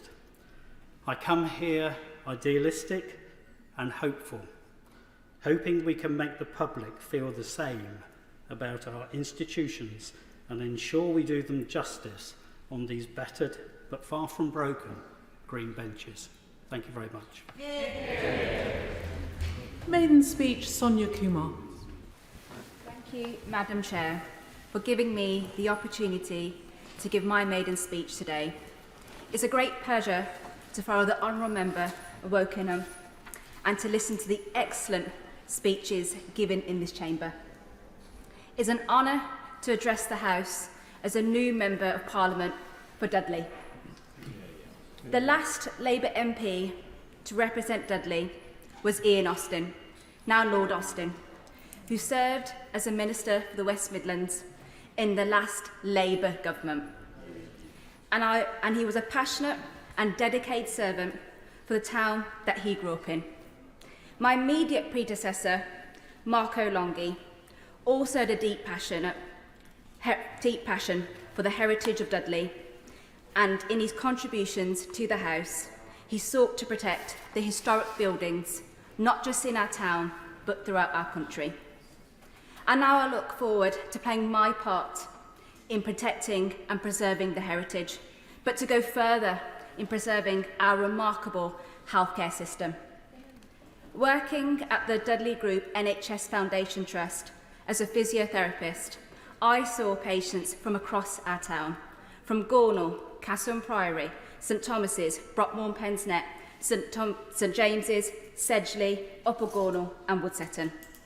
Seeing firsthand the ongoing issues faced by NHS and hearing firsthand about the challenges my patients encountered served as a catalyst for my decision to enter this House. My primary goal is to enhance the well-being of my residents in Dudley, but also to skill the NHS so it's equipped to meet the evolving needs of our country. The NHS, founded by a Labour government, is truly a remarkable institution, and its history, achievements and challenges remind us of the importance of investing in a comprehensive and fair healthcare system. Dudley is the capital of the Black Country, and I know my neighbouring honourable members will agree. It has a long and proud history celebrated on Black Country Day. Dudley was the driving force behind the Industrial Revolution. It's the seat of Dudley Castle, which was built by the Normans, and where you can visit the delightful Dudley Zoo. Yet attractions in Dudley go back even further than that. Wren's Nest Nature National Reserve is part of the Black Country UNESCO Geopark. It's one of the oldest limeworks in the UK, and the rock there is 428 million years old. And Wren's Nest contains over 700 different types of fossils. People come from all over the world to visit Wren's Nest and to find fossils. And I invite my honourable members to walk around Wren's Nest with me to look at the spectacular landscape and see if they can find a fossil of their very own to take home. Perhaps nothing displays the pride the people of Dudley have as much as the Black Country Living Museum. This magnificent tourist attraction not only promises a Boston day out, but also has been used as a filming location for, amongst others, the TV series Peaky Blinders and films like Stan and Ollie. The museum has recently added a new attraction to show what life was like in the 1940s, 1950s and 1960s. And a few years ago, the museum had an exhibition to mark 100 years since the granting of women's suffrage. It's a measure of the progress we have made since then that I can now make my maiden speech as Dudley's first female MP. Yeah. Like the Black Country Museum, Dudley too has changed through its times. In the past, Dudley has smelt iron ore, mined coal and limestone, and built a canal network that stretched across the country. Now, Dudley-based businesses such as the Black Country Innovation Manufacturing Organisation has a world-class centre for rail innovation, helping towns and cities across the world meet the challenges of the 2020s. This bill too helps us meet the challenge of the future by protecting market stability, public trust, by ensuring that the government's fiscal plans are independently and transparently scrutinised, future-proofing our economy. This will help business owners like my father, Ashok Kumar, who arrived in this country at the age of 9. He set up his own business and is still working as a greengrocer 45 years on. He taught me the importance of hard work and heritage. Nothing more gives me pleasure than as a new MP talking to business owners like my dad. I'd like to finish by paying contribution to my two extraordinary women who without I would not be in this chamber today. My sister, who from the moment I was born has been my guiding light. She has supported me unconditionally, encouraged me to pursue my dreams, and today and for many days teaches me never to give up. Yeah. And my ma, Rajinder Kaur, who taught me the values of community, faith and resilience. She was an inspiring Bollywood actress, and while my mother's dreams of becoming a Bollywood actress may have fallen short, her legacy will be etched in history today by mentioning her name in this house today. Yeah. Honourable members will be pleased to know this speech is nowhere near the length of a Bollywood movie and is coming to a close. I finish by turning once more to the people of Dudley. It is an honour to represent you and our great town in this House. I promise I will work as hard as I can to bring prosperity and happiness to our town, and I will not let you down. Ellie Chowns. Thank you, Madam Chair, and I'd like to start by paying tribute to the excellent maiden speech by the Honourable Member for Dudley just now, and indeed the more than half dozen excellent maiden speeches we heard today, several of which touch on themes that my amendment relates to, i.e. the climate crisis and the future of children in our country. And I've been really touched to hear the passion with which all of those new members spoke about their experiences and their commitments. The amendment I'm proposing today, Madam Chair, number 5, requires the OBR to report on the impact of fiscally significant measures announced by the government on the UK's statutory net zero target. The justification for this is that we simply cannot separate the economy and the climate. They are interlinked. And to deliver the green economic transformation that we so urgently need, and that in fact was referenced by honourable members speaking earlier today, every single policy must be aligned with the UK's net zero target, and every government spending decision should be as well. So it makes sense to increase the OBR's remit on net zero, specifically to consider the impact of climate risks on economic stability and how far policies introduced at fiscal events will reduce or increase these risks. Fiscal events, namely budgets and spending reviews, lock in what's happening in our economy for years to come, possibly even generations. So, to be honest, it beggars belief that they aren't properly taking account of climate impacts. Whether those policies are spending on new roads, subsidies and tax breaks for oil and gas, investment in renewables infrastructure, or giveaways like a freeze on fuel duty, they all have clear, direct impacts on the UK's prospects of meeting our net zero target. And those impacts should be made clear and considered explicitly in the policy-making process. We need to be thinking about the impact of today's economic policies on the prospects for future generations. The costs of failing to take an approach that considers climate impacts are eye-watering.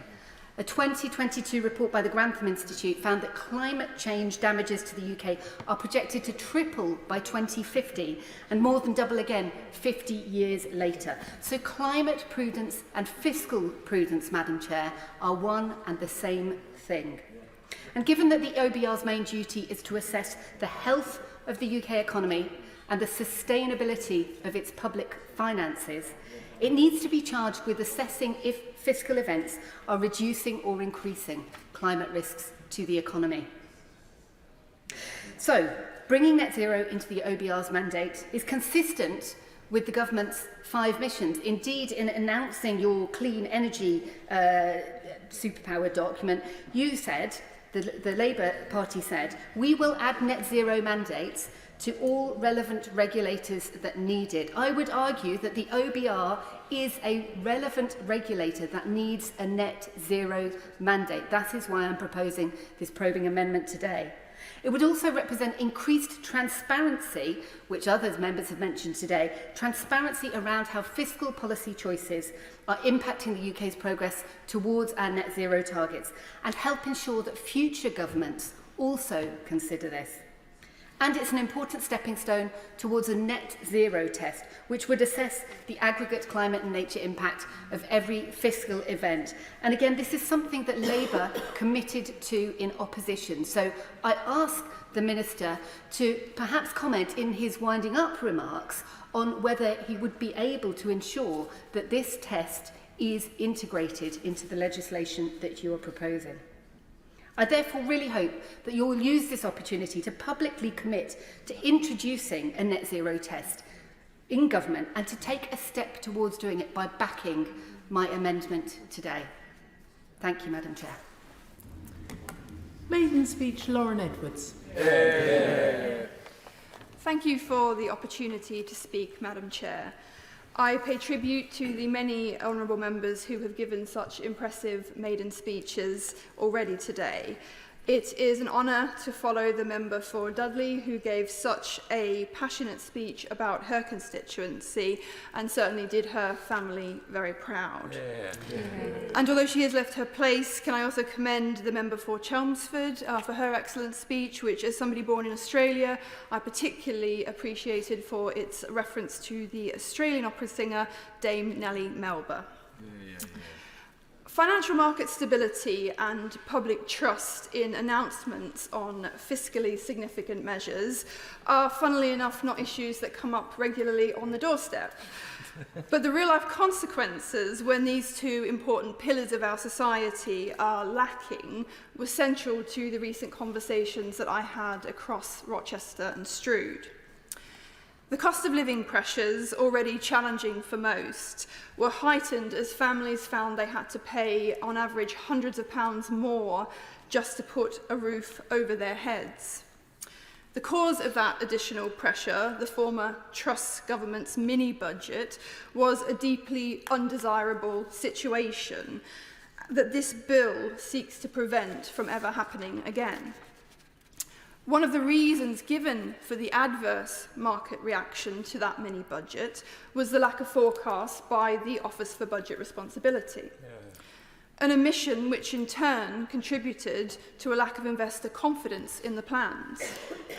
Political parties, whatever their colour, can have the best policies in the world, but if they are not backed with economic competence and market confidence in those who are holding the purse strings, then no one will be better off for them.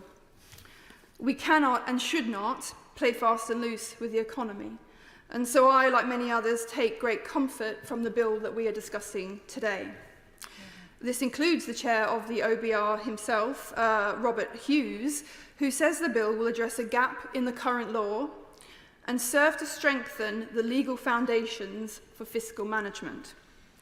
It is surely only right that policymakers, when making major fiscal decisions, base those decisions upon up-to-date economic and fiscal outlooks, published at the same time to give maximum transparency. I dwell so much on economic stability as I view it as a necessary precondition for economic growth, this government's chief mission. And because in recent years there has not been, certainly in my view, enough focus on the latter in places like Medway. I am immensely proud to call Rochester and Strood my home and honoured to have been given the opportunity by its residents to represent them here in this place. I will work hard every day to ensure that residents' voices are heard in this chamber and to get a better deal for everybody in Rochester and Strood. I will do this by continuing to drive regeneration work in my constituency, work I began as a former cabinet member on Medway Council.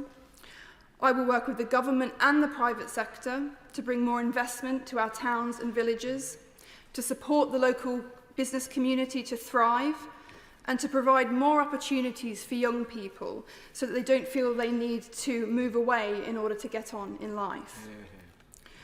Rochester and Strood has many strengths, not least the military presence at Brompton Barracks, home of the Royal Engineers, the River Medway that runs the length of the constituency and that has so much potential for industry, leisure and tourism, and a very rich maritime history from the days of Chatham Dockyard.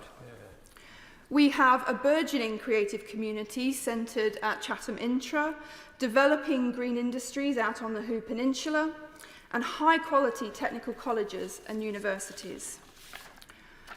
But we also have high levels of deprivation in the constituency, not enough good quality and affordable housing, an overburdened hospital, and not enough infrastructure, including health services, public transport and banking services to support our communities, particularly on the more rural Strood side of the constituency. Tackling these issues, among others, will occupy my time in this place, with the simple aim that I leave things better than when I arrived.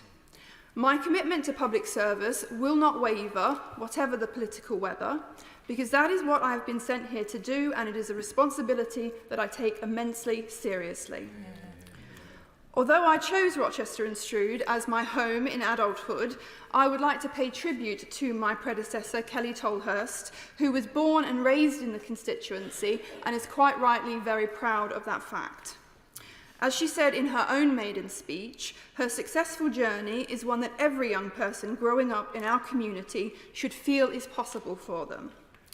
Her commitment to and love for the place that she grew up in is undisputed, and I thank her genuinely for her years of service. Madam Chair, like many new MPs, I have been thinking very carefully about how I can use the skills and experience from my previous career to support the important legislative work done in this place and to benefit my constituents. It was my experience working here during the last financial crisis that led me to become a financial regulator at the Bank of England, and so I aim to use my voice to ensure that the pursuit of much-needed economic growth is done in such a way as to preserve the stability of our economy and our financial system. I intend to draw on my 13 years' experience as an elected trade union representative to ensure that the New Deal for Working People delivers for my hard-working constituents who often struggle with insufficient pay and rights, and to help drive the government's commitment to invest in our people by improving their knowledge and their skills. I will use my experience in local government to ensure that legislation allows local authorities to invest, to save, and to think much more long-term, both things I consider to be in the best interests of council taxpayers. I will try to ensure that this government's approach to devolution is the one that will genuinely pass power to local communities, who I think are best placed to know what their areas need, and work in the best interests of my constituents. And finally, I hope to continue the cross-party working that I have enjoyed with representatives from across Kent and the South East, so that our region grows and prospers under this government. We face significant challenges in our region, infrastructure, transport and border issues alone, and these cannot be resolved solely within our distinct geographical areas. My politics is underpinned by collaboration and cooperation, and I know that by working together we can deliver the regional economic growth that is needed to drive so much of what we want to achieve. Well-run public services, decent and affordable housing, and better life chances for all. Thank you. Fred Thomas to make his maiden speech. Thank you, Madam Chair. I'm going to talk to you about Plymouth, but can I first just take a second to celebrate the amazing speeches we've heard this afternoon and also pay tribute to the wealth of experience and passion, not just on these benches, but across the chamber as well. It's really heartening. I think of all the speeches we've heard, the Honourable Friend for Rother Valley spoke about the spirit that we've all seen in our communities where we represent and the confidence he has in that spirit to overcome some of the challenges we're facing as a nation and in our communities, and I completely share that. But let me now talk about Plymouth, the city that I call home, the city I'm so proud to represent in this place as the member for Plymouth Moor View. I want to tell you about our people, our institutions, our rolling hills, about grey warships glinting in the south coast sun, about the noise that 43,000 Argyle fans make on a match day. I want to tell you about the gritty determination of staff at one of the biggest hospitals in this country. But I want to tell you about hope. I'm going to frame this with two principles I lived by during my time in the Royal Marines, principles that are well known amongst our armed forces community in Plymouth. Firstly, that a leader must be a dealer of hope. Because when the chips are down, leaders have to step forward and give hope. And I believe that that is our job in Parliament as well. But Madam Chair, in Plymouth, communities come together to give each other hope. There is immense strength and resilience in the streets, the housing estates, the front rooms, wherever folks get together and organise to change lives that they and their neighbours are living. Simple, tangible changes made by addressing the needs in front of them, such as Whitley Big Local, the Four Greens Community Trust, Connecting Youth CIC, just to name a few. They all work in partnership with the local community to improve the things that matter, to bring hope. And I want to use my position here to empower our community to effect change and generate hope that life will get better, that families can be lifted out of poverty. Because today, relative child poverty in Plymouth Moor View is at 23%, set against a regional figure of 17%, and I will not accept rising child poverty. Because the second principle that I live by, and I believe a lot of us would share, the standard you walk past is the standard you accept. Meaning if you see something you know is wrong and you keep walking, you are effectively saying you are happy with that situation. The harder option is not to walk past, but to take action. Our hospital in Plymouth, Derriford, serves almost 2 million people across Devon and Cornwall. And I've met with the nurses, the paramedics, doctors, volunteers who do fantastic work under immense pressure. These are people who do not just walk past. But the hospital's up against it, and in June alone, there were 5,000 instances where a patient waited more than 4 hours in A&E. That represents a series of personal tragedies for the patients affected. With the new government, I will work tirelessly to change this story. Away from the hospital, the beating heart of our city is Plymouth Argyle Football Club, who are in their second season now in the Championship, making them one of the top clubs in the English Football League. And yet in Plymouth, many families struggle to afford access to sport for their kids. I'm a keen footballer myself, and I believe in the power of sport to set young people up for life. I will use my platform to improve access to sport in Plymouth, because a standard where this country has the finest football leagues watched the world over, but where our own youngsters can't afford to play, is not a standard that I will walk past. I pay tribute to the excellent work of the Argyle Community Trust and the Plymouth Football Boot Bank, who do incredible work to broaden access to sport in Plymouth already. Madam Chair, as a former Royal Marines Commando, it's a particular privilege to represent the city that's home not only to the largest naval base in Western Europe, but also home to the Royal Marines, who are still headquartered in Plymouth. Ours is a city where so many residents have served in uniform. I want to take this opportunity to thank every single one of them for their service and their dedication, and also to pay tribute to my predecessor for his heartfelt efforts to raise the profile of the veterans' agenda. For centuries, Plymouth has had a proud military history, and the Prime Minister recently called it the front line of defence in the UK. Navy, Marines and Army personnel have deployed from Plymouth for hundreds of years. The tradition of proud military service runs like a stick of rock through our city.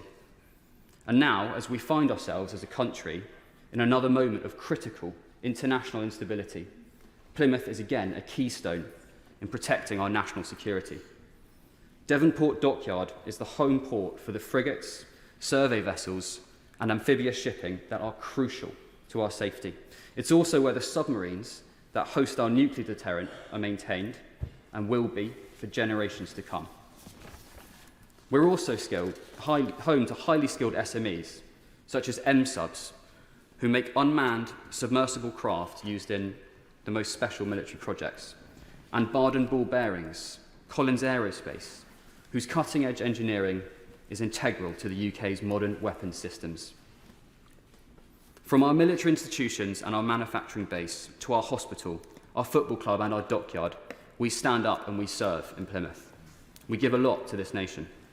But for all this, and if I could borrow a phrase from a friend and a constant source of advice, the Honourable Member for Plymouth, Sutton and Devonport, as he says, Plymouth does not get its fair share. I will work tirelessly with the government to change this, because in Labour, we respect service, and ours will be a government of service, a government of hope. For myself, as I served my country before in uniform, so I'll serve my city now in office. And just as I was trained to in the Marines, I will strive to be a dealer of hope. And when it comes to taking action, I will remember, along with colleagues on this side and that side of the House, that the standard you walk past is the standard you accept. Thank you, Madam Chair. Maiden speech, Lucy Rigby. Thank you, Madam Chair. I want to start by paying tribute to the Honourable Member for Plymouth Moorview on his fantastic maiden speech, and indeed to pay tribute to all the Honourable Members who've made such brilliant maiden speeches in this afternoon's debate. It's a privilege to follow them and to make my own maiden speech in the context of such an important piece of legislation. Madam Chair, Northampton has been sending members to Parliament since 1283, and it's the honour of my life to be amongst them as the Member of Parliament for Northampton North. One of those former members, I'm proud to say, was the trailblazing Margaret Bromfield, the first woman to serve in Cabinet in this country, the first to be appointed to the Privy Council, and the first to chair the TUC. And Madam Chair, I hope, in the course of my time here, that we might find ways to see Margaret's name given greater recognition and prominence, as I believe is due. 51 years after Margaret Bromfield's arrival in this House, the good people of my constituency elected Maureen Colquhoun, a trailblazer herself in relation to many issues, including as the country's first openly gay MP. But, Madam Chair, I want to pay particular tribute to my two immediate predecessors, Sir Michael Ellis and Sally Keeble. Sir Michael stepped down at the last election, having served Northampton North for 14 years and serving the country as a minister in multiple roles. He's also remembered locally for performing life-saving CPR on a constituent having a coronary episode, which I'm more than aware sets me a very, very high bar for the purposes of looking after my constituents. Like Sir Michael, Labour's Sally Keeble also served Northampton North for well over a decade, and her country in government too. Sally has many achievements, but notable amongst them was the taking through of one of the last pieces of legislation of the previous Labour government to protect developing countries from vulture funds. Sally remains a dedicated and a committed public servant. I don't mind admitting that I spoke to plenty of residents during the election campaign who told me that whilst they really appreciated my doorstep pitch for their support, they would be voting for Sally Keeble. Madam Chair, I'm aware of the examples of good service in this place that have been set for me, and I hope to live up to them. So I want my constituents to know serving our community in Northampton will be my first and my highest priority for as long as I remain in this place. Which leads me to say, Madam Chair, that this place could in fact be in my constituency, because Northampton has been the seat of Parliament on more than 30 occasions, and King John even moved the Treasury to Northampton in 1205 when he fell out with a few people in London over something akin to a disastrous mini-budget. An option which I suspect those supportive of the Treasury's current location will be glad to know was not suggested, as far as we know, to the former member for South West Norfolk. Madam Chair, we're a town of deep pride, both in our present and in our past. We're the largest town in England. We have buildings of neo-Gothic splendour, strong communities, beautiful green spaces, Eastfield Park, Abington Park, the racecourse, not one but two shoe armies, the Premiership champions, Northampton Saints, and the mighty Cobblers too. Our boot and shoemaking industry has provided many members of this House with their footwear over the years, including, I'm proud to say, the former Prime Minister and member for Sedgefield, who wore the same pair of lucky Churches of Northampton brogues every PMQs for a 10-year period, which I think just goes to show where a good pair of Northampton shoes can get you. Madam Chair, service is something that runs deep in my family. My mum worked for the NHS and the MOD. My dad served in the Royal Engineers for 30 years, including in the First Gulf War and in the Balkan conflict. I was born on RAF Vegberg in Germany, and I grew up, like many forces children, on military bases all over the place.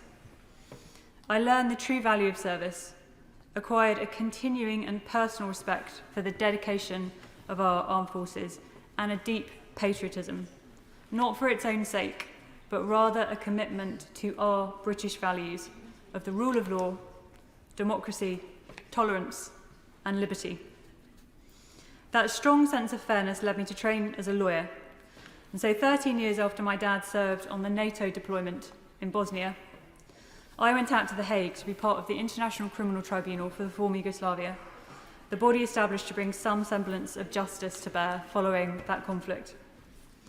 I will never forget the testimony of witnesses to the most appalling of crimes against humanity. And that experience showed me not only the importance of the international community, but the value of justice being done. These are principles which I think are particularly important in the context of Russia's aggression in the Ukraine and the Ukrainian people's brave fight for freedom. Madam Chair, my career as a solicitor has allowed me rich and varied experience for which I am very grateful. I specialised in competition law and spent time in the city, at the regulator and at Which, giving me particular insight into how markets work, how regulation works, and indeed can work better for consumers, businesses, and the country as a whole. And Madam Chair, given the serious ongoing pressures on living standards and family budgets in my constituency, and the challenges in our wider economy, the present government's focus on these issues is extremely welcome. This budget responsibility bill is so vital precisely because it will guard against the recklessness which unfortunately caused so many of my constituents in Northampton North so much financial pain and additional hardship. So, Madam Chair, it's an extraordinary privilege to represent Northampton North in this place, and it is an honour which I will continually endeavour to live up to for as long as I'm here. Minister. Thank you, Madam Chair. It's a pleasure to serve under your chairship this afternoon. Can I start by congratulating my honourable friends and other honourable members for delivering their maiden speeches.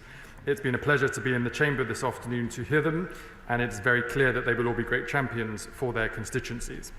I will now take a few moments to remind the House why we are taking forward the important clauses in this bill and set out the government's views on the proposed amendments. At the general election, the government received a mandate for economic growth. This is the only route to improve prosperity and is now our national mission. One of the crucial first steps to achieve this is to deliver economic stability. We have seen what happens without stability, like during the 2022 Conservative mini-budget, when huge unfunded fiscal commitments were made without proper scrutiny, and when key economic institutions like the Office of Budget Responsibility, the OBR, were sidelined. That is why we have made a commitment in our manifesto for a fiscal lock to strengthen the role of the OBR, and why we have taken quick action to deliver on this commitment.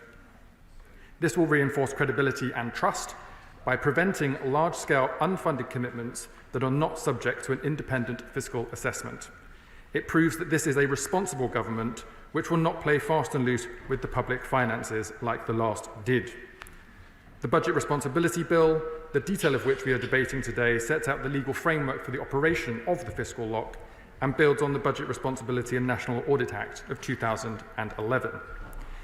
In line with that established legal framework, some of the technical detail underpinning the fiscal lock will be set out by an upcoming update to the Charter for Budget Responsibility, a draft of which the Treasury has published to support scrutiny of the bill today. I will now talk through the two specific clauses in the bill. The first clause is the main substantive clause setting out the operation of the fiscal lock. It introduces a new clause, 4A, into Part 1 of the Budget Responsibility and National Audit Act, which relates to budget responsibility and which was used to legally establish the OBR. There are 5 key changes. First, the new subsection 1 of Clause 4A guarantees in law that from now on, every fiscally significant change to tax and spending will be subject to scrutiny by the independent OBR. Subsection 1 will require that before a government minister makes any fiscally significant announcement to Parliament, the Treasury always requests that the OBR prepares an economic and fiscal forecast. This builds on existing legal frameworks requiring the OBR to produce at least 2 forecasts per year, and importantly, the OBR's assessment should include the extent to which the government is meeting its fiscal mandate.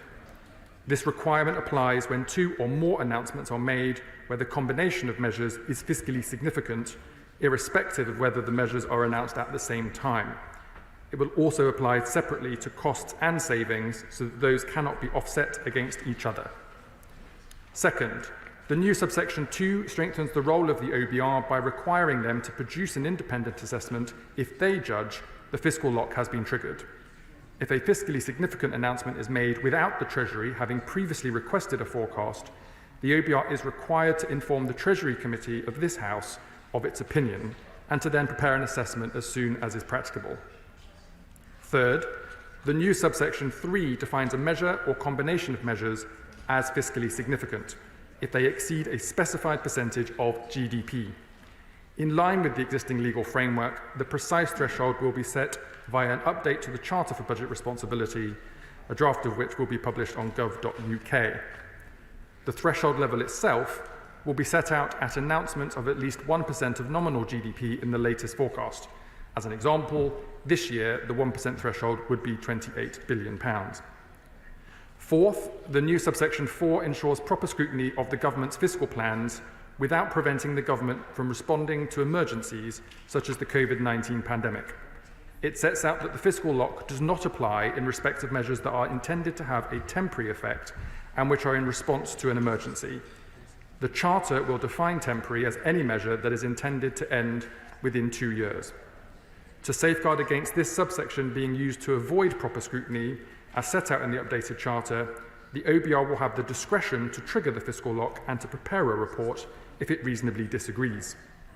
Fifth, and finally, the new subsection 6 prevents any future government from choosing to ignore the fiscal lock by simply updating the Charter for Budget Responsibility alongside a fiscally significant announcement. It achieves this by requiring the government to publish any updates to the detail of the fiscal lock, such as the threshold level at which it is triggered, at least 28 days before the updated Charter is laid in Parliament. Clause 2 of the bill sets out when it will come into force and whom it applies. Subsection 1 of Clause 2 confirms that this deals with reserved or accepted matters, and its provisions extend and therefore apply to England, Wales, Scotland and Northern Ireland. The new subsections 2 and 3 allow for the commencement of legislation to occur at the appropriate time as is usual practice, and we expect this will take place ahead of the upcoming budget on October 30th. I will now turn to the amendments which Right Honourable and Honourable Members have tabled. Briefly, yes. Thank you. I'm grateful to my honourable friend for giving way. Isn't this bill, the intention of this bill, designed to prevent the recklessness of the previous Tory government, which effectively crashed the economy, leaving this new Labour government with the responsibility of putting things right? My honourable friend has hit the nail on the head, and indeed I might go as far as to say was one of the reasons we achieved such a large mandate at the last general election with so many honourable friends here on this side of the House. We will never play fast and loose with the economy as members on that side did, and this bill will prevent that from happening again in the future.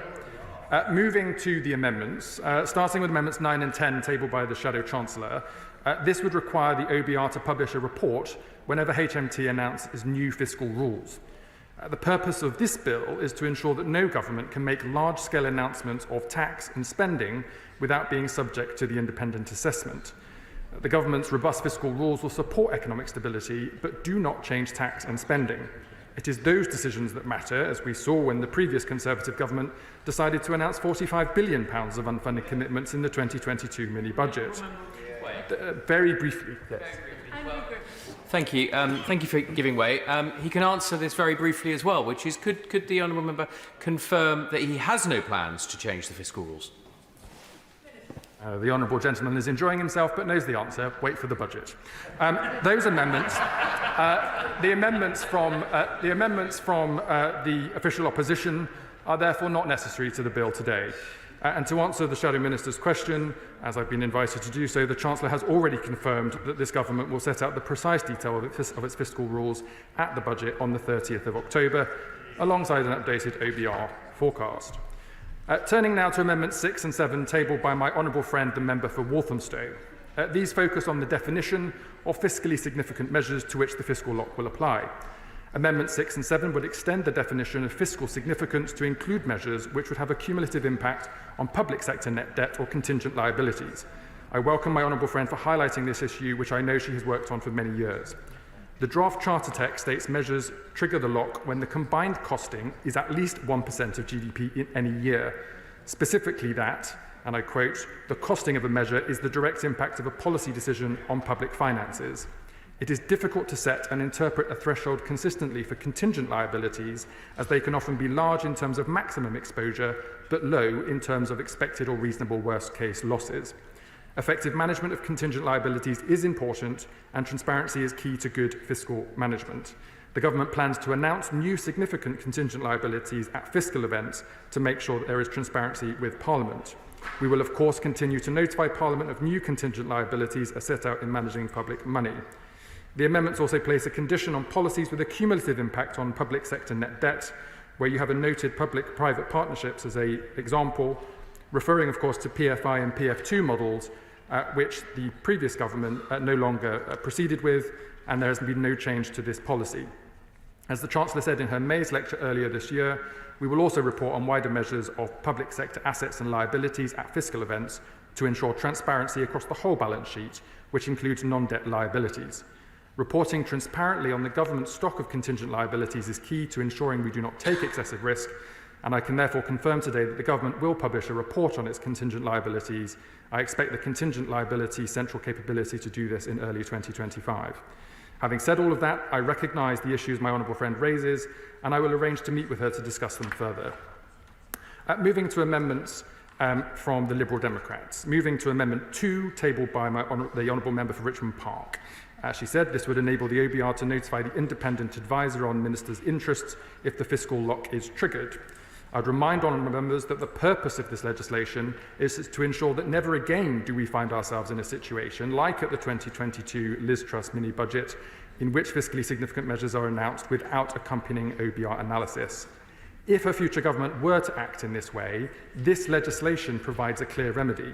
The OBR is empowered to independently notify the Treasury Select Committee and to produce its own report.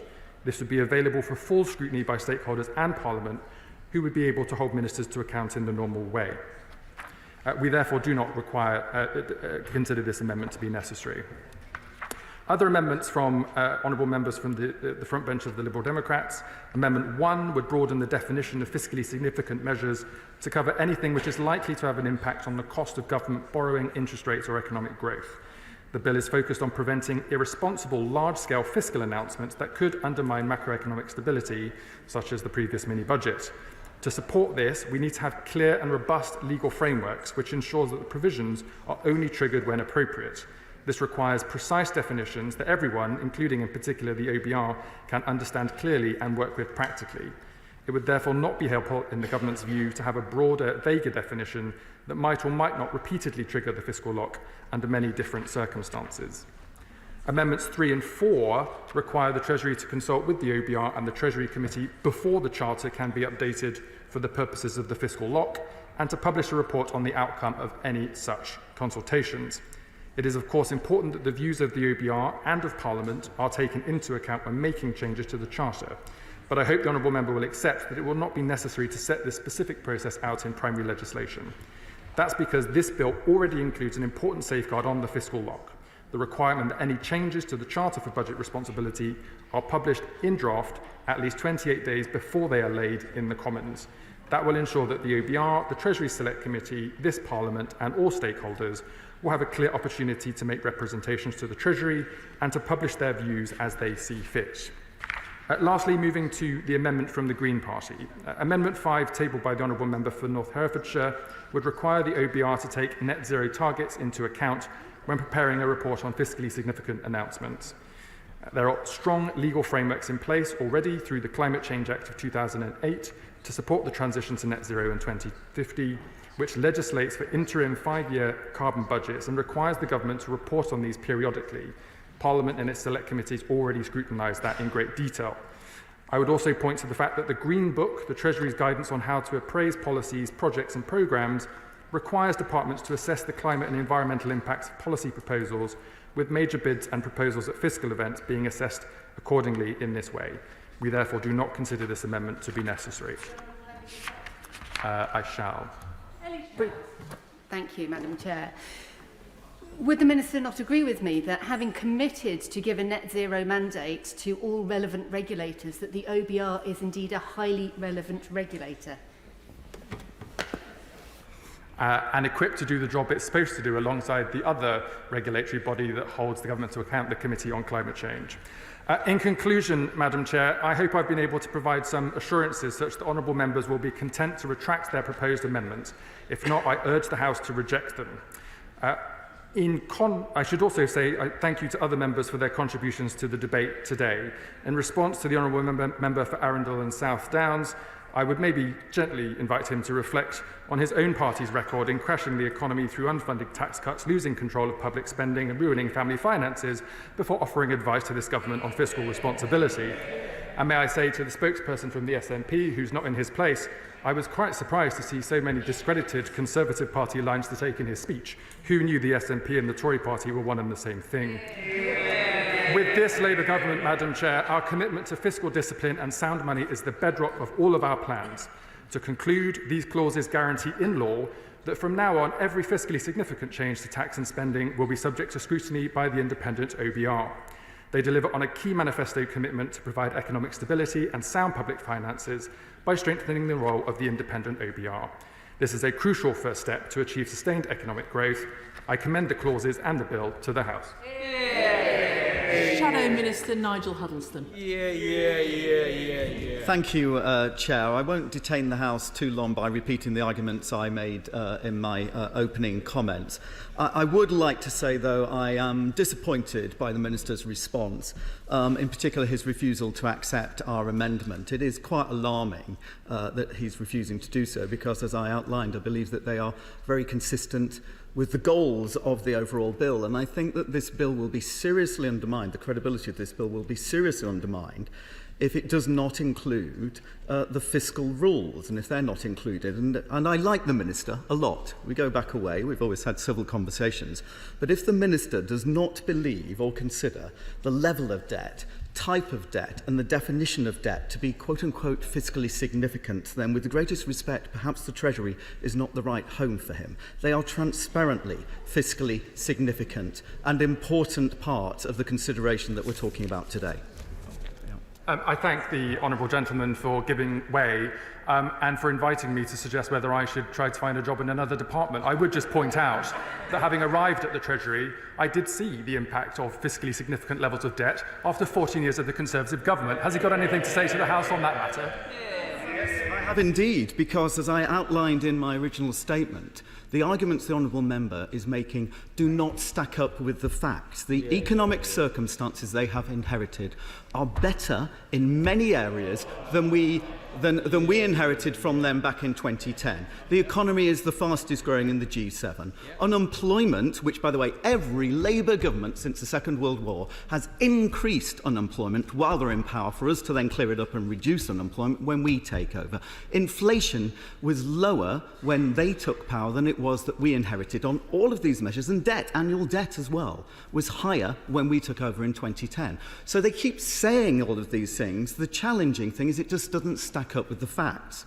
Their arguments about the level of debt, as I outlined again earlier on, they have already announced £10 billion for inflation-busting salary increases for their union mates, £8 billion on their energy provisions, and £7 billion on the National Wealth Fund. That's £25 billion of additional money that they have spent. If there is a black hole in the finances, it is so clearly one of their own making by the announcements they've made since coming into government. £25 billion is a huge amount of money. But I will finish those points because we had this debate earlier on, and we'll come to that. I won't give way at the moment because I now want to move on to some more positive things. We've got third reading as well, so let's enjoy ourselves here. But I say, just because the opposition keep repeating this narrative does not make it true. I'm sure they'll continue to do so, but I would say £25 billion, I've just outlined, of £25 billion of additional spending, that is a choice that they have made. That is a choice that they have made. And as I also outlined earlier on, the arguments that they are having to now, out of response to the circumstances that they inherited, out of response to that, cut pensions, payments to pensioners, again is not true, because as I outlined in my opening speech, that was a deliberate policy choice, a long-stated policy choice, articulated by the current Chancellor a decade ago. That is not a response to circumstances. That was deliberate Labour policy. But as I said, on a more positive note, I would like to congratulate all of those who've made their maiden speeches today. The MPs for Loughborough, Portsmouth North, Swindon North, Chelmsford, Southend East and Rochford, Woking, Rother Valley, Wokingham, Dudley, Rochester and Stroud, Plymouth Moorview and Northampton North. They have made incredible contributions today. The breadth of experience that they bring to this Parliament is astounding, and I'm largely talking here about opposition members, and I would say that with a great degree of respect, because in many circumstances, in fact nearly every single circumstance, you have replaced good friends of mine who contributed significantly to this House. You all have, quite big shoes to fill, but what was said today was very impressive. We also, in particular, those of you who spoke without notes, that's a lesson to all of us. I would also like to say what a beautiful kind of tour we had around the United Kingdom. Everybody who spoke today spoke eloquently about their constituencies, about their constituents, the rich heritage, the rich history that was showcased today was incredibly impressive as well. And their constituents, I'm sure, will be very proud of what they have said. So with that, Madam Chair, I will finish my comments, but the debate, I'm sure, will continue. The question is that Amendment 9 be made. As many as are of that opinion say aye. Aye. Of the contrary, no? No! I think the noes have it. The noes have it. You shout a bit. You're meant to be shouting again. Aye. Thank you. Division, clear the lobby.